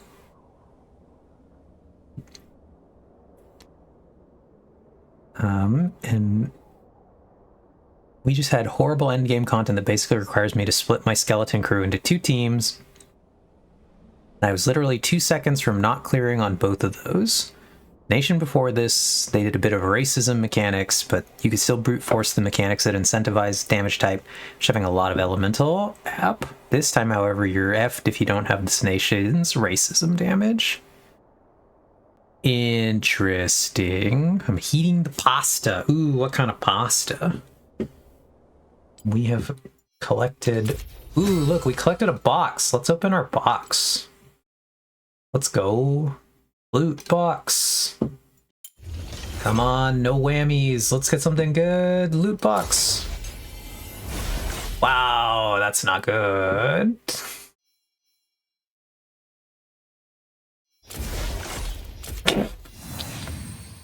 Spinach, mozz, tortellini. Oh, we even already have... Wait. These guys are slightly different, but not different. What scam is this? Let's combine our penguins and see what we get. Because we can reroll with 3. We'll reroll the penguin, the other penguin, and like the Star Guardian. I don't care about the galaxies. I do like the arcade, like the little cats. So we'll get rid of either the Spooky Poro or the Galaxy. We'll get rid of the Galaxy Ward. That's giga not interesting.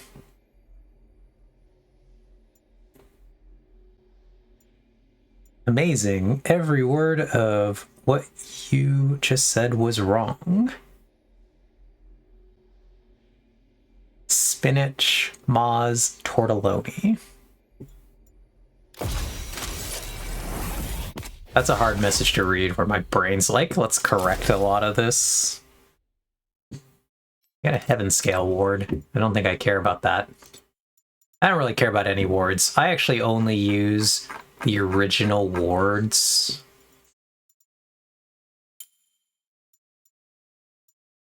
So I use my Season 3 Victorious ward. This is from the season that Baker won Worlds, so I use that one. Otherwise, I would use this Ward of Draven. I mean, that normally when someone describes a dish, there's at least one thing in there I'd eat. But here, Alyssa has just listed 3 things I don't like.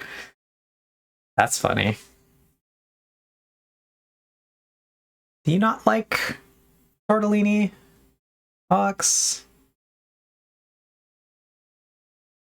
Okay, yeah, we're in like year 6 of the game. They've kind of blasted into power creep. Oh no, because it's usually stuff with cheese. Yeah, got it. That makes sense. Kind of blasted into power creep, and on top of that, also making the whole you need a 5-star DPS from this nation, another unit from this nation to be able to do the right damage type to pass this atrocious DPS check. Gotcha. I think there's a Rana variant that is just meat in the pasta. Yeah, there are some, I want to say, Ranas that are just like...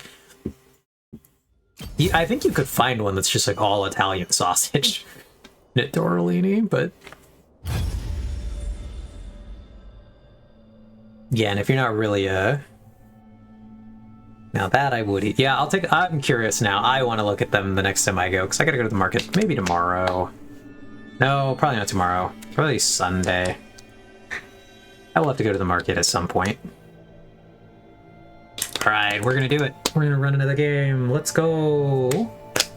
Very exciting. But the amazing, every word of what you just said was wrong, is a Star Wars quote. Interesting. I didn't clock that. Where in the Star War was that from, Ox? Oh, is that something that... Is that a prequel Obi-Wan line? Brain's like trying to... Oh, it's from the Disney trilogy, so don't blame you. I had to Google it. Interesting. Where is it in the Disney trilogy? If it's in the last one, then I never even saw that movie. Alright, friends, should we play Purple Girl or Autism Rabbit Girl? See with eyes unclouded. What are our thoughts? I am more familiar with Purple Girl than Autism Rabbit Girl. Oh, somebody wanted that, so I guess we're not playing that.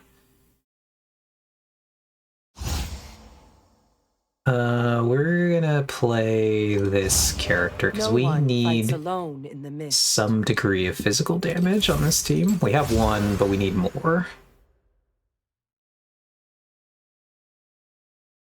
Actually, we're gonna play this character.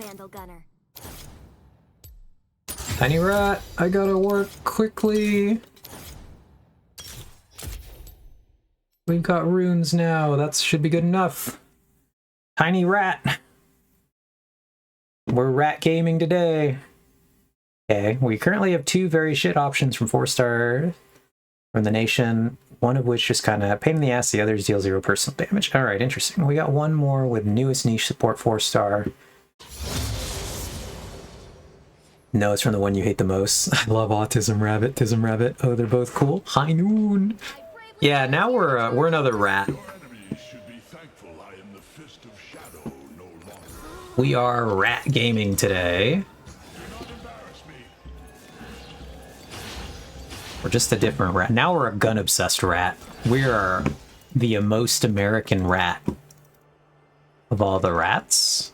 Except I'm in the Chinese New Year skin, the Lunar New Year, so maybe not. Initiate dodging.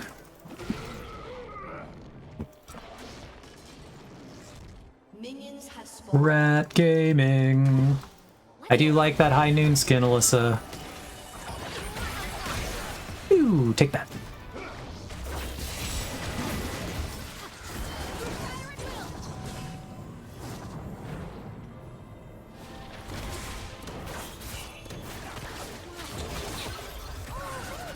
Uh-oh. Initiate stuff dodging.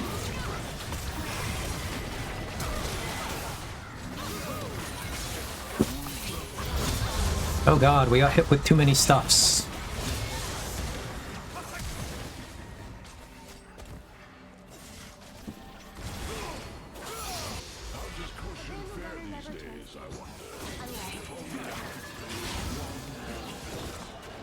It's gonna be a hard game for me. They have a lot of crowd control.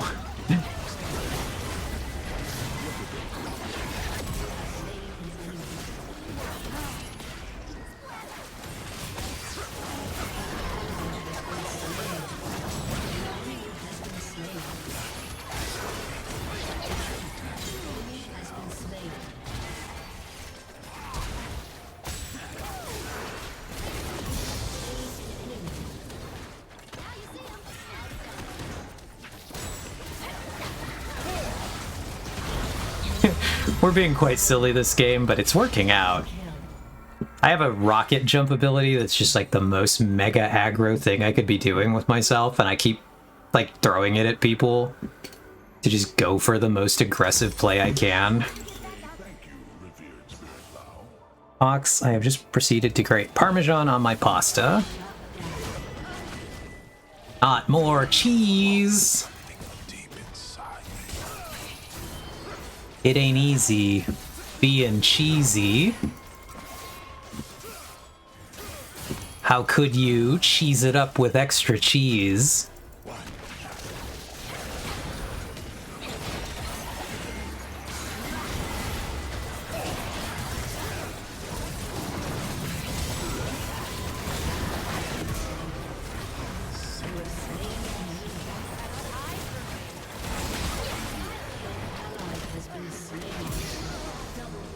Let's go.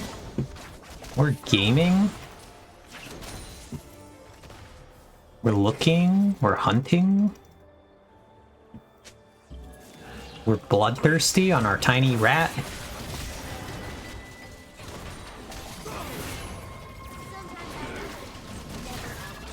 Oh, we dodged. Kind of trapped on this side of the fight, though. Alright, we're jumping in. Alright, it's working.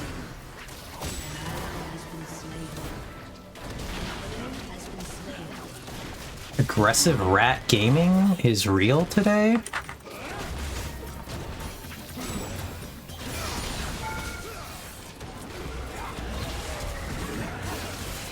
Oh god, we got caught. Oh, we don't have our thing charged. Tragic for us, but that's okay. So we're gonna buy this, we're gonna buy these. We're gonna shoot way faster now. It's exciting. This I fully approve of. Yeah, Parmesan I think is a perfectly acceptable. Grate some cheese on your pasta. Tragedies, yeah.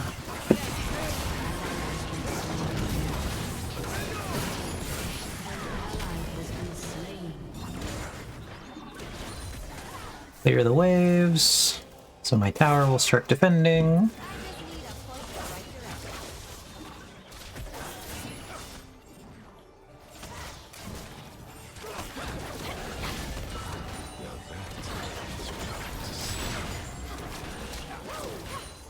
Let's go. We're getting a lot of CS this game. That's good for us.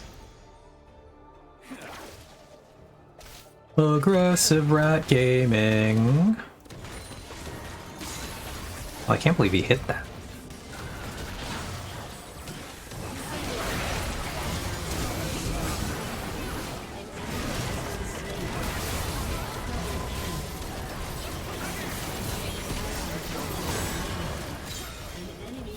Oh, we're escaping? We're gaming?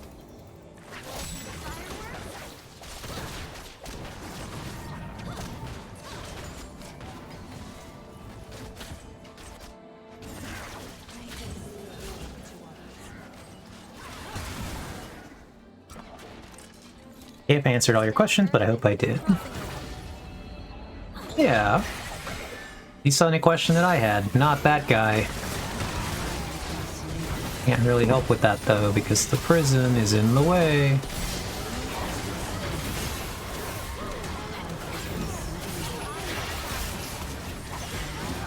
Oh god, I dodged somehow.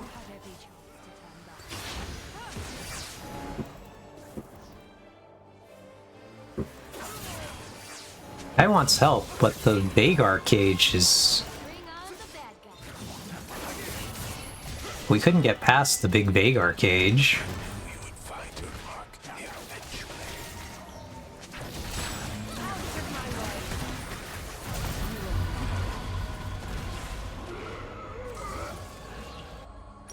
Right, we're gonna buy more damage. All we're gonna do is buy damage on this character. We're gonna try to get some lifesteal though, because I need to heal a little bit.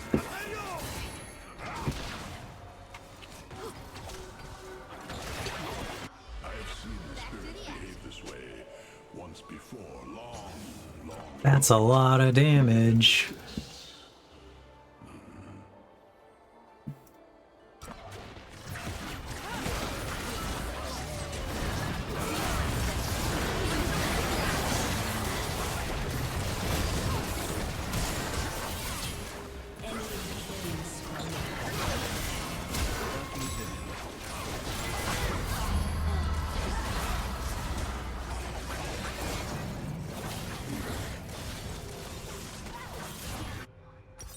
Okay.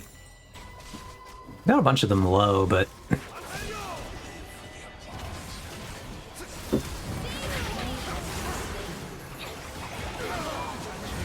A quadra kill?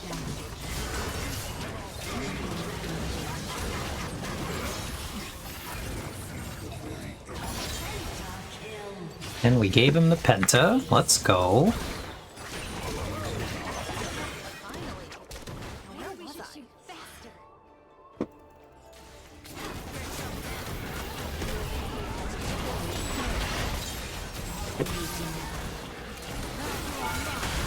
Oh god, my face. I got deleted.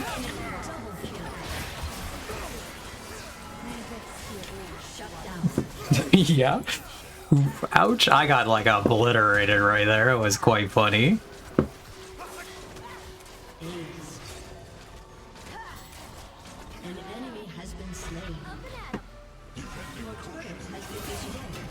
I should not have taken that.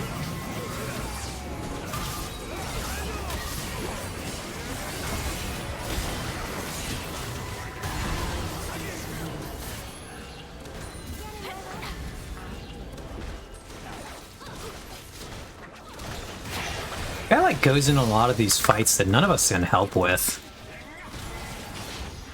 And then he's like, team? And it's just like, dude, you've jumped over the front line. None of us can get there to help you. What do you want?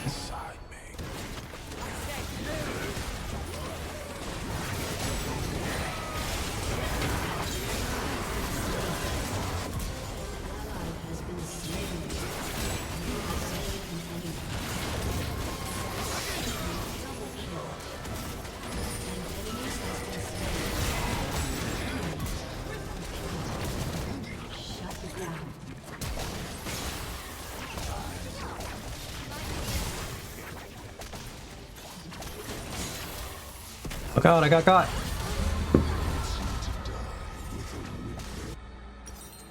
Alright, grab that. Grab a penetration item next. Yeah, I got grabbed.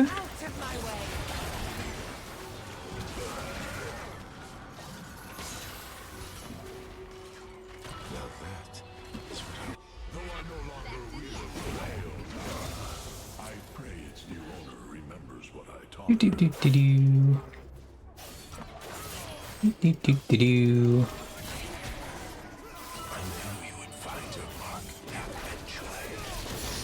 Pew pew pew pew.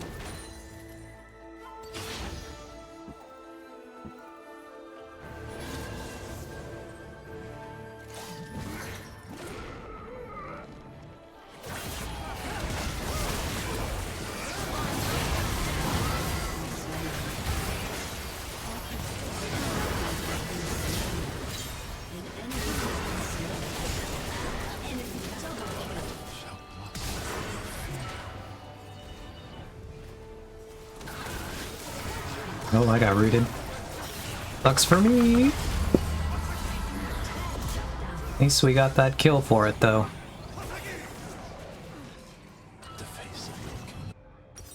Okay, do I want to grab the armor pen, or do I think I just want to get raw damage? Let's just go for more damage. An Eve snared, yep.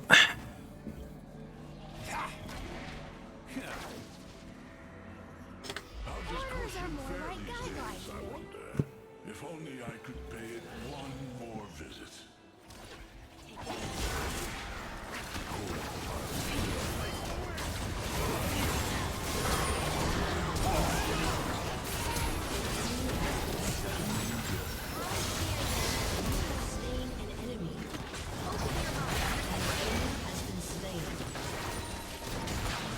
Alright, we're doing something.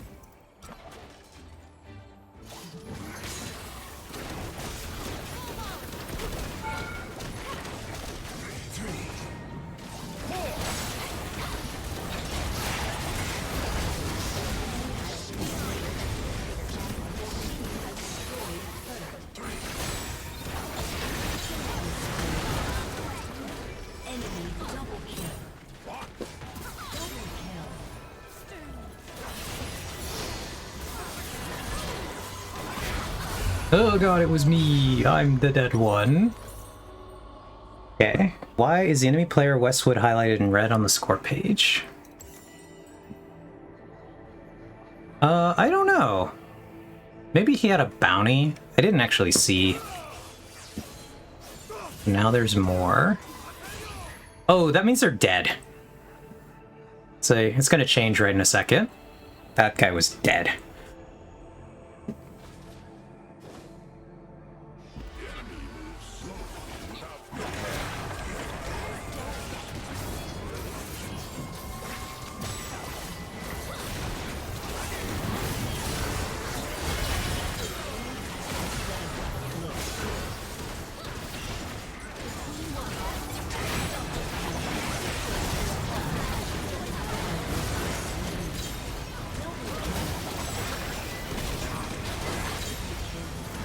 Oh, Rat Gaming!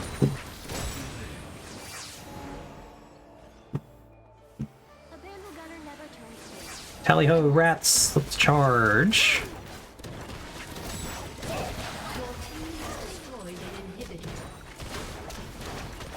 think I can get one of these towers in this time. Oh, never mind. He's gonna bother to wind wall the tower. That's crazy, man.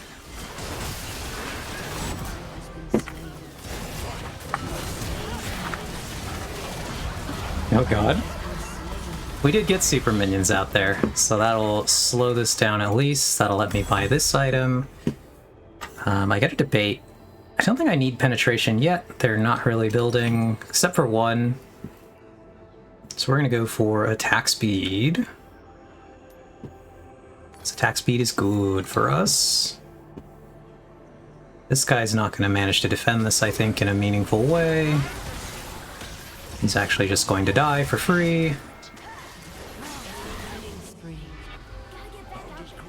That's really bad for us, because we're not going to really be able to defend. He just needed to live, and he chose not to.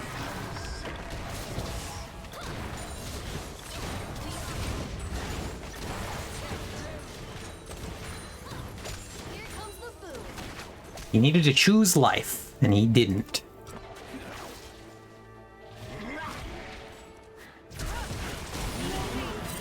Why wouldn't he protect the tower? Right there, he shouldn't, because he, like, can't. He's 1 against 4, he's a tank, and if he dies, then, like, we kind of lose that fight.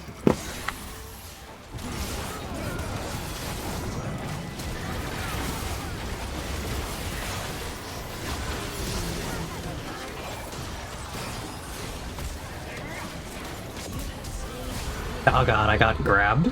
But I got the kill that I was going for.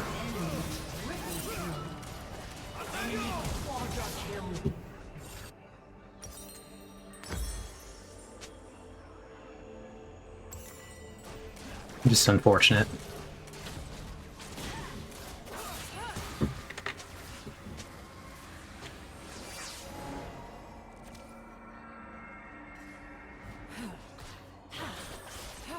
Nothing we can do here. My team is angry, though. We have, like, multiple people that are pretty tilted here. Do.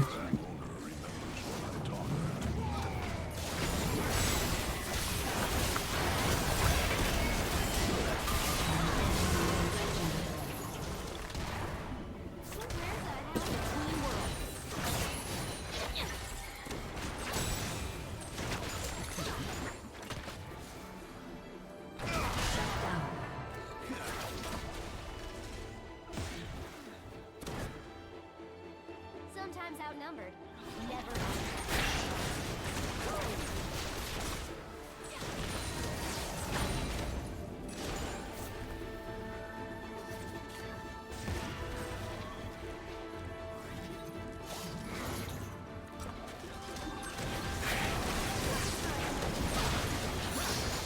I just need a point in the right direction. Okay, now we have to start being really careful. We don't have our last guy. That was a good kill. The last guy's coming up right now, so now we can look. I will continue to shove these in.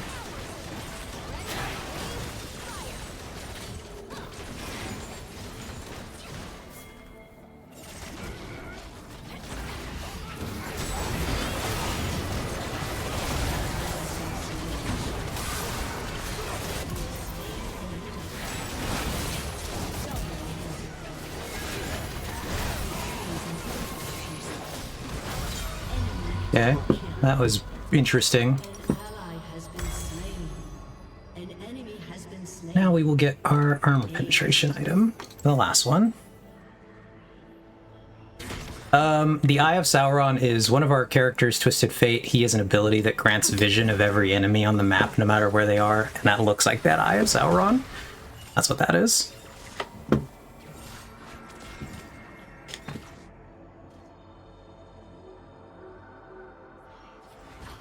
Oh no, the enemy player where you were like, wow, you bothered to windwall the tower, narrator, but they weren't careful. Yep, we were indeed not careful.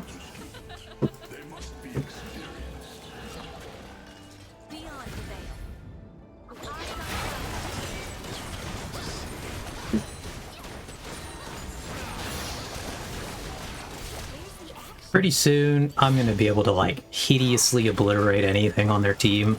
The Thresh has my, like, one more death of mine to live. And then I will just destroy him.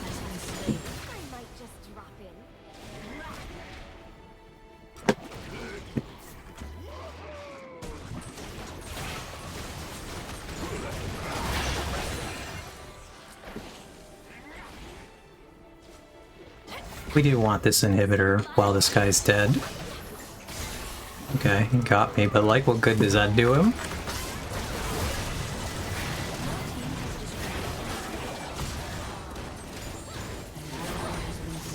Right, well.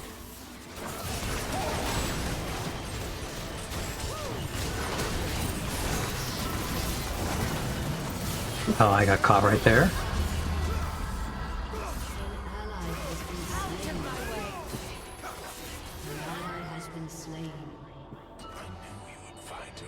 Do.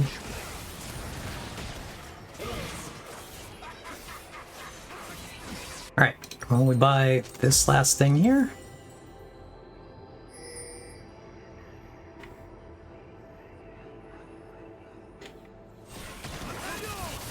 But we'll see if we get this fight. Probably not.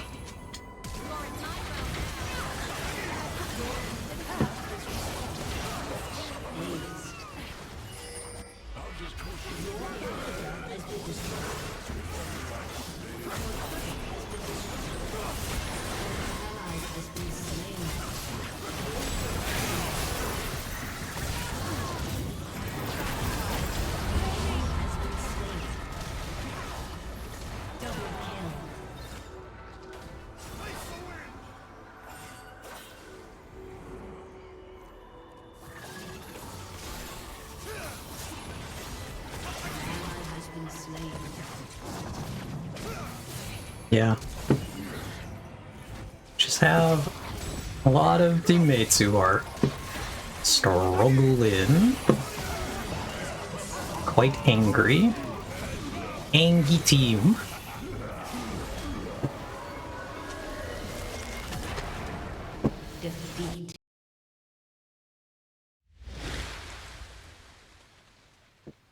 So the low priority queue does put us with other people who are in low priority queue box, so we do get probably the other not good people. Not in like a bad, necessarily skill-wise way, but in a like, they've also been punished and put into low priority queue.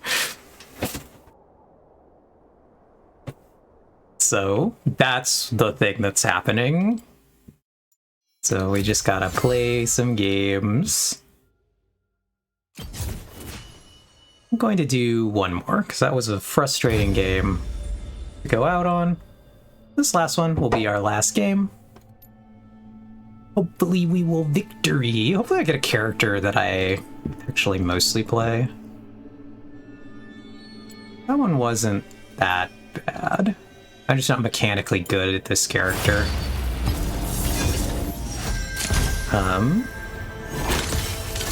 Okay, I'm bad at all of these. What is broken? I play my can be OG reforged. main. Let's kind of see what we get here. I can play Samira. You want style? You found Okay at this character. Not the best at this character, but it's the most physical. We do need more physical damage on this team, so it's not bad for us. So we will do Conqueror, Triumph, this one, that one, that one. Save those changes. Samira of the good hair. Yep. This I would play without... Oh, the dodge! No! I was kind of happy with that team comp. Alright, we'll try again for another character we play.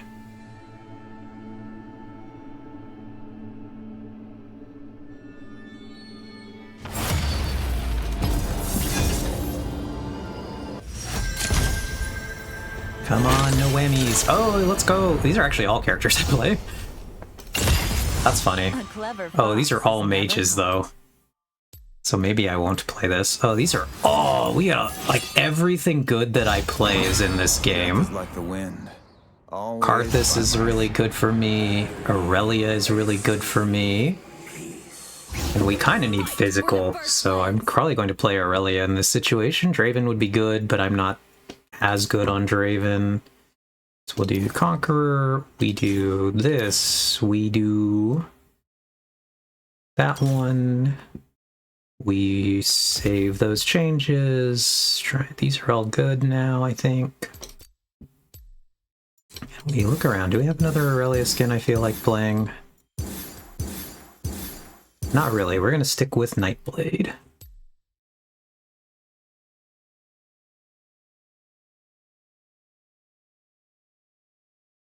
This is a good... I like this Aurelio skin. So we have 4 magic damage and I'm the 1 physical. In theory, this game is really on me because as long as I do well, I cause like mega problems for their team. Because they can't correctly itemize if I'm doing really well. We stand on the bones of the ones who came before So, us. we're gonna take this item, we're gonna try to farm our way to victory here. And hopefully my team will buy me the space to scale. Maybe pop off early, we'll find out. Each form has a name known only to the wind. But I have a pretty good matchup into most of this team. There's actually nothing that I'm really worried about on them. I just need to get past the beginning of the game where I am the only melee and I need to be, like, really threatening. But right now I'm a melee and I'm not threatening. Like a knife in death.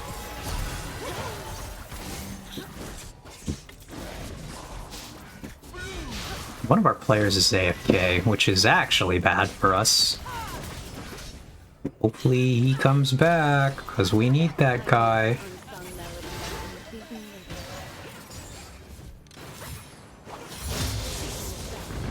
Ours was the only song. Okay, he's here now. Thank you, buddy, for showing up.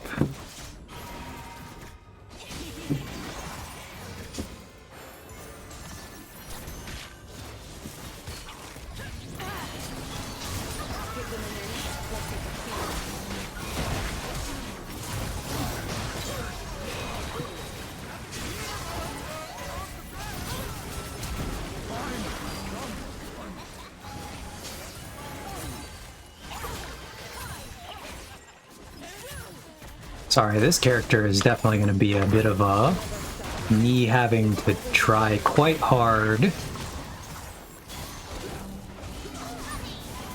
to play my character moments, so you're going to see a lot of moments where I like really focus and kind of don't manage to say anything for a while, and that's just because of how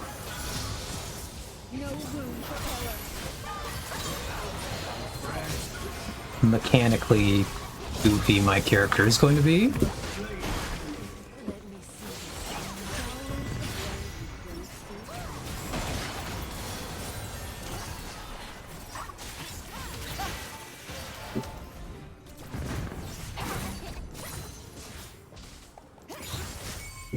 You can kind of see, I think, already, like, how much my character is just, like, flipping around. And that is quite a lot of thinking on my part to make sure I'm, like... Because, like, what's happening is I have to make rapid decisions of, should I dash to this target? Should I dash to that target? I have to kind of keep track of the health of all the targets.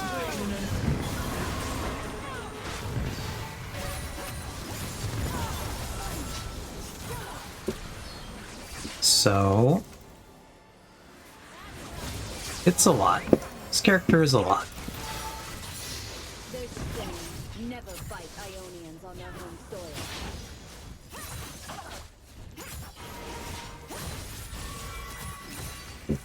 So I steal basically all the CS. And because I'm able to steal all the CS, that means that I need to do well.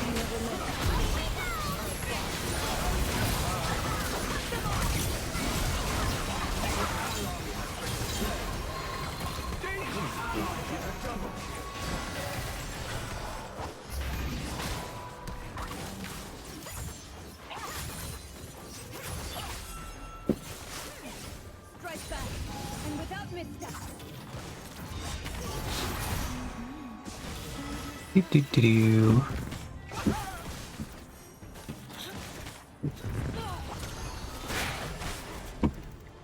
God, we're doing things. I'm not really like getting the kills, but that's okay.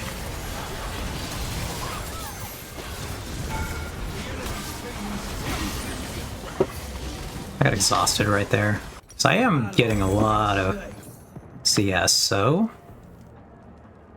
I'm making up for the fact that I don't have kills, but look at the number of minions I've killed. I am farming extraordinarily well.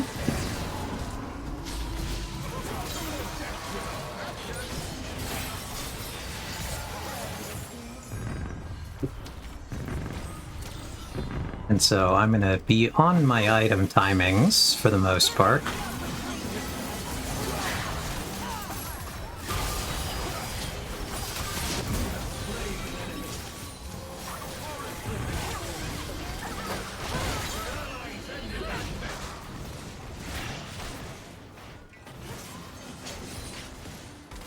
And that's what we care about. We care about being correctly on item timings.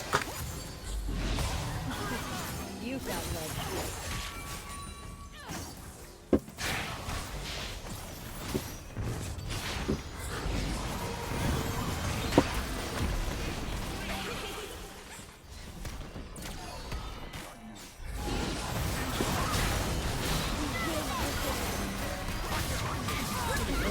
Oh.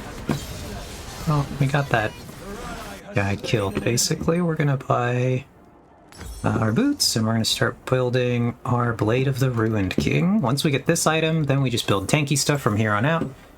And we're basically, quite threatening.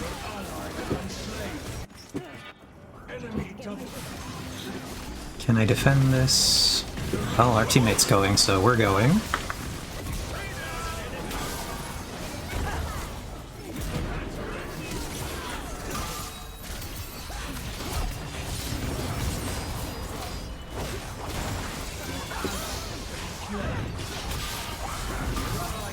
It's the Ivern that hits the exhaust. Okay. So we're gonna do... we're gonna buy this, because we just want to do more damage right now. Healing's not gonna matter yet. We just need to do a little bit more damage to everything. This is far from over. We have not yet begun to fight. So, going pretty even on kills at the moment.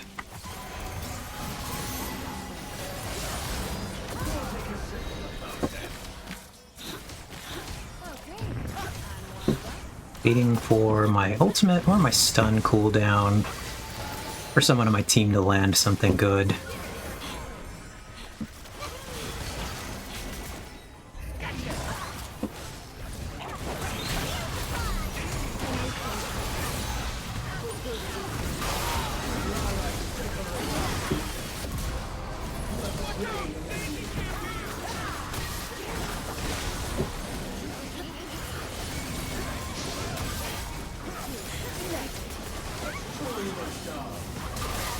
We're working on it.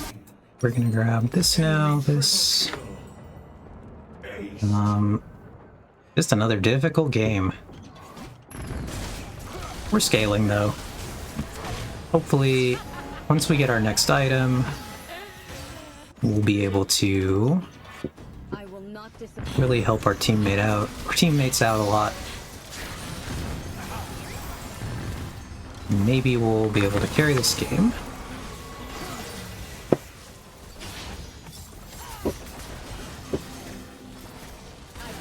Just need to get to the point where I can really, really threaten. Problem is, I'm also going to be the only exhaust target here.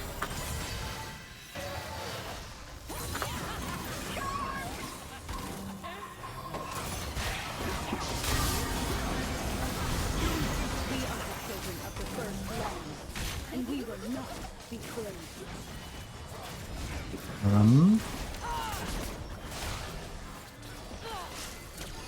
Difficult game.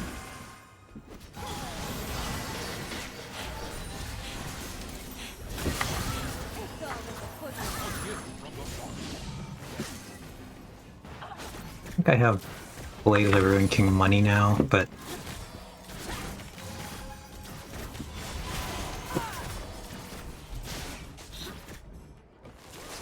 Strange power works through me. I do not know.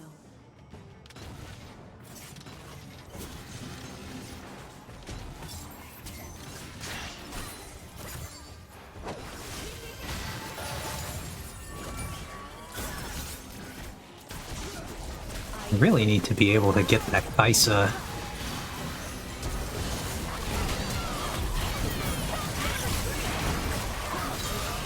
Right, I got her.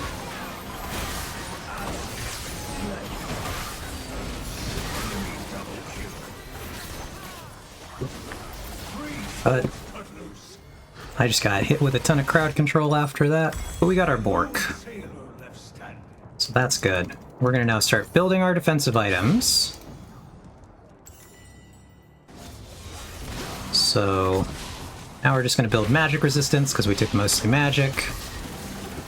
But I now have I have a significantly more damage. Blade of the Ruined King on my champion is quite foul, actually.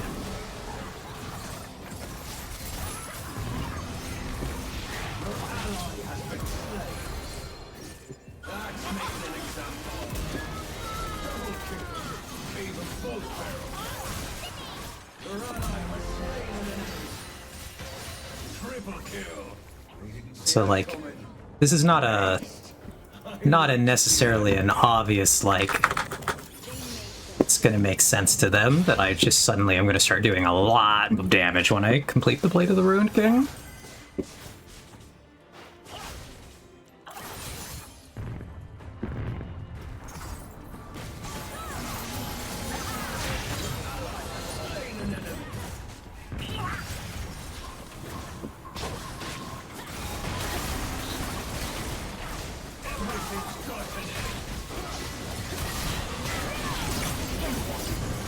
I got crowd controlled right there. So now we're gonna go for the Spirit Visage as our next item.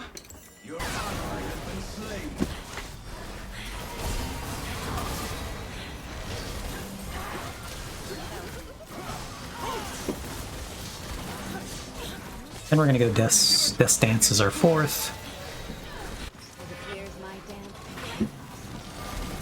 Okay. We're just gonna jump out here. It's nothing good for her. I'm gonna look with the cannon.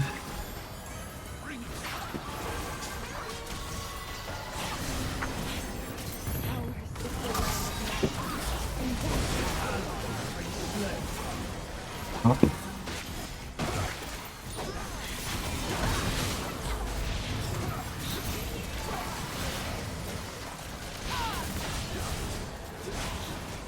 It's quite a difficult game.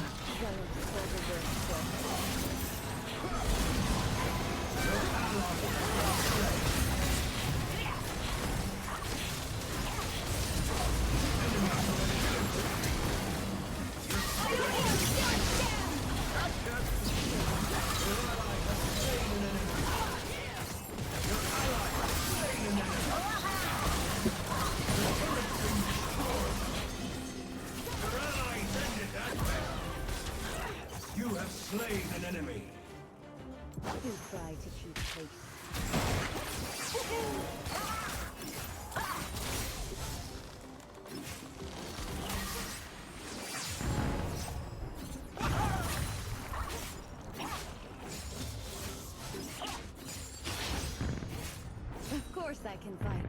I grew up with 4 siblings. Right? Oh, we weren't able to catch that guy, but...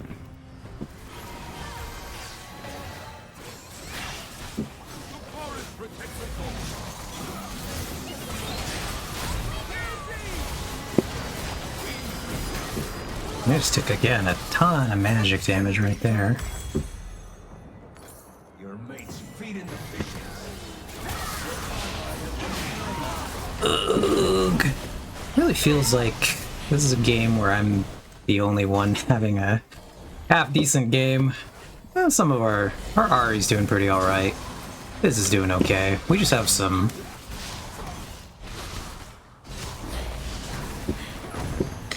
ultimately a pretty tough one.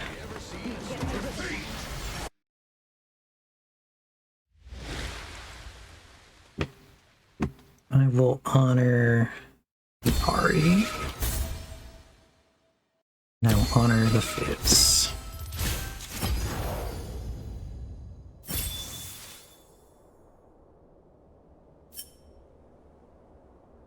but it just was not enough.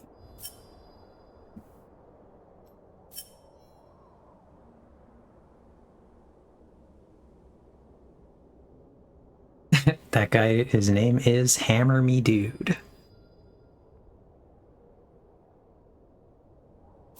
This is a case where I needed to kill the Kaisa, but too many of them were doing really good.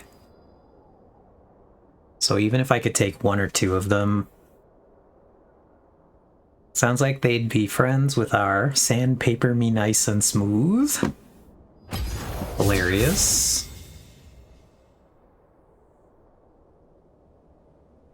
Well, hopefully we're out of low priority queue.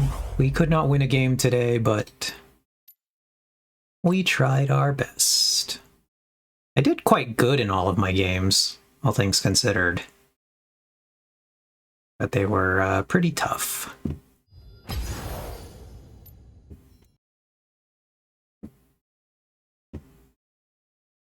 We'll go ahead and change our category to the Minecraft one. Let's go Minecraft category. And then we will take a look and see who we got online. I don't know that we have anyone we know. We do not. We will look in the raid channel. We are on pretty late, to be fair.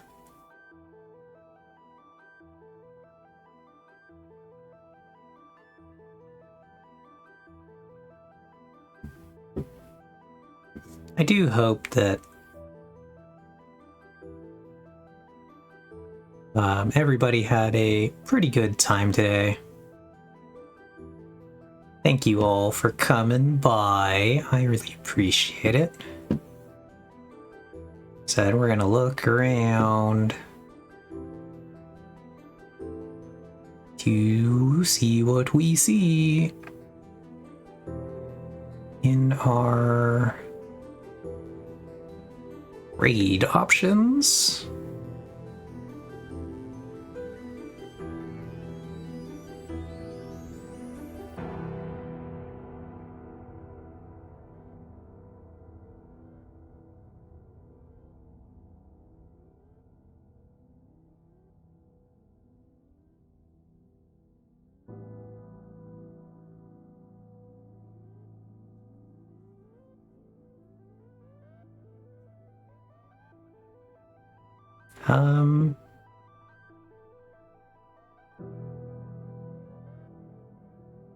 Yeah.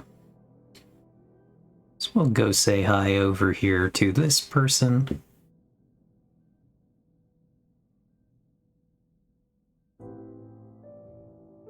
Yeah. Again, thank you all for being here. I really appreciate it. I will be back on Sunday. Hopefully we'll see some of you there. We'll have a good time. I will report back with how the pre-Rift events go. Should be fun. Like I said, thank you all for stopping by. Let's go raid a new person.